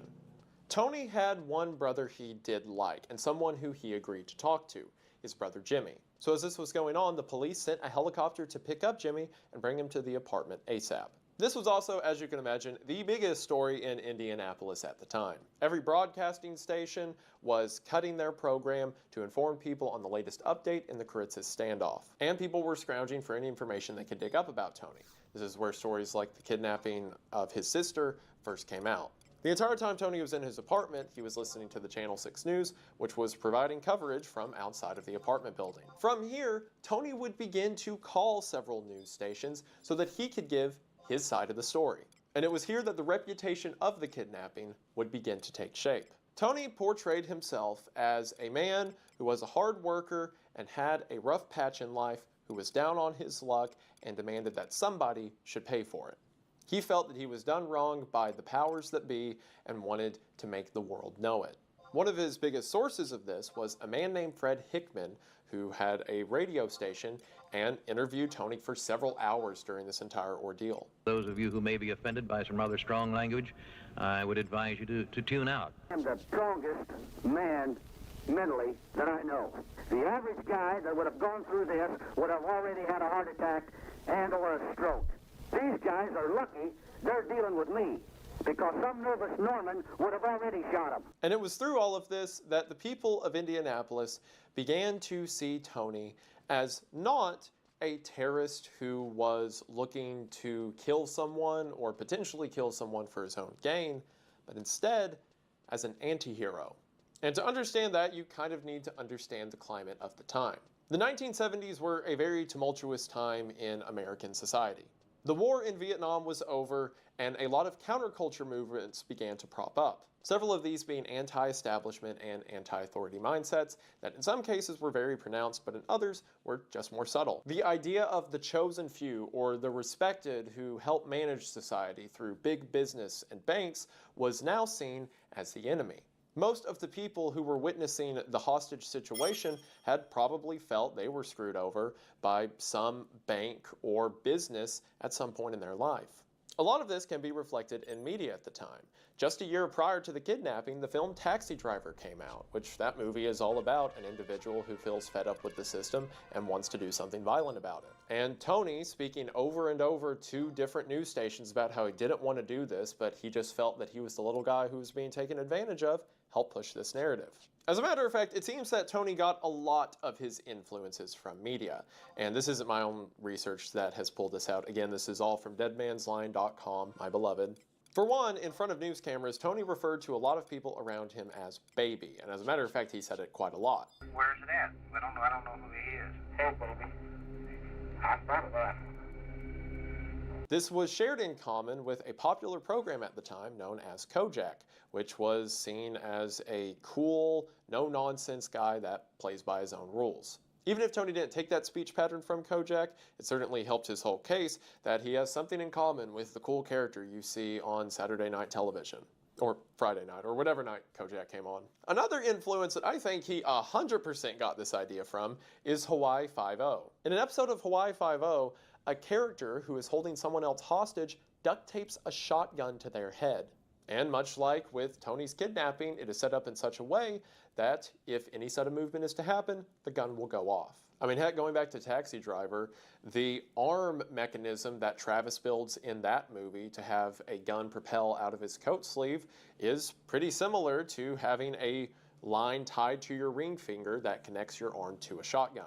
Again, even if Tony didn't directly draw from these influences, an audience that is drawing from these influences constantly sees someone who looks like the things they see on TV, looks like someone who hates the establishment and big banks as much as they do. And because Tony was controlling the narrative during this whole thing, I mean, it's not like he was going to give Richard the phone, Tony got to have the final say. At one point, the police had planned a way to breach Tony's apartment by blowing a hole in a nearby wall that, at least from the outside, didn't seem to be wired. Not only, for one, is that very risky, because if the entire room is rigged to blow, blowing up a wall will probably not be good. But also, the news got a hold of this theory and reported it during a broadcast which Tony was watching. So Tony begins to freak out and tell them that they can't do this, that he'll shoot Richard right away, and the police have to drop that idea.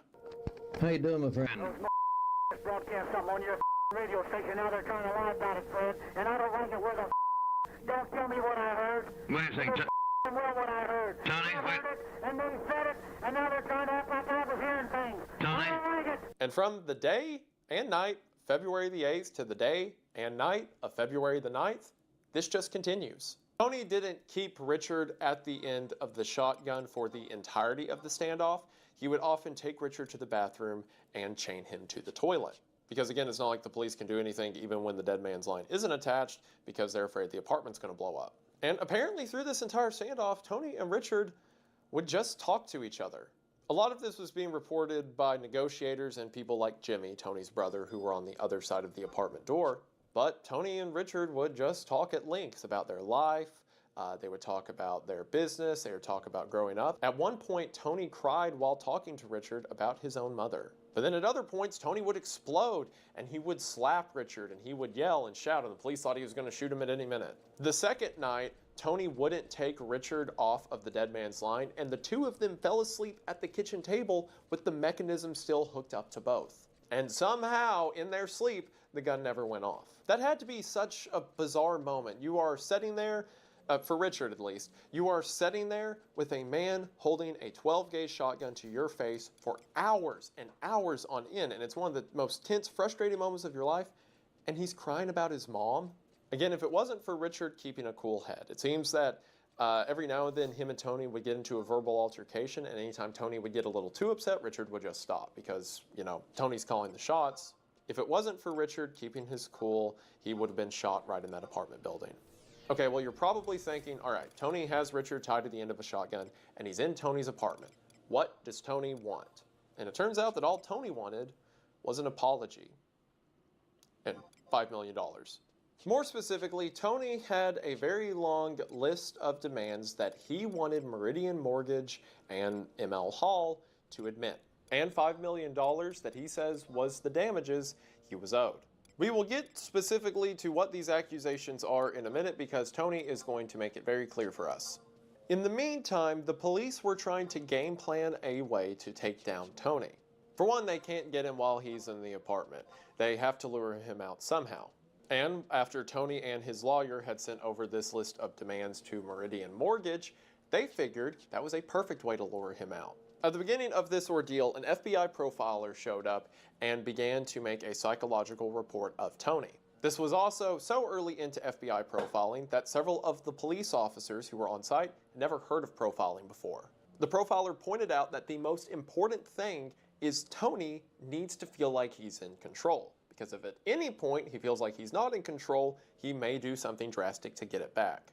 So once Meridian Mortgage says that they are willing to admit to the things Tony wants them to admit to, the police say, why not give him an audience? So in the lobby of the apartment complex, they set up a series of cameras and news reporters ready to go, effectively building Tony a stage. And they tell him that whenever he's ready, he can come down and speak to the audience at home and tell them exactly what he has to say. And at the same time the police are doing this, they are figuring out the best way to kill him. Kaufman had noticed, if you'll remember, he's the police officer who Tony had stolen his handcuffs and cop car. Kaufman had noticed when standing close to Richard and Tony that there was a little bit of slack in the dead man's line right at the neck where it was tied to Richard. So the police theorized that if someone could shove the shotgun against Richard's body where the barrel is laid against him and pointing straight up, it may be just enough where the shot wouldn't hit him. Now, not only is this incredibly risky, because for one, that's a lot of ifs if you can get the gun to that angle, but even if you do, people's heads aren't perfectly flat on all sides of their body. There's a little bit of overhang, you know, like the back of your skull and your face. So even if you get the barrel to aim up, that's no promise you're not going to blow the back of Richard's head off. Also, for this to work, Tony needs to be super dead. Like, he needs to be dead and his hand completely limp on the gun before you can push the barrel up and hope that the gun doesn't go off beforehand. The police were so serious about this that they consulted with several doctors about what is the quickest medical way to kill Tony, to which the consensus was put a barrel to his brainstem and pull the trigger, and at that exact moment someone else grabbed the shotgun and shove it up against Richard's body. So the police developed a signal. If whoever was standing behind Tony reached for his handkerchief and pulled it out to be seen, that meant it was the go for the guy behind Tony to pull a pistol and shoot him in the back of the head, and the other one to shove the shotgun up against Richard. So with the police having their secret trap in mind and Tony having a lot to say, Tony agrees to step out in front of the cameras. An interesting point leading up to this is the fact that the authorities kind of didn't know what to do. Because of this, there is an almost refreshing amount of honesty coming from everyone in charge. Is there any reason not to do it? Hell, I don't know. Okay. If there's any reason not to. I've never done this before. The authorities crowd around the stage where Tony is set to come out, and when Tony does come out, they just kind of stand there. All of the local stations in Indianapolis suddenly cut to the live broadcast of Tony Kuritzitz. Tony comes out furious and yelling and has a sheet of paper that he is ready to read off. Turn the damn cameras on. I'm going to show you something. Read that, pal. Read it. This sheet of paper was the response from Meridian Mortgage and ergo the Hall family, basically giving in to Tony's list of demands, which again is an apology. Tony wants Meridian Mortgage to admit to what they supposedly did to him. And when Richard begins to read off the paper, Tony gets upset that Richard isn't doing it right and takes the paper from him. February 10th, 1977. This statement is being made to try and state the items that Mr. Kuritzis alludes to as being the illegal... Hold it. I want this thing understood. I'll read it. So Tony reads out his list of 7 allegations to Meridian Mortgage, which, according to the paper, Meridian Mortgage has admitted to. So what are those 7 allegations? Well, if you remember, all of this started because Tony took out a $130,000 loan in order to buy a 17-acre piece of property in Indianapolis that would be converted into a commercial site. The first allegation is that a buyer by the name of Roscoe was interested in Tony's site. This is assumedly the individual who was going to put a strip mall or some kind of business front on the property. And Tony alleges, and the Hall family admits on paper, that they showed other sites to Roscoe after Roscoe said he was interested in Tony's location. The second allegation is that another potential buyer by the name of March had the same thing happen. He came and looked at Tony's site, and then Meridian Mortgage showed him other sites as well. The third is the exact same allegation, but with a company called Standard Grocery. The fourth is that a restaurant was going to put a business on Tony's land, but according to the statement by Meridian Mortgage, they did not find the terms agreeable. Tony, of course, takes offense to this because he doesn't care what's agreeable to Meridian Mortgage, as he feels the land is supposed to be in his own interest. It's at this point that Tony kind of goes on a tangent and says he was going to set up a deal with whoever decided to put property on the land, that he would make $100,000 a year as well as 10% of any profits over $1 million, which of course would amount to a lot of money, especially if a successful business is planted at Tony's location. The fifth is that First Federal Savings and Loan Association admits to killing the loan that Tony had taken out, essentially saying that the loan association was taking the loan from Tony or demanding payments early or trying to set up a situation that he couldn't end up making payments so that they could later seize the property as it would be worth more money than Tony paying off the loan itself. And while you may hear that and think that's horrible, remember this is them agreeing to something that is written on paper while the director of the company has a shotgun held on him. The sixth point is that Meridian Mortgage admits that it is improbable that Tony would ever make the payment in the first place, essentially saying that they set him up for failure. And then finally, the seventh point is that ML Hall accepts full responsibility for the current financial situation that Tony finds himself in. So, is any of that legitimate? And honestly, we'll probably never know. From Tony's perspective, Tony took out a loan on a piece of property that there were potential buyers for, but then Meridian Mortgage shows the buyers other properties, meaning Tony cannot make payments on the loan he has for a prime real estate location, meaning eventually Meridian Mortgage would seize the property. Effectively saying the mortgage company set Tony up for failure so that they could benefit by him losing his investment. Looking at it from the other point of view, Tony did a very risky move by using what money he had to put a down payment on a property and then taking out a $130,000 loan, and then doing all of that off of the word from some business owner that he might put a location at that property. What it sounds more likely to me happened is that Meridian Mortgage was the supplier and, co-owner of a lot of different land locations around the city. So whenever an investor or potential businessman would come to Meridian Mortgage, they just showed them multiple locations, Tony's being one of them. But from Tony's perspective, it looks like anyone who might be interested in his property is pulled away by other properties that Meridian Mortgage has a hand in. And also, as mentioned, Tony had taken this loan out 4 years earlier, and ML Hall had given Tony 2 years worth of extensions. I don't know Meridian Mortgage, I don't know the Hall family. From everything I know about Richard Hall, he seems to be a very upstanding man.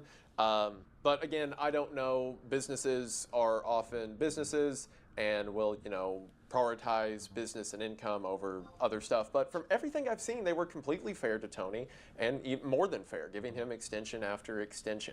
It seems to me like Tony made a bad business investment, and this was his last chance. His entire life was full of a lot of mishaps, and we know the lengths he went through to get this $55,000 he used to get the land in the first place. So when this final shot falls through, of course he's going to be upset. But at least to me, it doesn't seem like Meridian Mortgage, and especially Richard Hall, was at all responsible. But of course, the audiences at home didn't know about any of this. They just saw a very angry man who said a loan company was taking advantage of him. That's all they needed to hear. Also, as Tony is reading out this list of demands, he is very erratic. He is calling out to people around him. He's demanding people bring him water. He is talking to people on the police force that he knows. And then after he reads these 7 points, the tone shifts dramatically. Tony then starts to thank several family members. He starts to ask for his brother to come up to him again. He starts to apologize to his friends and family that he had to go through this in the first place, and at one point even seems that he starts to cry. My aunt's in Akron, Ohio, and my cousins, and some damn good Greek friends in the state of Florida, and some people I was in the army with in New England. And I want them to know that, by God, I was right. I also have to apologize to this man's family. I'm sorry I humiliated this man this way, even though he must have surely had it coming.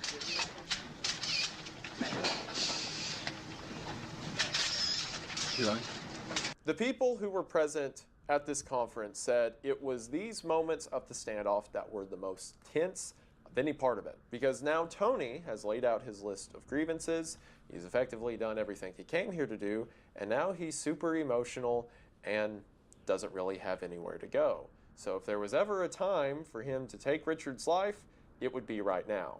As a matter of fact, it was during this time that a lot of the broadcasting networks killed the live recording in case something were to happen, and instead just started recording on their cameras. It was so tense, in fact, that Police Chief Bill Fisher, who was the man with the handkerchief, if you remember that's the signal to kill Tony that I mentioned earlier, Fisher had reached into his jacket pocket to grab the handkerchief on 3 different occasions during this live press conference, but each time got scared and pulled his hand away. That is how close the situation came to having someone shot on live television.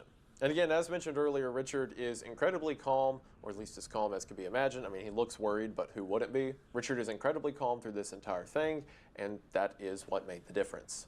So Tony has gotten part of what he wanted. He wanted an apology and a public admittance of guilt on behalf of the Halls and Meridian Mortgage. Well, there were 2 other things Tony wanted on top of that. One of them was the aforementioned $5 million, which he felt was damages of what he could have earned, plus, the trouble that Meridian Mortgage had put him through, as well as immunity to the crimes he committed over the course of this whole event. So during the press conference, Tony's lawyer comes forward and says that the DA has agreed to the immunity terms. And with this, Tony says he is willing to let Richard go. However, regardless of what the district attorney has written, the police are still fully intent on arresting Tony. I mean, if nothing else, the guy is incredibly erratic. There's no telling what he'll do next. And in case something bad goes down in the course of the arrest, which the police plan to do as soon as Tony unhooks Richard, the police want to move Tony away from the lobby of the apartment. So someone suggests that it's kind of stuffy in the lobby. Why don't they move to a cooler room? And Tony, now calmed down since he's basically got everything he wanted, agrees. So Tony, Richard, and the police move out of the view of cameras and into a back room of the apartment building. And it is there, in front of the police officers, that after 63 hours, Tony finally unhooks Richard. Now, none of this is recorded on video, but there were audio recordings present at the time that were still rolling that caught the audio tape of this. Bring a Dutchman. Come on, Dutch. Second room. Let's go to Cokes and stuff in too. Yeah, the Cokes and a phone. Tony, for the most part, seems much more calm now, apologizing to Richard, saying he didn't want to have to do it, but he had to get what he was owed, blah, blah, blah. Dick, what'd I tell you? I stuck one of these in your ear for 3 days, and you had one in mine for 4.5 years. I'm sorry, man. But then, Tony does something kind of erratic, if, you could believe it. Earlier, someone had made a comment, I don't know who, but someone had mentioned in earshot of Tony that they don't think the gun's even loaded. So to prove that the gun is loaded, Tony kicks open the back door of the apartment complex, sticks the shotgun into the air, and fires. Tony, there's been people out there. People out there.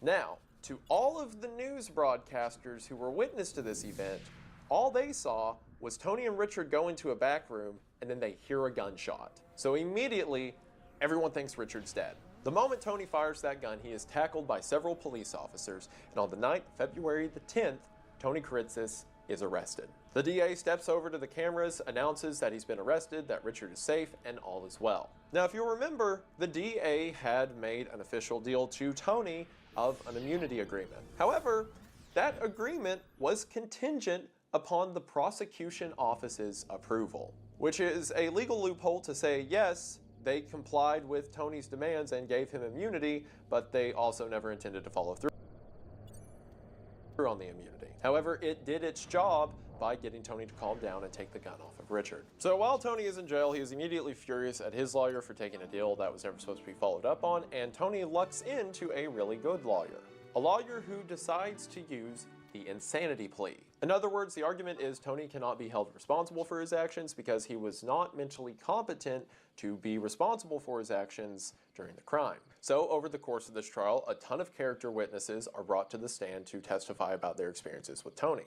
Several family members. This is where stories of Tony kidnapping his sister, to stories of his abusive childhood start to circulate. And after a trial lasting several months, in November of 1977, the trial was coming to an end. The jury was in deliberation for 2.5 days, and the count slowly shifted one way. For those that don't know, in the United States, a 12-member jury has to unanimously decide on guilty or not guilty. If the jury cannot come to an agreement, you get what's called a hung jury, and effectively the case has to go into retrial. So while the jury's in deliberation, the first count comes out that they are 6-6 for guilty and not guilty. And then slowly, over the course of the next couple days, it shifts to 7-5, 8-4, 9-3, but no one knows which way it's shifting. Finally, after 2.5 days, on November the 9th of 1977, the jury comes to a decision. And that decision is...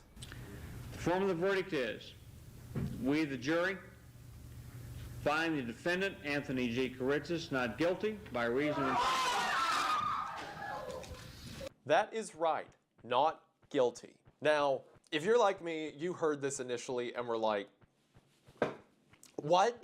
Because, okay, so by modern legal standards, I don't think there is any way this would have happened. Not only is the insanity defense a very, very tricky one to pull off, because you have to prove that the individual was not responsible for their actions, which normally only happens if there's an intense history of mental illness, and if there doesn't really seem to be a lot of resolve or dedication to the crime being committed, and none of that applies to what happened with the kidnapping of Richard Hall. Sure, Tony was always mad and short-tempered, but that is a far cry from not being, responsible for his actions. Well, in 1977, at least in Indiana, the laws around the insanity defense were a little different. See, at the time, if the defense argued not guilty by reason of insanity, the burden of proof was not on the defense, but instead the prosecution. This meant that if the defense says our client is insane, the prosecution has to prove that they are in fact sane. And every expert who came forward and psychologically evaluated Tony said that Tony definitely was in a sort of manic state, and that he's certainly unstable. And even though they never explicitly said he was insane, there was a lot of information that leaned away from the prosecution proving that he definitely was sane. And also the way that the law read is if he was insane at the moment of the crime. And while you can see how that would maybe work sometimes with like crimes of passion or people in the heat of the moment who attack or kill someone, that does not at all apply to Tony. Tony had organized his apartment into the office so he could plan out the attack. He had wired the place with explosives or the firebomb. He had made the whole design of the shotgun and the wire. He had even gone to Meridian Mortgage on visits before to say that he was going to get surgery on his arm so that they wouldn't think it suspicious when he showed up with an arm sleeve. Or I guess an arm sling. A lot of arms have sleeves, so a sling. You know what I mean. It is absolutely insane to me that this worked, but somehow it did. So now all Tony had to do was go through a psychological evaluation, and if it was determined that Tony was no longer insane, or in other words, no longer a threat to society, he was to just be released. However, and I guess it's kind of poetic that it would be Tony's own hand that caused this, Tony refused to have a psych evaluation. So because of that, he was held in contempt of court and eventually transferred to multiple mental health facilities for 11 years. meaning that Tony basically could have gone free if he passed a psych evaluation. But because of his own stubbornness and not wanting to get one done, he was held in contempt, and it took 11 years for the state to say that they can't prove he's a danger to society and had to let him out. So even though he got the one verdict in the one situation at the one point in history that would have meant no time in jail or mental health facility, he ended up doing 11 years in mental health facilities. This was such a controversial point in legal systems at the time that it was because of the Tony Kuritzitz case, as well as the John Hinckley Jr. case, the guy who shot Ronald Reagan, that Indiana, as well as several other states, changed the rulings on the not guilty by reason of insanity argument to switch the burden of proof onto the defense rather than the prosecution, which is pretty much how we got it today. So the reason that legal argument is the way that it is, for a large reason, is because of this story. This also changed a lot of the ways that news stations and media would deal with live broadcasting sensitive events like this. Not only are they now more hesitant to do it because what would have happened if Richard would have been shot on live television, but also it worked out in Tony's case, but typically it's not a good idea if someone's slinging around a gun and threatening to kill someone to give them what they want, and in this case what Tony wanted was a live platform. Also, another side effect of giving someone like Tony Kuritzitz a platform is you let him shape a narrative. And for an example of how that can be a bad thing, look at Richard Hall. Richard was at an Indiana Pacers game when the not guilty verdict was announced. Because it was like the biggest story in Indianapolis at the time, the not guilty verdict was announced live at the game and the whole crowd cheered. Because again, to these people, Tony was seen as the little guy who was fighting against the powers that be. When, as mentioned earlier, that doesn't seem to be the case. Or at least not entirely the case. Imagine being Richard going through like the worst moments of your life only to hear everyone cheer when the guy gets off for it. Right after Richard was freed, he gave one press conference with his wife and then disappeared from the public eye completely. The only interview he gave for years was to a high school student who was doing a report about it for an end of the school year project. And all he told her was that he doesn't want to talk about it. And it seems that this situation ate Richard up for years. It doesn't help that in the years following this, his father would die, Meridian Mortgage would shut down, and he would go through a divorce. He says for a long time, being a man in the 1970s, he didn't think he was supposed to be emotional about it. The only counseling he sought was from the assistant pastor at his church, and even then not for long. He remarked on one occasion that his 7-year-old daughter came home from school shortly after this entire event took place, and the 7-year-old daughter said that one of her classmates' parents said they wished Tony blew Richard's head off. And I mean, imagine living with that for this long, and the narrative is completely framed against you. How do you, as the big business owner, try to seem like a human in the public eyes after that? One day, Richard said that his son had told him that he didn't want the world to view his dad as a wimp, and he wished his father would give his side of the story. So 40 years after the incident, in 2017, Richard Hall published a book, Kuritzitz and Me, telling his side of the tale. And it's because of this book we get a lot of the accounts of what happened in that apartment room when there were no cameras present. And it seems that through this, at least from the interviews that Richard would give, again now 40 years after the event, that he found some kind of peace. That I looked in Kuritz's eye early on, and I thought to myself, how can God allow somebody to get so angry? He had a wild look in his eye. And in May of 2022, Richard Hall would pass away at the age of 87. Tony had died some years prior. He passed away in 2005 at the age of 72 from natural causes. And for what it's worth, it can be frustrating that he didn't serve time, well, even though he technically did serve time because he wouldn't admit to a psych eval.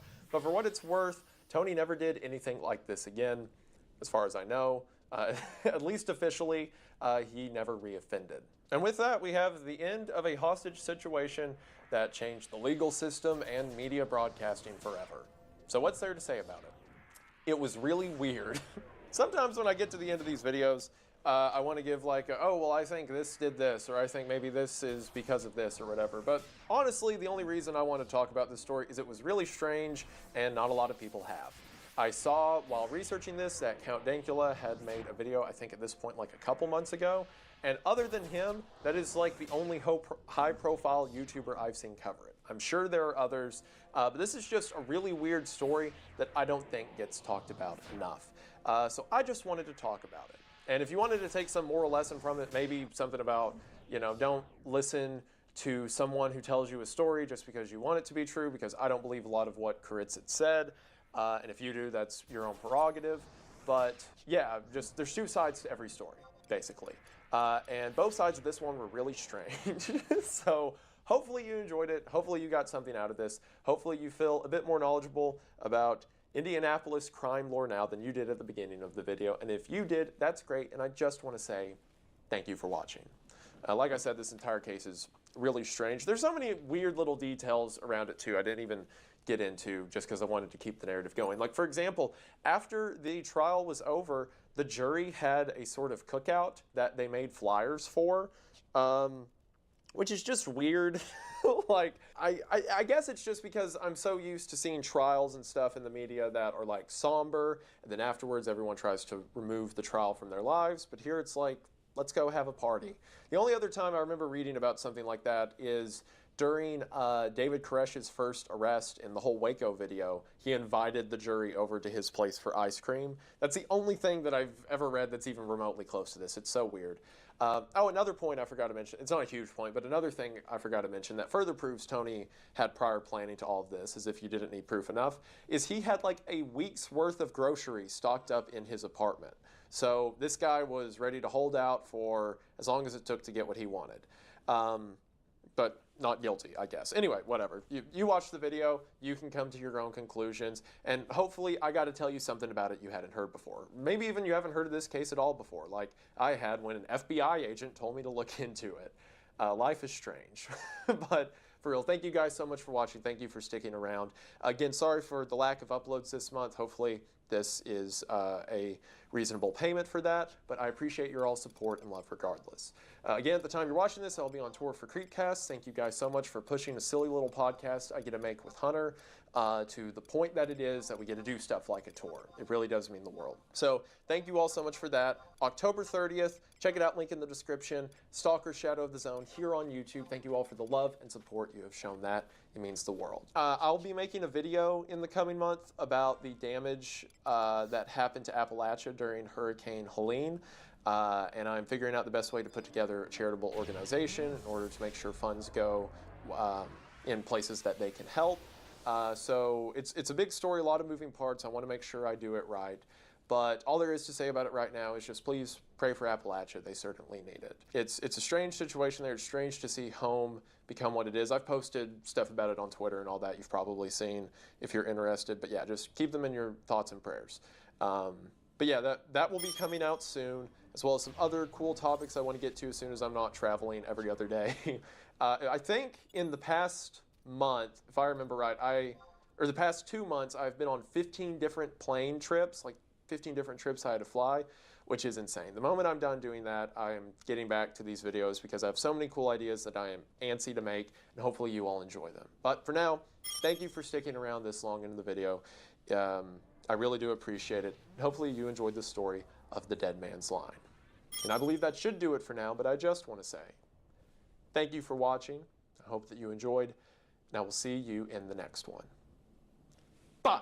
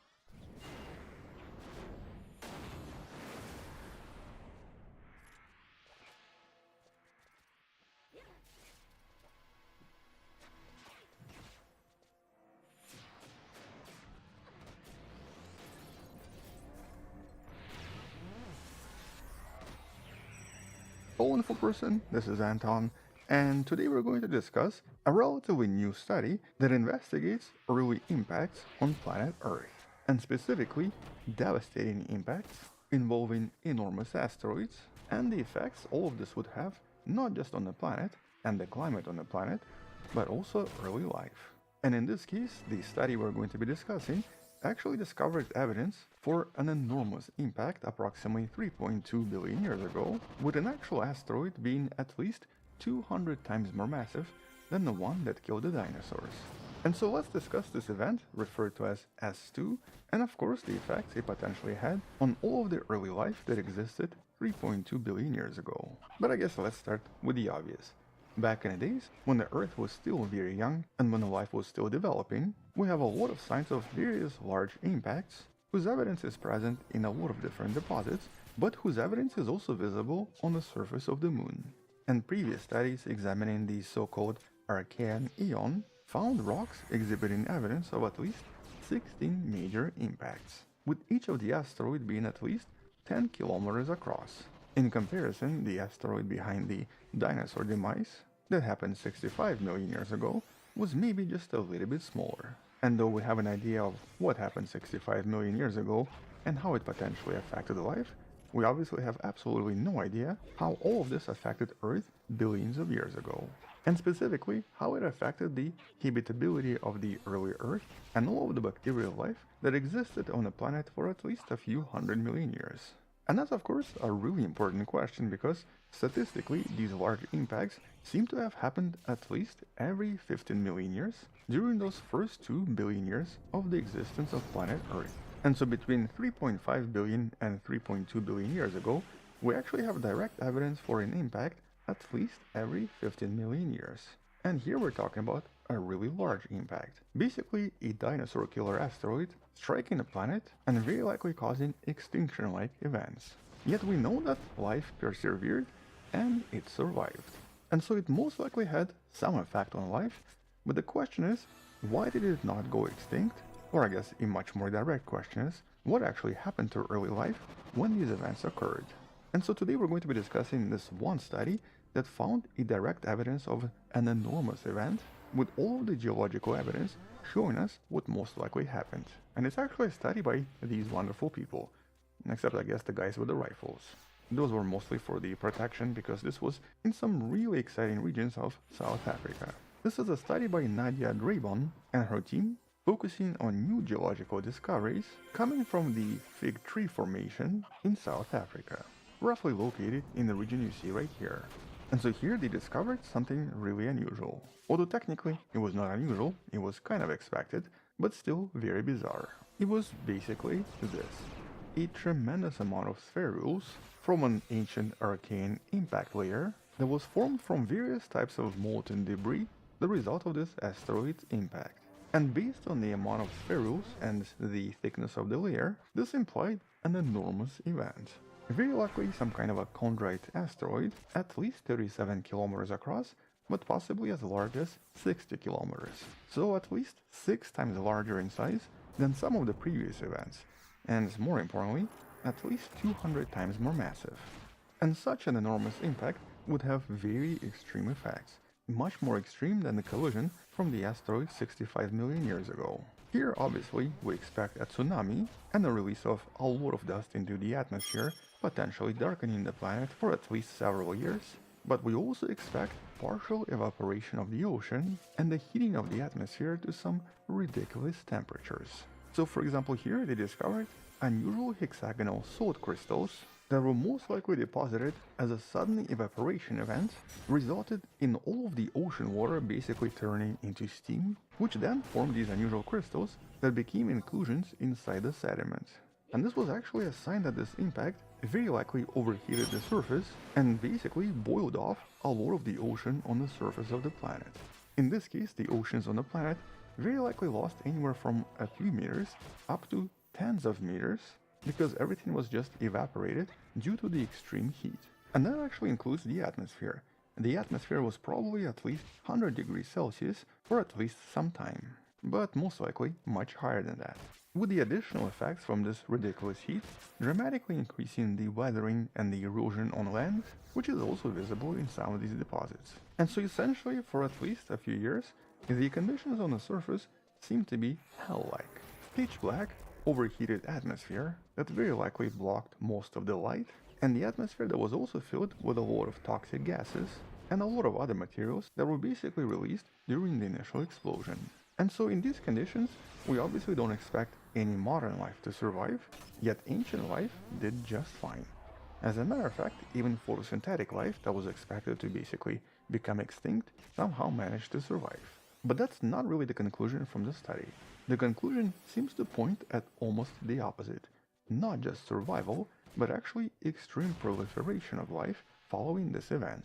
And so basically, right after the collision, one of the first things that happened was a tremendous tsunami. And this giant tsunami did something somewhat unusual. It actually ended up mixing a lot of minerals and a lot of metals coming from within the ocean with the rest of the water. So for example here, some of the previous deposits seem to suggest that a lot of iron metabolizing bacteria that would actually rely on iron for basic photosynthesis was not that successful.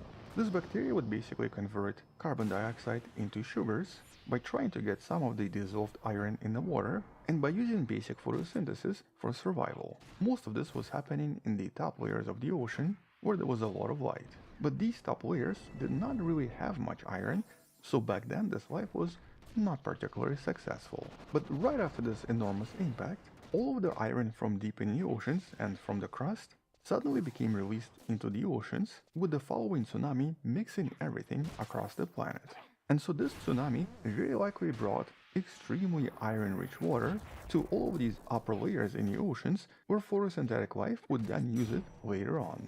And so even though initially there might have been some life here, specifically some life using photosynthesis, and right after the impact there was probably no major survivors in this layer, because now we had so much iron available in every layer of the ocean, within just a few years, once conditions improved, it looks like there was a major bloom of new photosynthetic life that seemed to have spread across the planet really quickly. And so these horrible conditions that lasted for maybe a couple of years were actually replaced by something entirely different. A blooming biosphere that recovered extremely fast, with all of the microbial life potentially becoming widespread everywhere on the planet.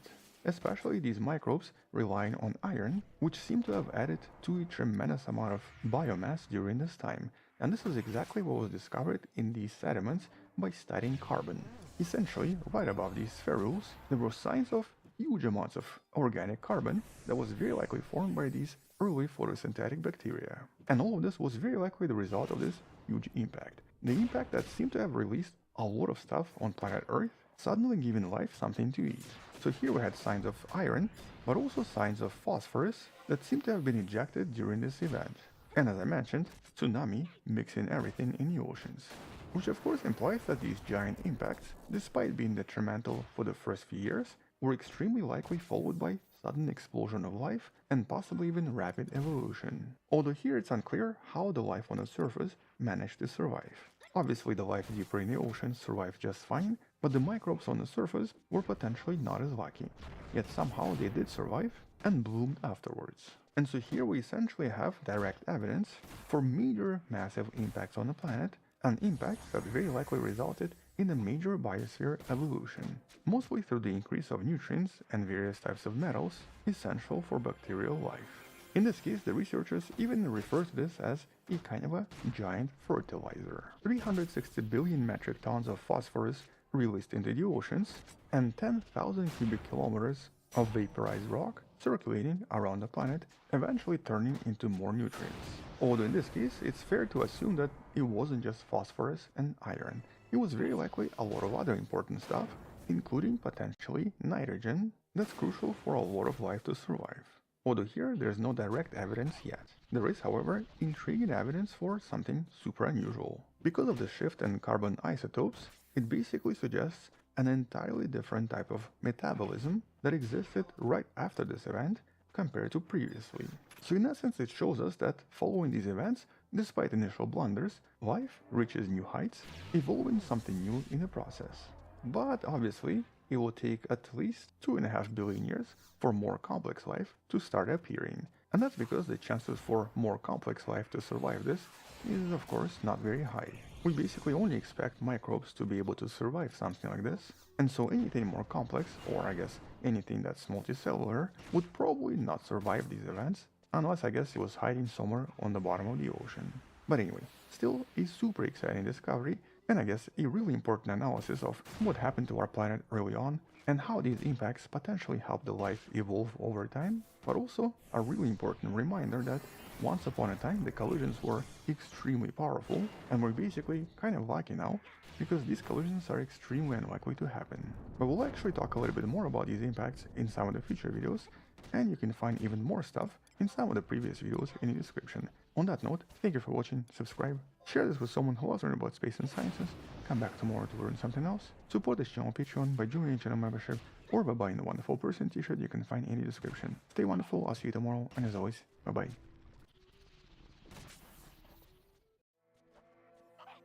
Gals, me Mutahar, and you know, when I mentioned the word kick streamer, it might as well just be synonymous with Florida man at this point, okay?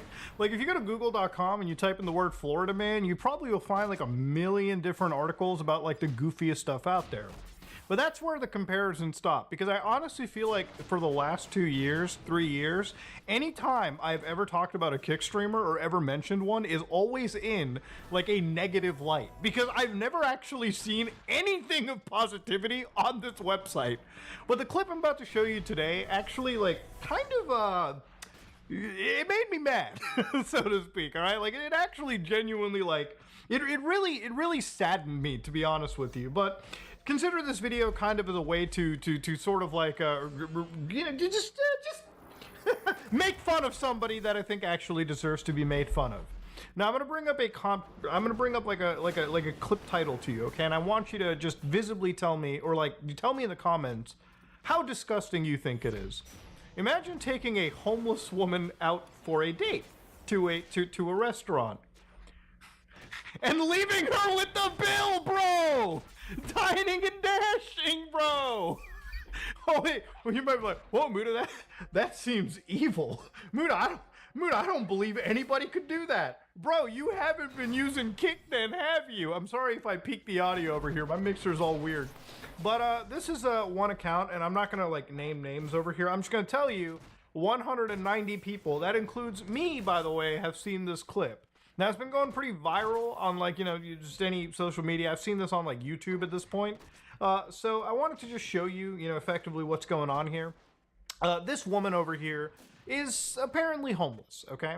Now, I haven't, you know, verified her homelessness myself, but generally everybody discussing this clip has said that she is a homeless person, that this person is taken out on a date to this restaurant. Now, throughout the course of this dinner, and it's about like an hour long, and you can watch the whole thing if you really wanted to, they're like actually like eating a meal, like blah, blah, blah, blah, blah.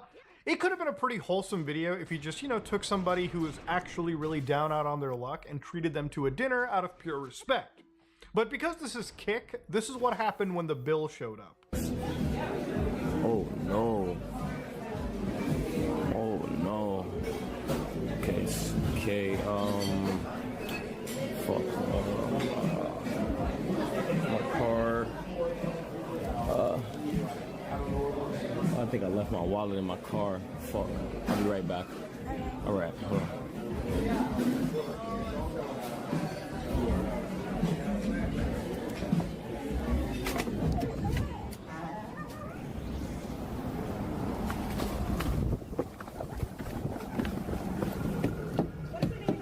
My name's So yeah, I'm just gonna leave it right there. I'm sure you might be wondering, whoa, Buddha, maybe he just Ubered back home to get the money and pay. No, it didn't happen that way, okay? It just didn't play like that.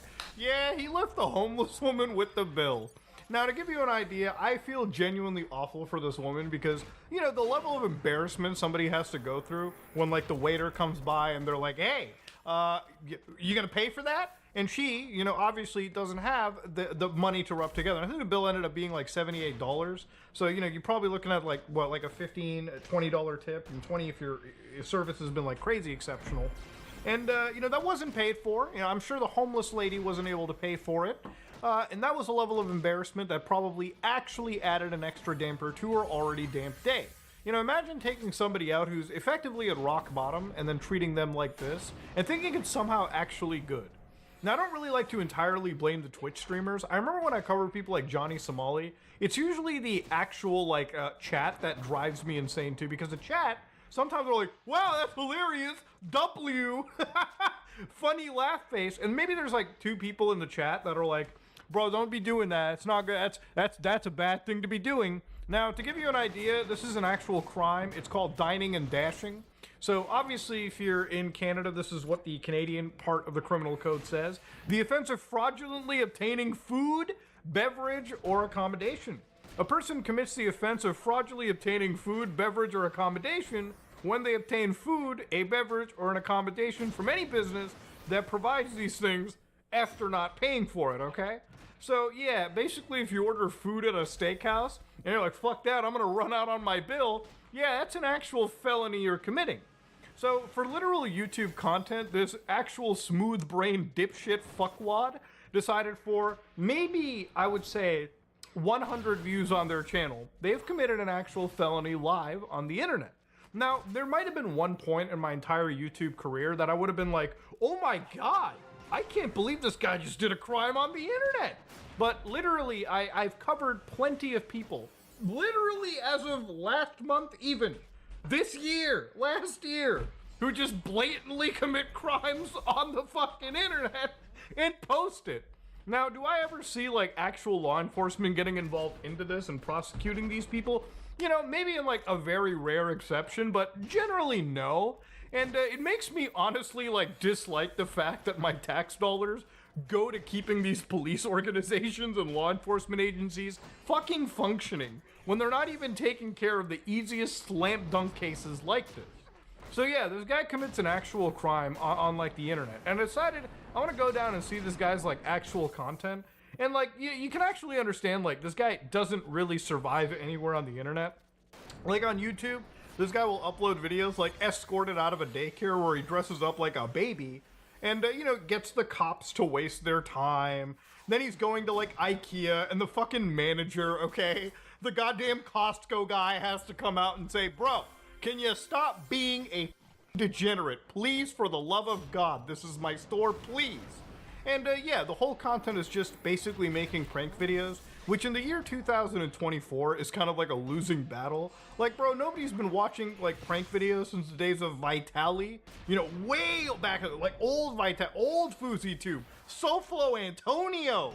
Since those days, nobody has really been watching any of these prank videos.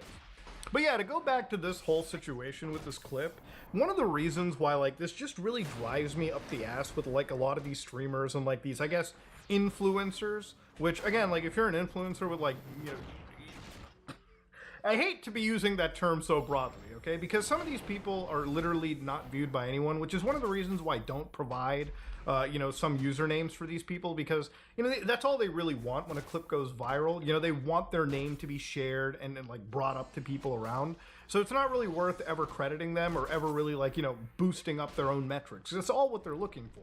The reason why it's worth talking about is just constantly shaming these people, because at least in that case, you can normalize their behavior as being objectively shitty. Now, you don't really need to have a video to normalize why walking out on a homeless woman and leaving her with the bill at a restaurant is a bad moral thing to do. Nobody needs to remind you that. It's just fucking shitty to do. Now, what's really wild about it is like this clip is like viral, right? But it easily could have been, in my personal opinion, maybe like 10 times as viral as like a wholesome clip on the internet had this person just decided to take a homeless person out and like actually treat them to a dinner and give them some level of respect. I really feel like that would have been worth like actually having a smile. That would have really put a fucking solid smile over onto my face. But because this guy wanted to basically make a viral clip out of, again, making a complete ass of himself, he ineffectively committed a crime on the internet, which again, he posted it all over, and he, you know, unfortunately involved a person incredibly down on their luck. There's not much lower than you can go than not having a roof over your head. People really take it for granted when they can sleep in their own fucking bed at night, but there's a lot of people that don't have that luxury. They gotta live life like it's fucking Escape from Tarkov every day, okay? They gotta live life outside on the streets and try to survive every single day the best that they can. And then, of course, then you got to deal with actual IRL streamers like this who probably make a good chunk of money. I wouldn't say this guy's making a good chunk of money. I'm sure this guy probably clears $25 on a good day with how successful the streams have been going. But even in that situation, okay, involving somebody who literally does not have a roof over their head into this situation is just a terrible sign. And like I said, it would have been a great clip had he just decided to find somebody who was literally out on the street, you know, fighting for food every day, trying to just survive, and decided, you know what, I'm going to take this one evening and just give you a decent night. I'm going to give you a decent meal. We'll have a decent chat, treated you like a human being, like people should do to each other. And that would have been a clip that could have gone even more viral. And it would have been the first time I would have actually made a title that said Kick Streamer does something objectively great. But then again, I feel like to go onto a site like Kick anyways, where you typically only exist because you've been kicked off from all the other mainstream platforms, the kind of people that end up on these websites are probably not the best of the best you want to bring. So that's, again, one of the contributing factors. But yeah, it's just one of those things where, like, I see a clip like this and it's just like, man, what an actual piece of human garbage. Like, unironically, if you were this kid's parents, if I was this guy's parents, I would probably choose to, like, go back in time, invent time travel, and, like, cut my fucking dick off just so I couldn't reproduce this piece of shit or cancer into the entire world. That would be the only thing going through my head. But to be fair, okay, with kids as brain dead and shitty as this, I doubt the parents are much better either. Like, again, it's just an objectively terrible thing to do. But anyways, ladies and gentlemen, bad stuff is all around us on the internet. And if you're one of those people that thinks, maybe for some content and virality, should I commit a crime on the internet? Probably not a good idea. But if you are going to at least commit a crime, not that I'm saying you should, please stop picking on the goddamn homeless for it. You know, if it's anything that I want out of this, I at least hope the lady involved in this didn't have to go through a super embarrassing time. I'm sure, I hope that the actual management of that place decided to jump in and, like, take care of the situation and understand this was, like, a really bad... I hope this guy faces some charges out of this. Not that I think he will, just because, like I said, the law enforcement system's pretty fucking, like, lucid when it comes to these people. But, yeah, ultimately, I would say I hope this kid learns and grows up, but given the fact that he's a Kick streamer that I assume, you know, even in your mid-20s, and people are going to say that's young, this guy will probably discover empathy when he gets... I did not have to hit the age of 30 to know that taking a homeless woman out on a date and dining and dashing was a bad thing, okay? This guy's just an objectively shitty person, and I hope ultimately he pays the consequences for it. But yeah, ladies and gentlemen, anyways, I'm out. I'm gonna go get a palate cleanser. I'm gonna go play some zombies. So YouTube has kept trying to suppress these videos. They keep giving me strikes. So I'm not going to say what I usually say at the beginning of today's episode, but if something happens to me in the near future, you know who did it. This show is about facts. So if you want to see the facts and the resources that we use to create this script, you can go to the resources document, which is in the description of this show. And on top of that, all parties are presumed innocent until proven guilty in a court of law. With that said, this is a really disturbing episode, but one people need to hear. Let's get into it, and welcome to the Conspiracy Files.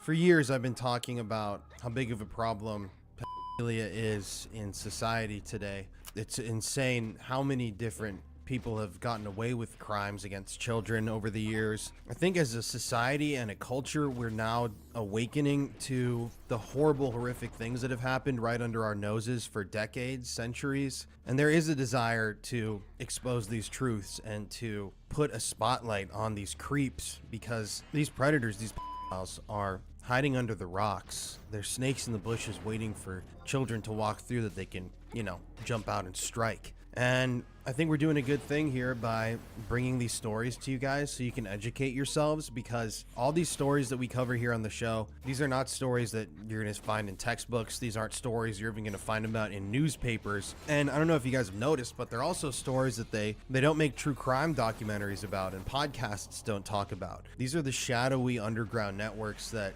have been kept quiet, or been sealed. I don't even know how to phrase that terminology wise, but these are networks and people that operated above the law, a lot of times with the governments of their respected countries, catering to wealthier, more elite members of society. And then you have this film thing. I can't tell you how many times I've posted about cases involving films, or I've talked to people about them, and it goes back to these articles. There's apparently this big article that was released years ago that says the government's never found proof of one snuff film ever. Well, what about ISIS? What about the cartel? What about murderers, serial killers that recorded their murders? Those are all snuff films. There's no way that there's not one, especially in this case. Today we're talking about a guy that was producing snuff films for clients. And there's still a subset of people who believe that that's just some sort of a lie. That I don't know if they don't want to dig that deep to discover that humanity can be that dark, or if they're just sheep, believing what the government and Snopes.com tells them. It is really bizarre.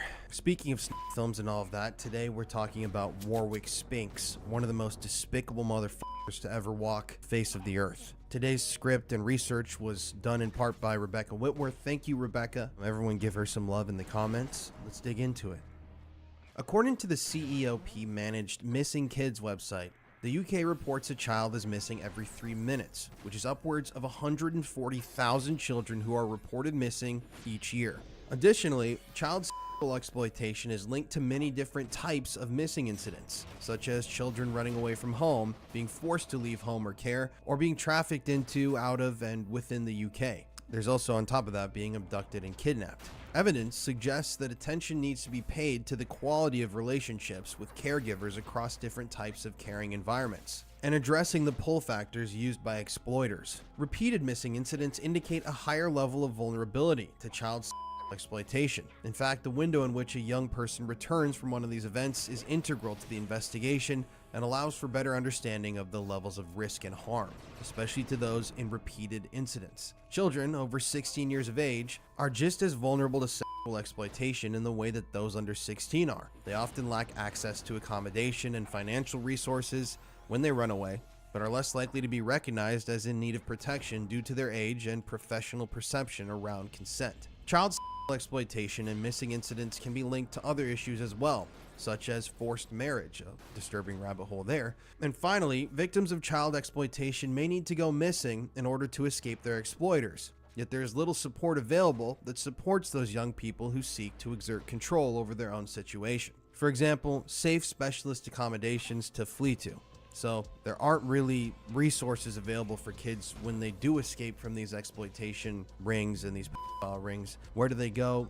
Who takes care of them? Who helps them out? Criminally underfunded category of society. In 1997 alone, the United Kingdom's police force estimated that there were at least 25,000 active pedophiles in Britain alone. It's no surprise that these cases of missing children are tied to way bigger issues, namely pedophile rings, hidden in different facets of many, many different countries, in which most of the general public are generally unaware of. But every once in a while, this information is brought forth very publicly to shed light on the happenings beyond this large number of missing children, the inside secrets that many still turn a blind eye to.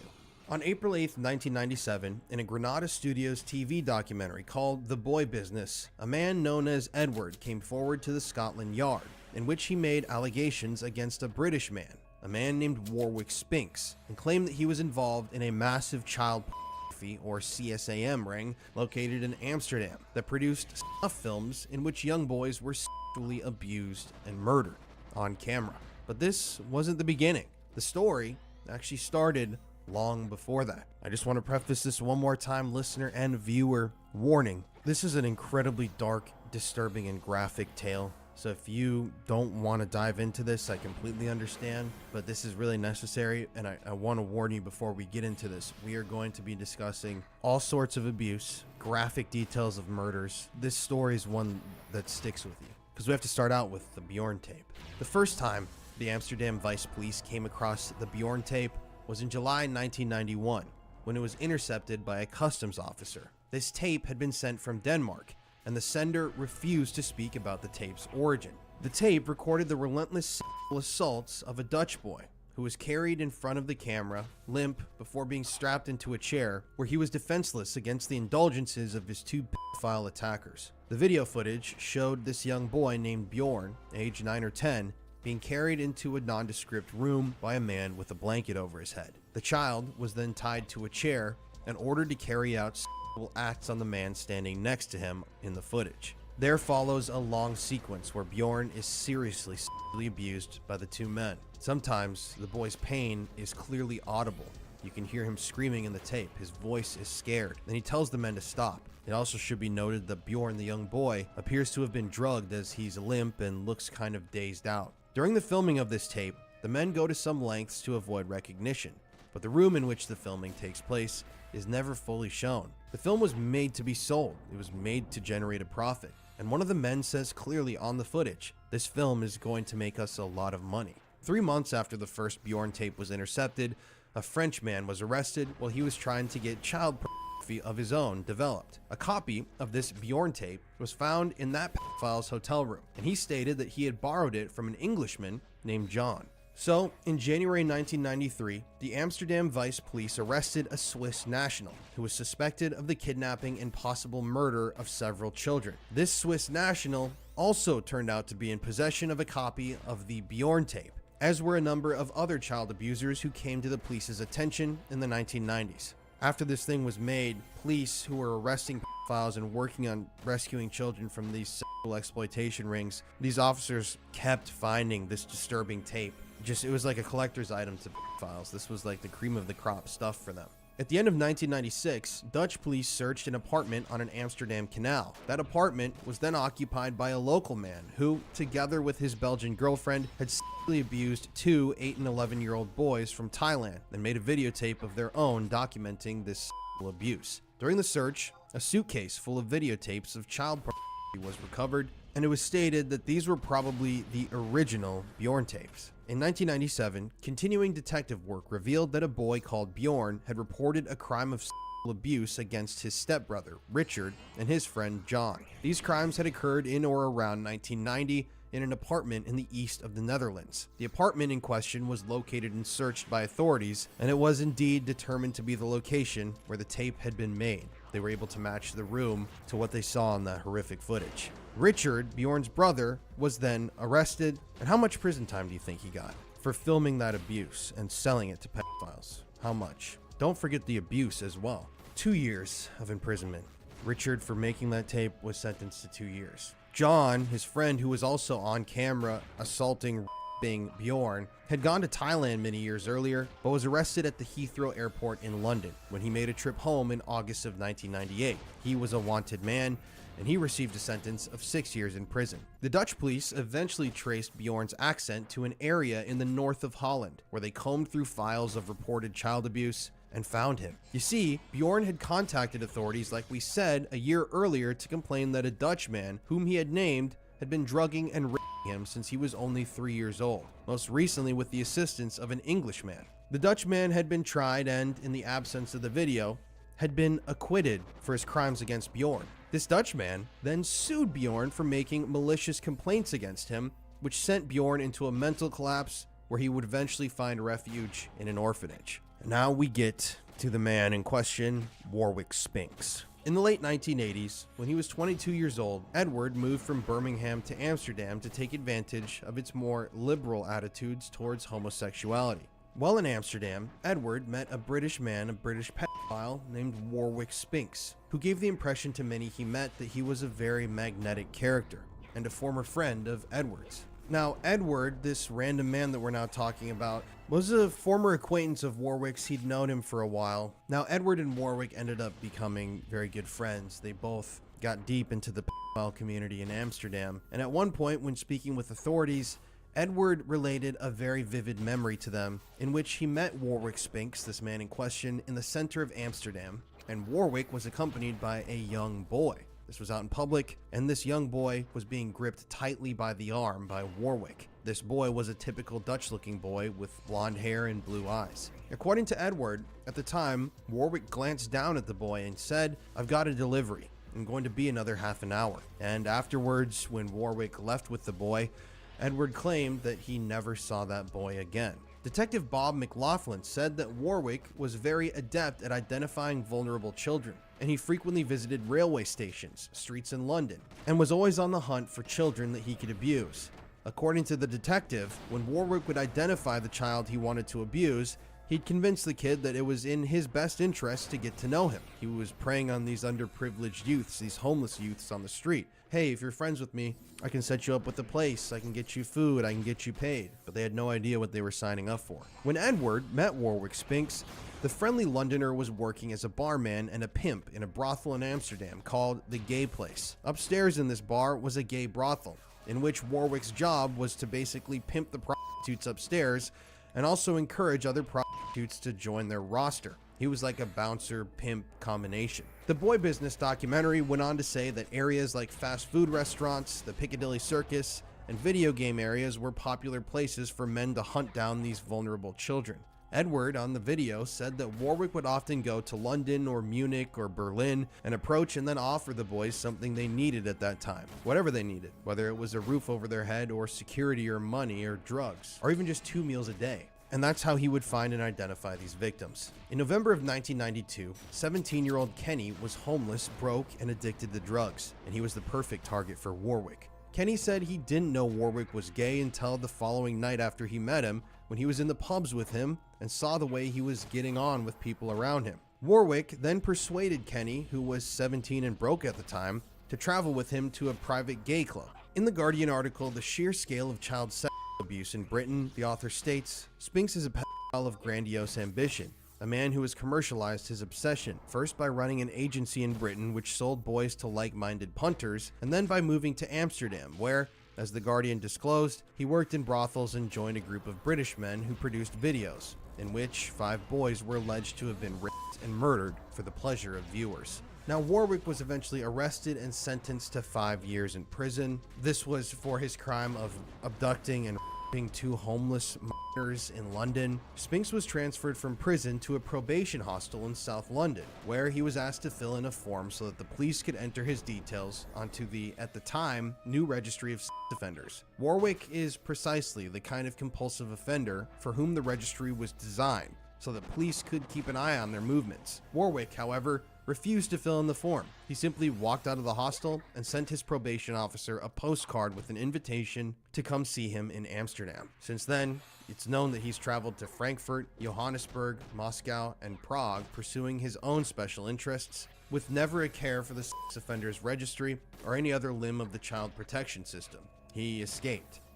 So they gave him a short sentence for sexually abusing 2 minors. He walked out of the building he was supposed to be in, sent his probation officer a postcard, and was able to travel through Europe for decades, raping and abusing children. But this would sort of start to change with the Boy Business documentary. Melanie McFadyen and Nick Davies, both British investigative journalists, researched and published the documentary The Boy Business in 1997 through Granada Television Studios. The documentary itself was about British pedophiles who prey on homeless and vulnerable children, and the documentary worked to confront the men who trade in child pornography, investigate the recruitment of young boys, and they also wanted to talk to the victims and relatives of those who were affected by this thing. The film predominantly featured that man, Edward, who claimed that films had been made in Amsterdam in which young boys were abused and killed on camera. And it also featured that convicted pedophile, Warwick Spinks, and those allegations stated that Warwick Spinks, that convicted pedophile, was involved in producing these films.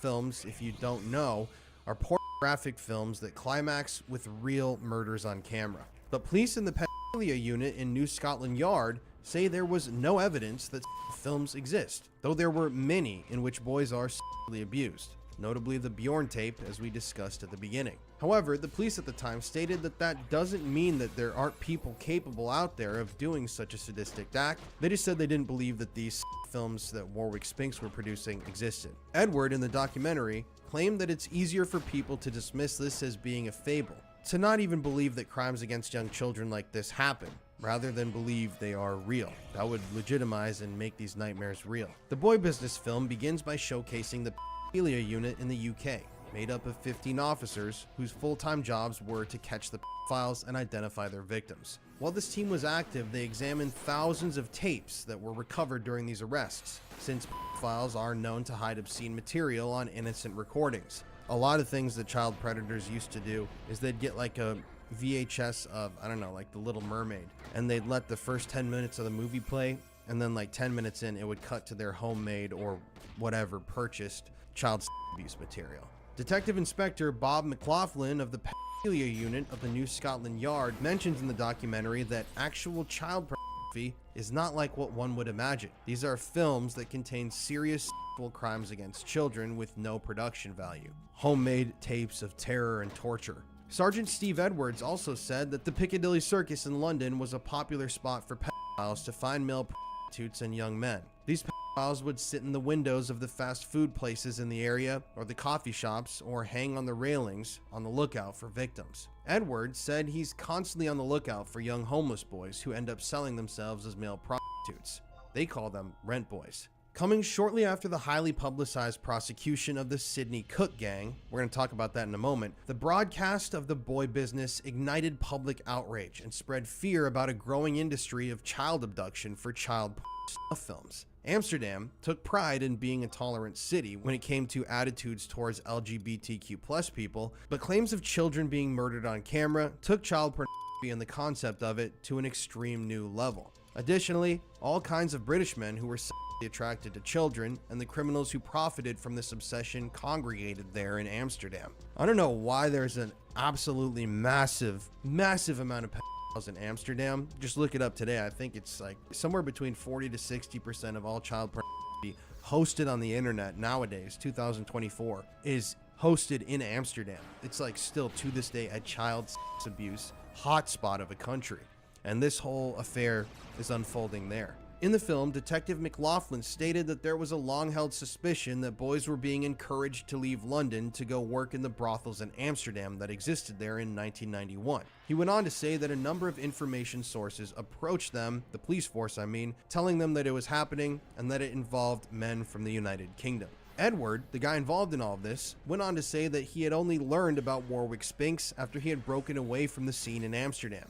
Warwick himself apparently had come up with the idea of having boats just outside of Amsterdam, and they would use these boats to traffic children in and out of the UK, in and out of Amsterdam, and all around Europe. Warwick even claimed that once they had a child on the boat, they'd be able to do whatever they wanted to them.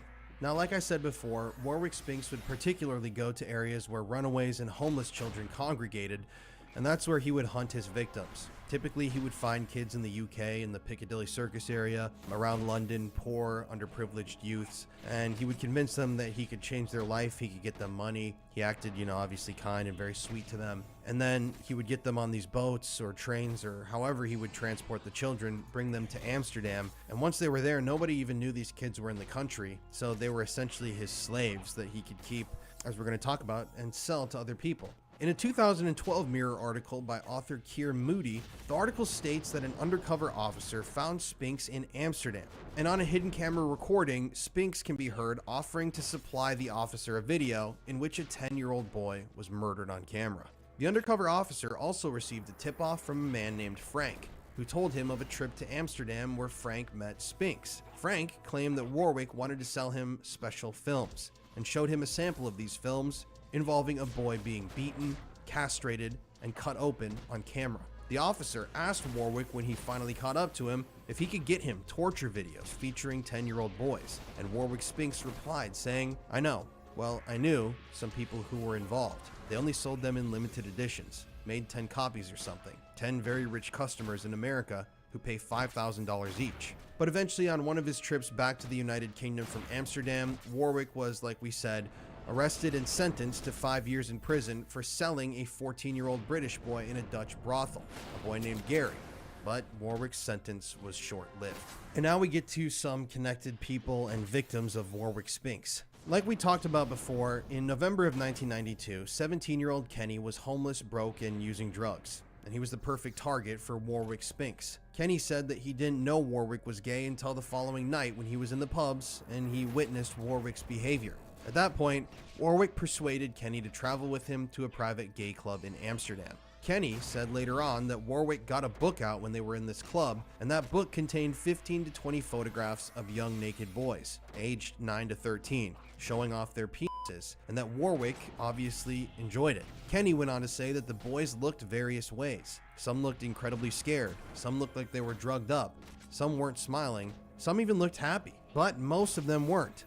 And that's what gave him an incredibly bad vibe. There were no words written in the book, apart from under one single photograph, there was a word, virgin.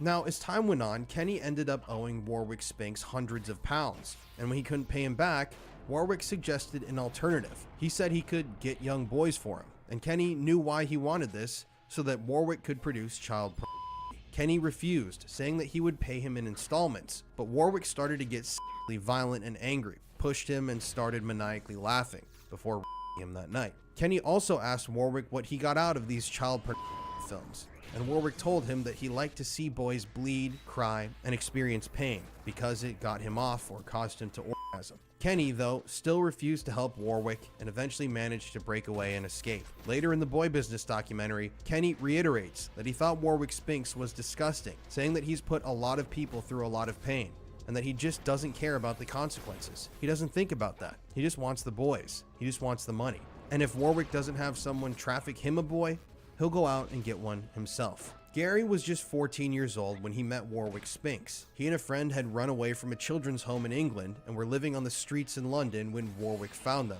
Gary said that he and his friend had been living on the streets for a couple of nights in the cold with nothing to eat, and they were sitting against a wall when Warwick approached them.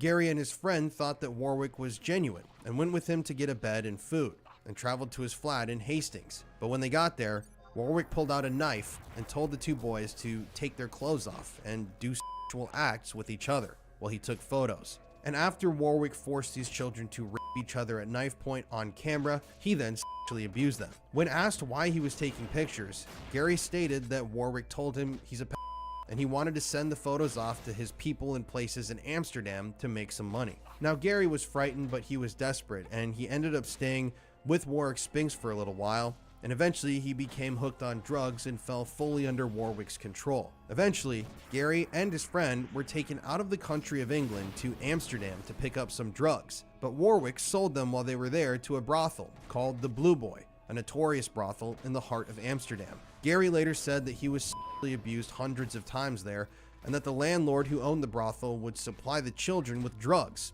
willingly or not, in their drinks, until they were, quote, like zombies and couldn't move.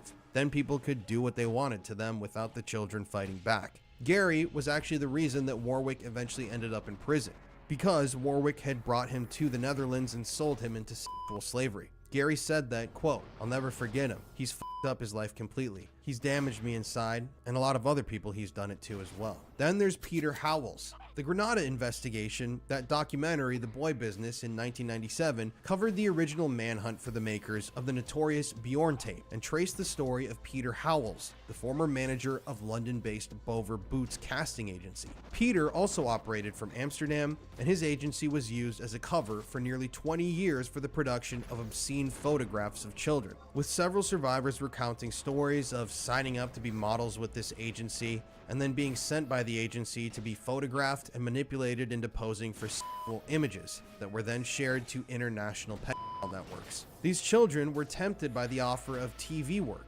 I mean, what couldn't you love when you were that young? Your parents are trying to break you into the entertainment industry. Here's a guy that's saying, we can get you on TV, we can put you in movies. You just have to show up here. Then all of a sudden, these people that you don't know without your parents there are pressuring you to do this and that. And that's how they work on people, and they groom them and they cultivate victims. Through this process, children as young as 8 years old would visit the home of who they thought was the official photographer of the agency, a man named Harry Jeffries. Matthew, one of Peter's victims, claimed that he was about 10 or 11 when he first met him, and that Peter was in his 40s by then, and there was a night when Peter tried to put his arm around him and attempted to slide his hand into his pajama bottoms. Now, Matthew said that he pushed Peter away, but then Peter went on to tell his photographer, Harry Jeffries, what had happened between he and Matthew, and stated that Jeffrey, hearing this, instead of trying to help save the child, just started laughing and said, "You're mine. He messed up by trying to touch you." It was all a game to them. In the late 1980s, Peter, the head of that casting agency, decided to leave England and open a new office in Amsterdam. Detective Inspector Ian Delbert recalled one incident in which he heard that Peter Howells was assaulted, and when the Dutch police went to render him assistance, they found numerous photographs all over his houseboat, with children photographed in indecent poses. They also said that the difference in the laws between their two countries made it difficult for the Dutch police to actually do anything about this, and nothing ever came of it. The Grenada documentary crew were actually able to find and catch up with Peter by tempting him with an offer for his casting agency. And once they got him on camera, they asked him how many boys he and the other men had sexually abused at the home of Jeffries, to which he said none, and who's Harry Jeffries? The filmmakers went on to say that numerous victims and parents had said that Peter's casting agency had something to do with taking indecent photographs of boys. And Peter said on camera, "Well, it's nothing to do with me." They then continued by saying, "You were named in statements to police saying you sexually abused boys." To which Peter said, "I haven't." The Granada crew then asked if Peter had any interest in boys or if he was a pedophile, and obviously Peter denied both. Finally, the crew asked about the Dutch police incident in which they had found indecent photographs of children lining the walls of his houseboat, and Peter stated there wasn't and they haven't. Peter, again in the interview, emphasized that he had no sexual interest in young boys. The documentary then went on to explain that in fact, Peter had indecently assaulted a 9-year-old British boy more than 25 years ago in Amsterdam, and that Peter Howells was an acquaintance of one more serious pedophile. He was linked through this in paperwork and was known to be a friend of his, none other than Warwick Spinks. Edward, that other pedophile that was speaking to the documentary filmmakers, recalled an incident in which he was having lunch with both Peter and Warwick, and that at the table at the restaurant there was a 9-year-old boy with his parents behind them. Peter couldn't take his eyes off of the child and kept saying, "I bet he would be good in bed," or "I bet I could teach him a few things," or "I bet he's got a lovely body." It was very clear to everyone that surrounded him what kind of a man Peter Howells was. But Peter Howells had nothing to do with the prostitution or the pornographic business set up by Warwick Spinks. Harry Jeffries is another twisted pedophile that now we have to talk about. Remember, Harry is the photographer for Peter's agency. Lee, one of the victims here, claimed that Harry Jeffries was like an uncle to him, and that everything they would do together was stuff they couldn't do anywhere else. Harry would apparently go so far as to offer to take the victims back to their front doorsteps and to explain to their parents who he was and why he was late bringing their kids home. Kathy, Lee's mother, recalled a time when she had met Harry for the second time, and he offered her his coat, and she had even gone so far as to visit Harry's apartment herself, yet she had no idea what was going on in there. It seemed that Harry had cleaned up before she had arrived. They really had no reason, none of these parents or children, to think that Harry or his friends would cause any danger, and that was all part of Harry's plan. This was a part of the manipulation and the grooming. You see, Harry would pick his victims, he would shower the children with praise, love, and gifts, he would go over to the parents of these victims' houses, he would schmooze them, he would make them feel comfortable, and then after making the parents comfortable, Harry would ask the children to come in for a more private, unaccompanied photo session. The children, once they were at this private session, were then told by Harry that a man he worked with, James Chalkley, had a small role in the popular TV soap EastEnders. Now, this is an interesting note. James Chalkley, that man who Harry would tell the story about, he ended up heading to Amsterdam to live with his brother. But in 2013, James Chalkley and his brother's bodies were found in their apartment with plastic bags over their heads and tape on their mouths. And the police didn't rule out murder, but they've never arrested any suspects in their deaths. Now, Lee, the victim, went on to say that he thought it was a great opportunity for him working with Harry to get into EastEnders, so he thought this was innocent when Harry asked him to come into a session wearing swimming trunks, and that there was nothing wrong with that. But then, once he was there in the photo studio without his parents, Harry asked Lee to pull his trunks down just a little bit, to expose just a little, and that's when he started to worry. Now, when Harry and these photographers would get these children into these positions where they're almost exposing themselves, they would pull out an old trick and say something along the lines of, "Well, right, at this point we need to rub baby oil on you because it enhances the picture that we're taking."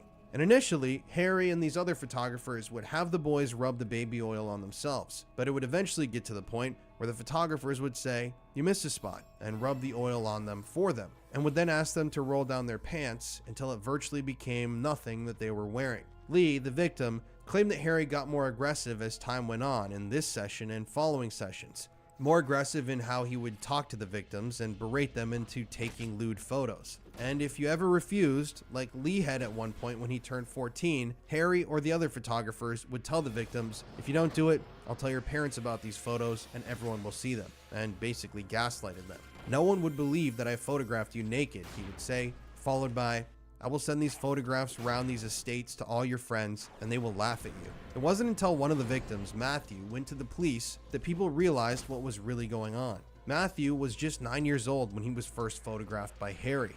Matthew said that Harry would call him names and threaten him. He stated that he would have him blacklisted from the film industry, or that he'd show the nude photographs that he had of him to his friends and family to try and mentally torture them. Matthew, the victim, also went on to say that Harry's bedroom had a hole in the door that people could look through, along with hidden air vents and false walls with a cupboard behind it for the camera equipment. After 5 years of being repeatedly abused by Harry, Matthew broke the wall of silence by heading to the police. And finally, that opened up the can of worms and more children came forward. Finally, the police raided Harry Jeffries' home and they found negatives and photographs hidden behind literally everything in the apartment. The place was filled literally floor to ceiling with child pornography. Kathy, victim Lee's mother, reported that she got a knock on her door one day, and when she opened it up, there was a policeman there who interviewed her and later asked if some of the naked photos he was in possession of were of her son Lee. Lee, upon seeing this and learning that this secret was out, was mortified and broke down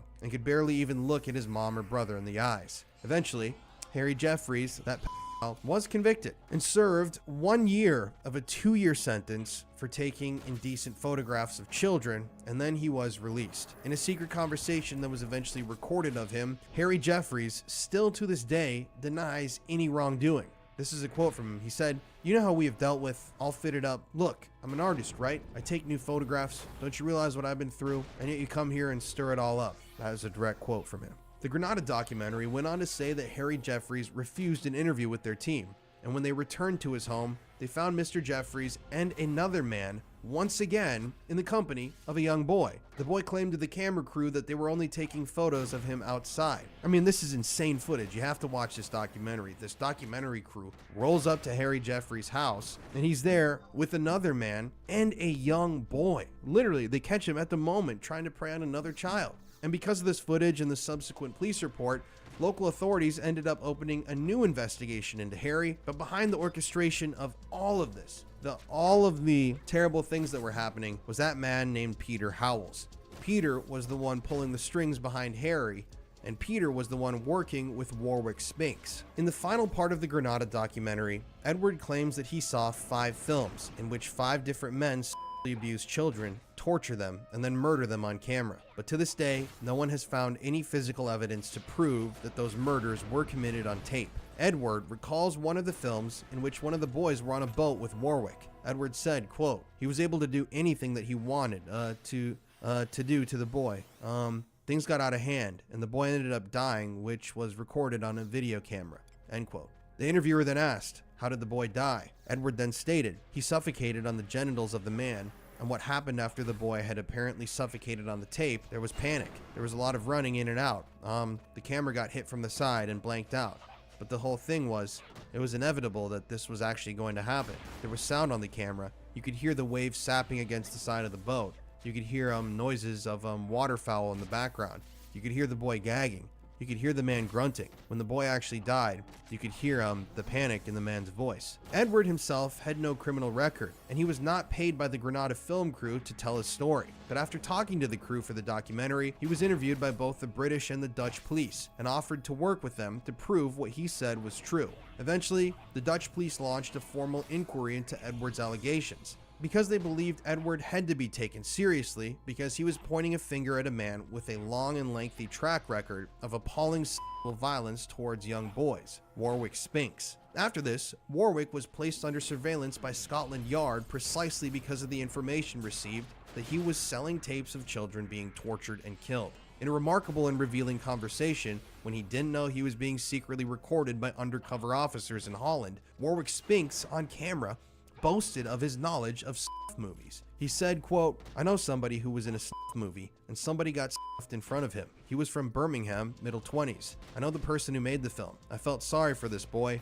It was a German boy, about 13 to 15. He thought he was going to make 200 guilders and ended up being dead. I know I'm a fat old queen, but I get away with murder." End quote. In the film, Detective McLaughlin, who we talked about before, stated that rumors of the existence of what are known as movies have been around for a very long time. Law enforcement officers have never found one of these. However, it is very fair to say that in my experience, we've witnessed video films of horrendous abuse of children arriving at a point where they are tortured from prison. From prison, Warwick Spinks denied all of his crimes, saying, "I had 3 brothels in Amsterdam, but that does not make me an associate murderer. It does not mean that I'm in a ring, because I've never had anything to do with anything like that." But in the Boy Business documentary, Edward, a close friend of Warwick's and a pedophile himself, insists that not only was Warwick involved in the systematic abuse of children, that he was also involved in their murders. At the request of the documentary staff, Edward helped the Dutch police find the house in the suburb of Amsterdam, where he claimed he was shown videos of young boys being murdered, as well as the lake where the man he met at the house allegedly disposed of the bodies. The interviewer said at the scale in which Warwick was funneling boys into this pedophile ring,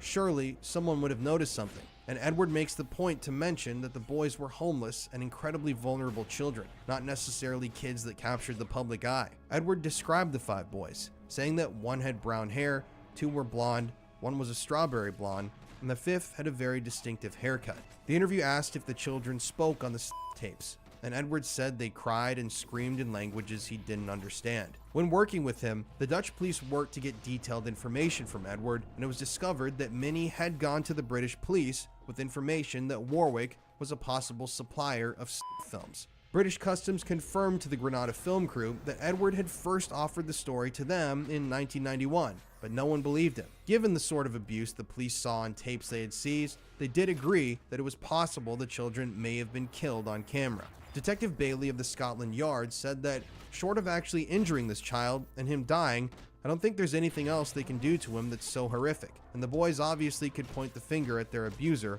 if he had eventually been found, as a reason why these films might have existed. Edward claimed that he was speaking out now because he could no longer live with his failure to act when he first saw Warwick leading off a young boy in the center of Amsterdam. At the end of the Boy Business documentary, Edward is found dwelling over his mistakes. Edward says, quote, "I saw 5 children killed, and it was organized and orchestrated by Warwick and his associates. I had no control over the boys that were killed on the tapes. That there was nothing I could do other than try and bring it to the attention of the authorities when I was back in England. But I did see Warwick with the boy outside the gay palace, and I didn't do anything about it at the time, and I don't know how he worked out." The interviewer then asked, "What do you think happened to that boy?" And Edward stated, "I don't know. I think that Warwick is a very evil man, and anything could have happened to that boy. I'm with what I know. Now what about Warwick? I should have done more, but when you see a boy in the flesh, as opposed to seeing them on tape, it's a different thing entirely." The interviewer then stated, "Do you blame yourself?" Edward responded, "Yes." The interviewer then asked, "What do you hope will happen as a result of speaking out now?"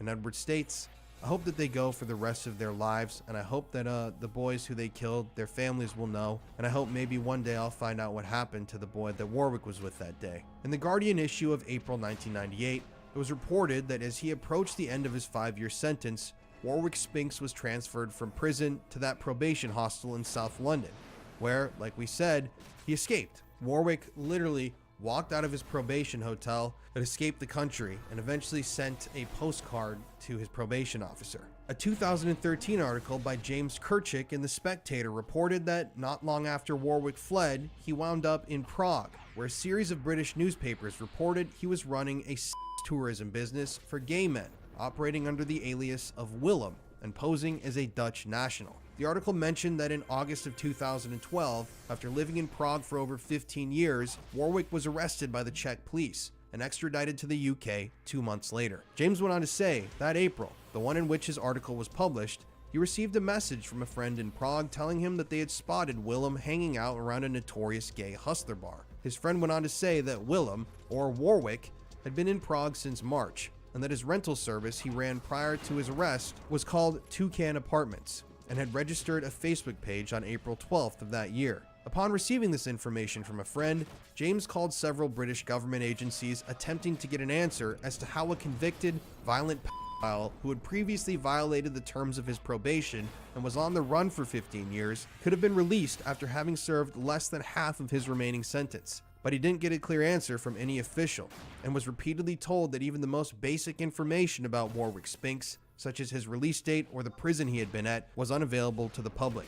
In a Google search, we attempted to find the statistics of exactly how many children in the UK and Denmark were sexually abused in the year 2023 alone, highlighting the current happenings of a dark world. NSPCC Learning said that we don't know exactly how many children in the UK experienced sexual abuse. However, with research with 2,275 young people aged 11 to 17 about their experiences with sexual abuse, it suggested that 1 in 20 children in the UK have been sexually abused. According to Statista, in Denmark, there were only 276 sexual offenses against children reported.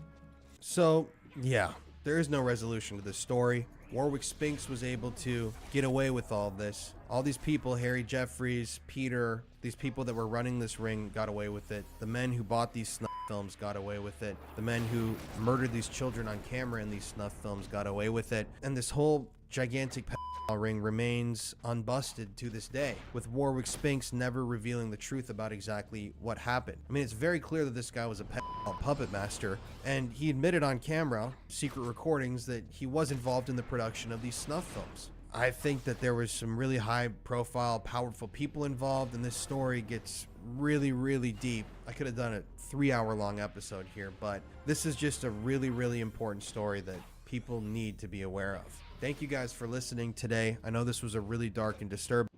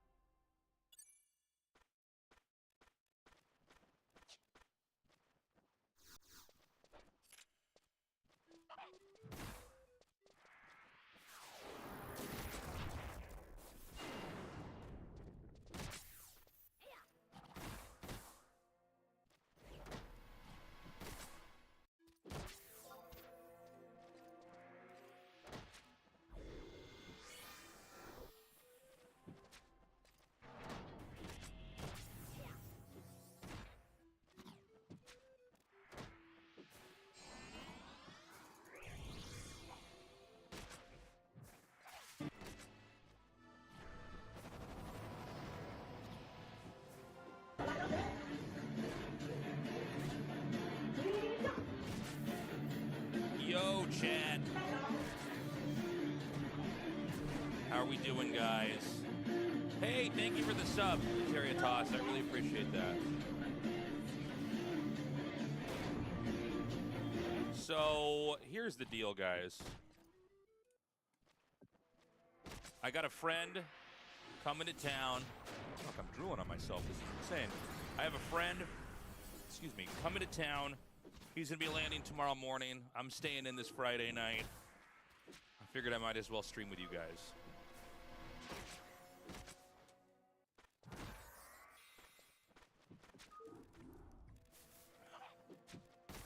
This is not my usual streaming hour, but I thought, you know, I could either play games in my living room, fire up the old stream.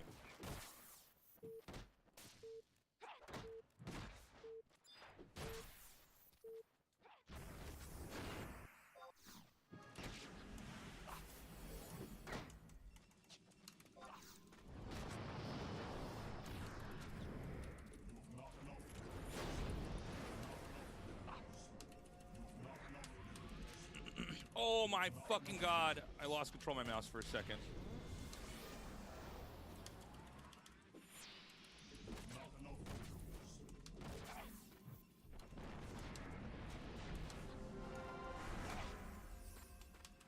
Dude, fuck this game! Fuck this! Yo, into the sky.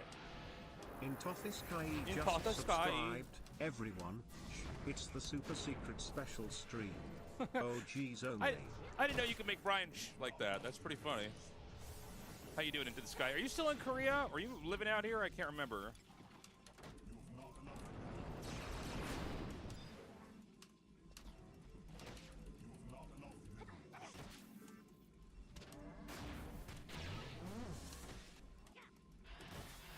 You're in Texas? All right, I was way off.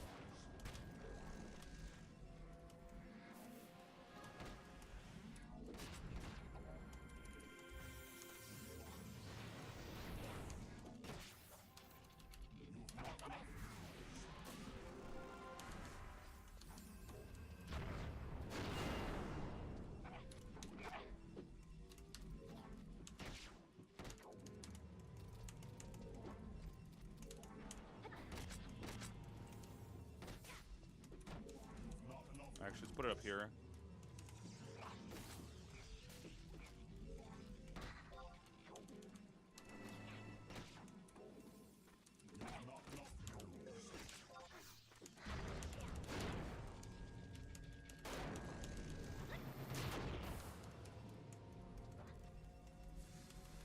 Going to Vietnam? Nice. Oh, and then popping over to Seoul. I really liked Vietnam when I was there. I'm a little bit more of a fan of Thailand.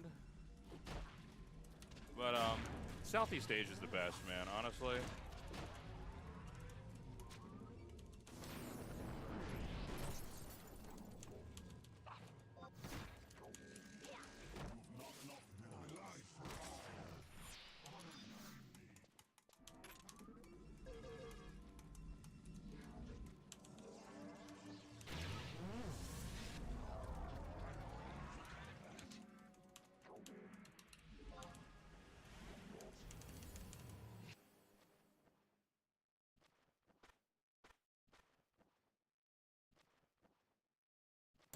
Alright, we're gonna call it, but thanks for watching, guys, and as always, remember, if you can't say fuck you to your friends, who can you say fuck you to?